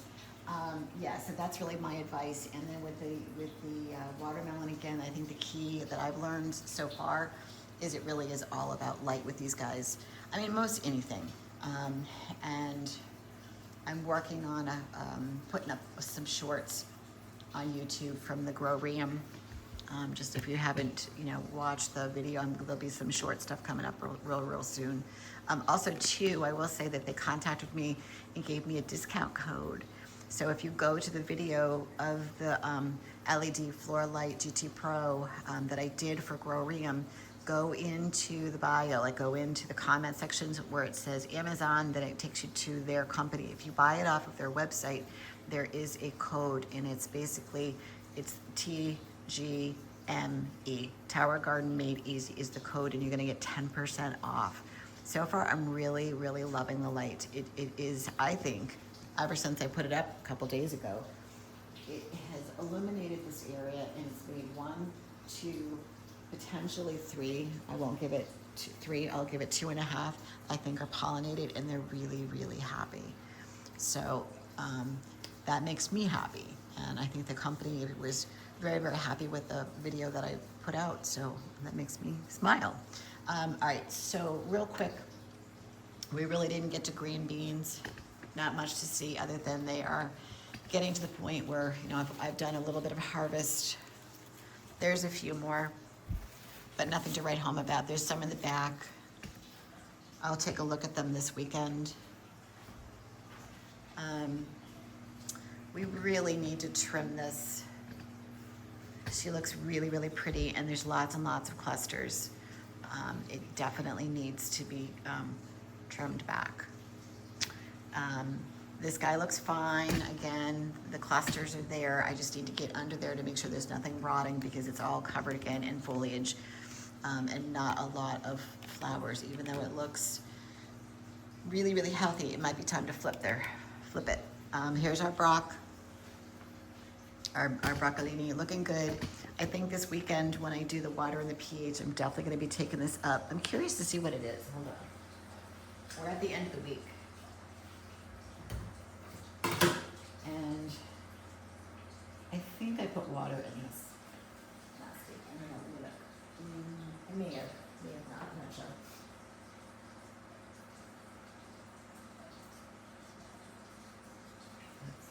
It's gonna spaz out on me.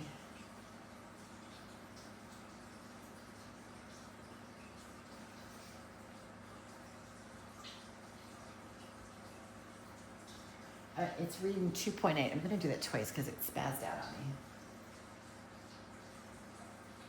Now it's saying 2.6. You know what? So I'll take the 2.7. I'll take the middle road. So it's up just a little bit, and it seems to be fine. I do have a little bit of spotting on a couple leaves, so I'm curious to see what the pH would be. Could just be an old leaf.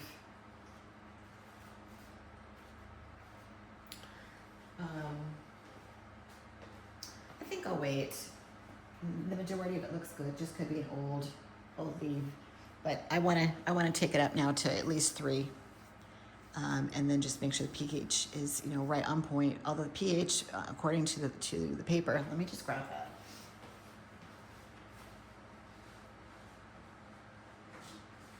You guys see over there with the rock?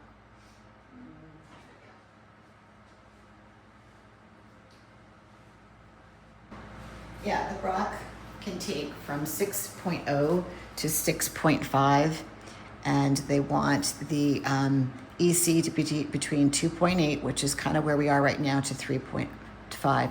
So I'll probably toss a little water in there with a little bit of nutrients and take it to 3.0, and then I'm gonna, you know, if I need to adjust the pH, I will, although I do think it looks really good. So we'll test that on later in the weekend and see how that goes.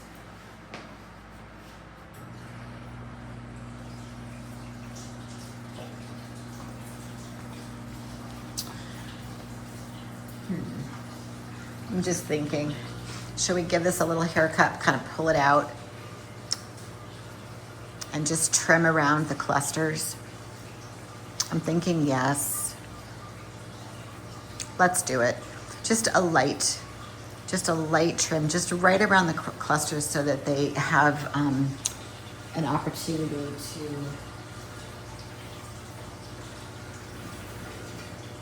just pull it out. Let me see what candles can do best to see this. Maybe I'll just wheel it to the middle. Easy.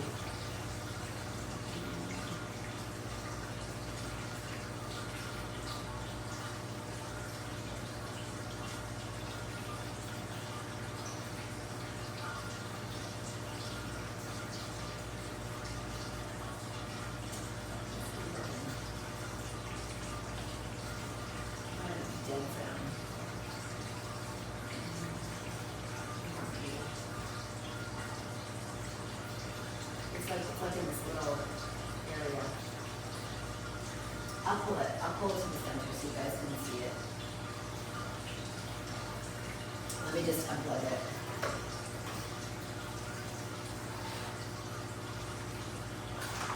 And maybe just stretch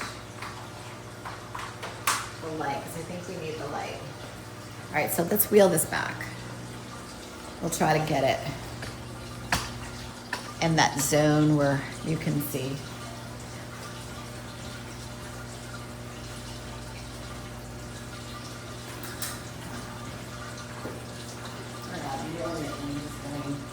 The amount of aroma just barely touching it.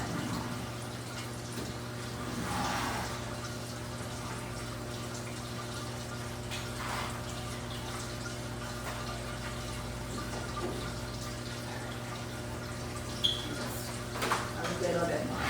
Just a little bit more. It's gonna be hard. Well, maybe we can stay right there.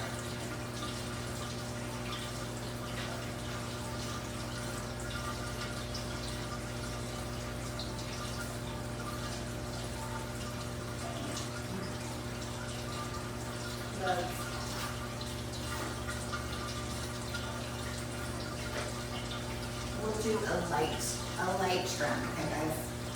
Nothing crazy. We're gonna leave it alone.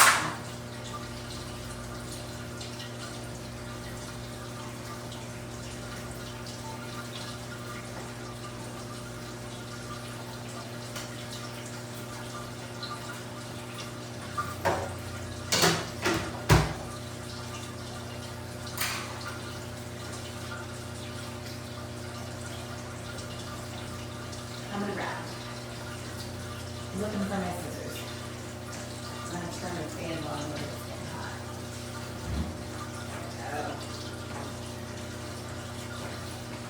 Little airflow.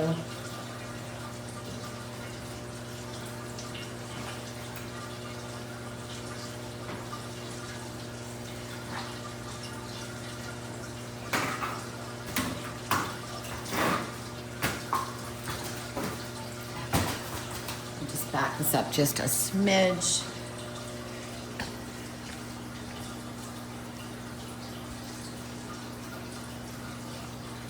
And I just need to find the scissors. I put them down somewhere.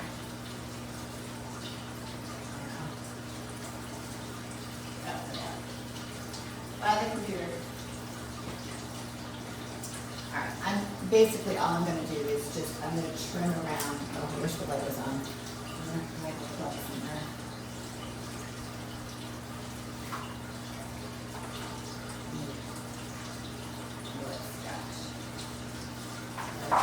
Hold on, I really need the lights.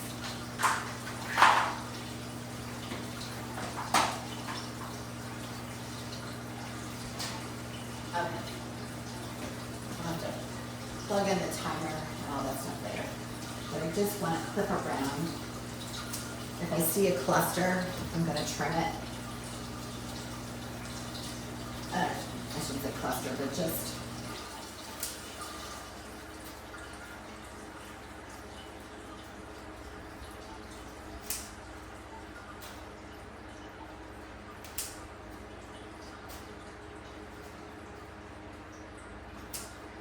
a little.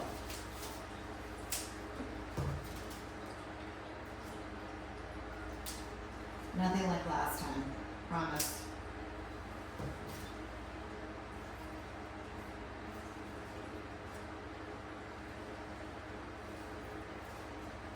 I can tell right here, these are reds. I'm so excited.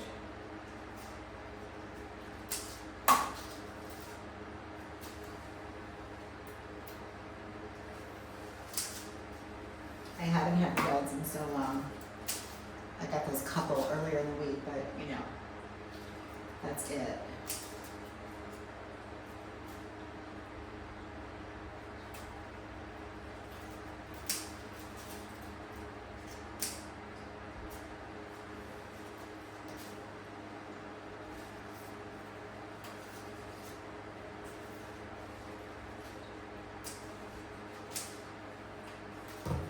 just a few.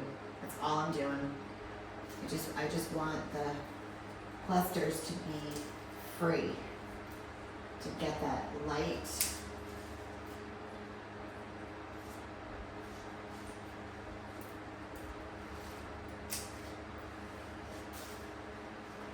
And I'm just going to spin her a little bit. So I can just work from this angle.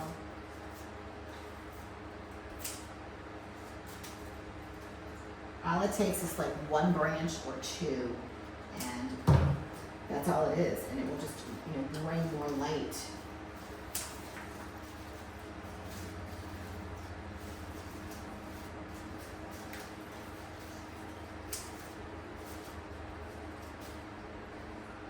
And make the, you know, make the plant either do more suckers to produce more food, or, you know, or stop, you know, growing foliage. We don't need foliage right now.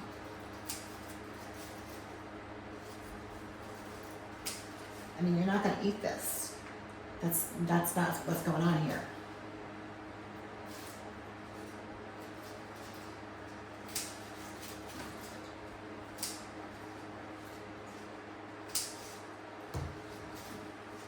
I mean, just see the difference, just a couple branches, what that does.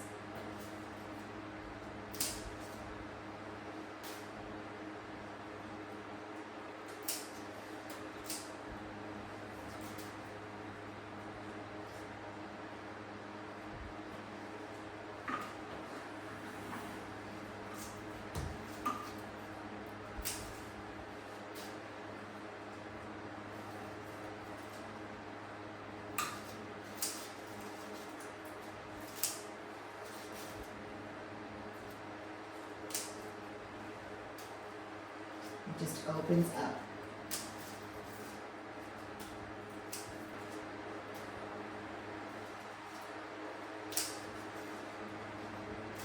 Sometimes I feel like I need a mask like this because it's so strong.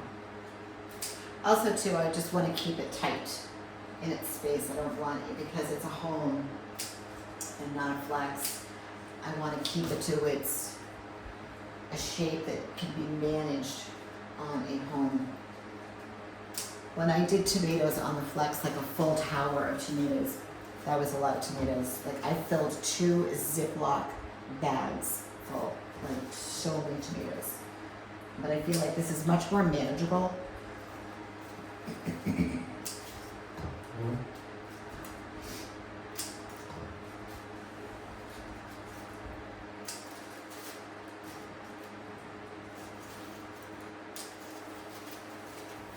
See what's going on. I can, you know, if something's going sideways, I can catch it before it does.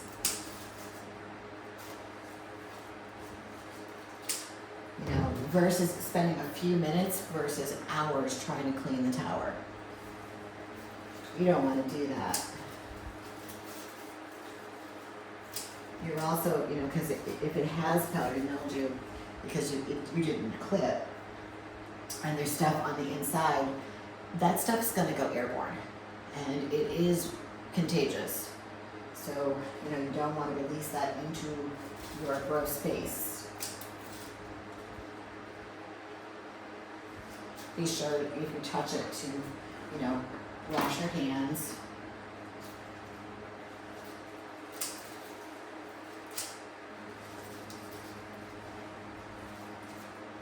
Like right here, there's, you know, this tower is relatively new, but it doesn't take much, man. There we go. What's going on there? Okay.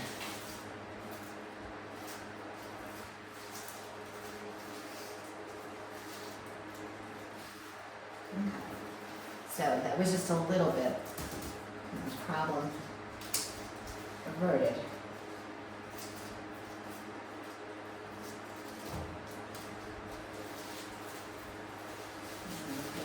Cluster back here that's not happy. Get in there and just rip it out.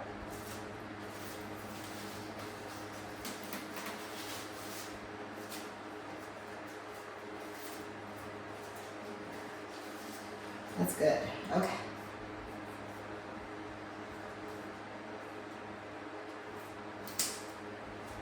Let's do a quarter turn.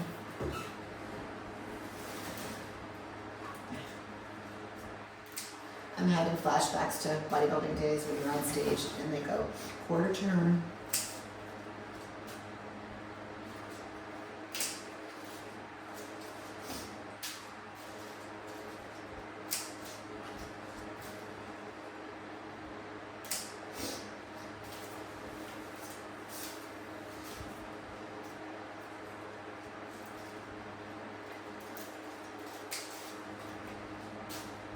Just a little bit. And just check out the net pots, make sure they're all good. Yep. So here's a little, here, I'm just gonna cut this and show you guys up close. So look at that. As much as I want to save this, that's on the inside and it was blooming, and I'm sure that these could all be pollinated. But on the inside, even if it got light, got air, and I miss it, this turns into complete havoc next to the net pot. So I'm okay with getting rid of it now. Here's another one. And just letting the tomatoes be really, really healthy on the outside so I can see them, I can harvest them, and they don't turn into, you know, muck.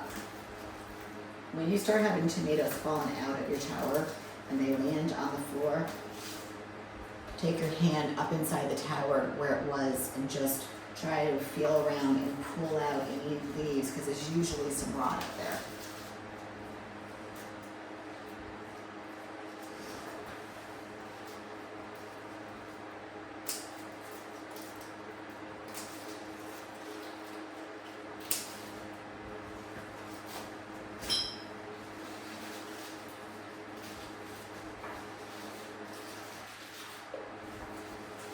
Right there.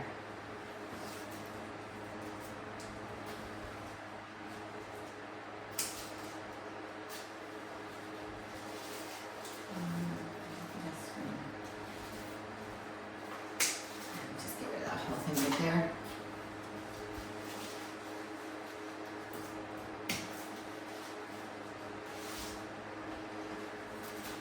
Ooh, dizzy.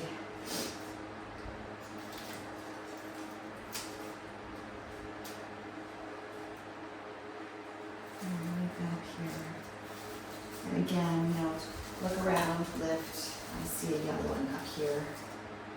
It's actually pretty good. We'll save that one. But look up in there.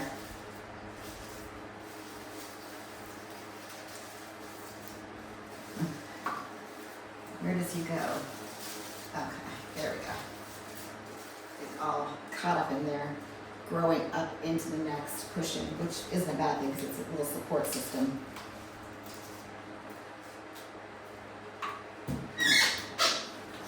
Quarter turn.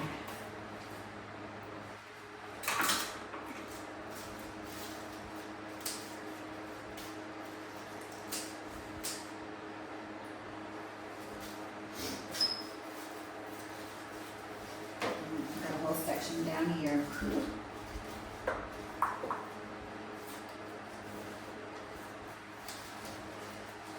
It's not happy.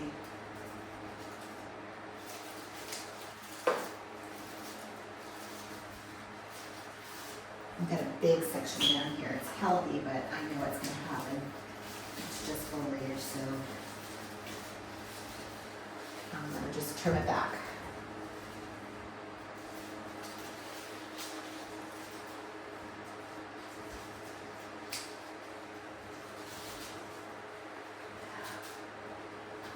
I'm kind of at the cord, guys, so I'm going to just see what's going on over here.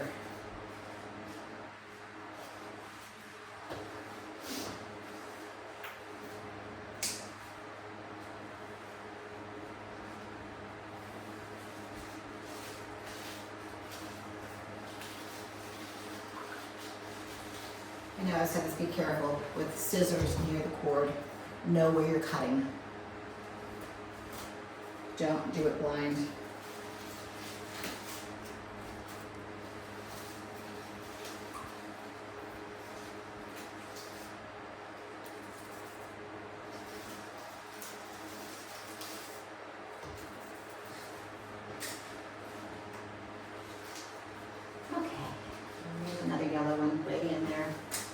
guys will get you every time if you don't find them, man. Let me just look under here a little bit. Over here.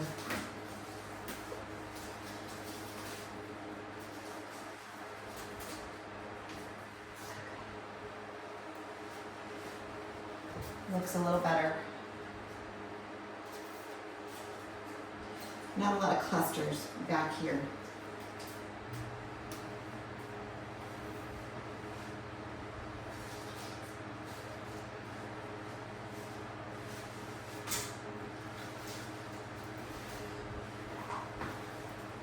I think all in all, it looks pretty good. I'm just gonna stand back and take a look from your angle. Yeah, there's just a little more air, like we did the last one.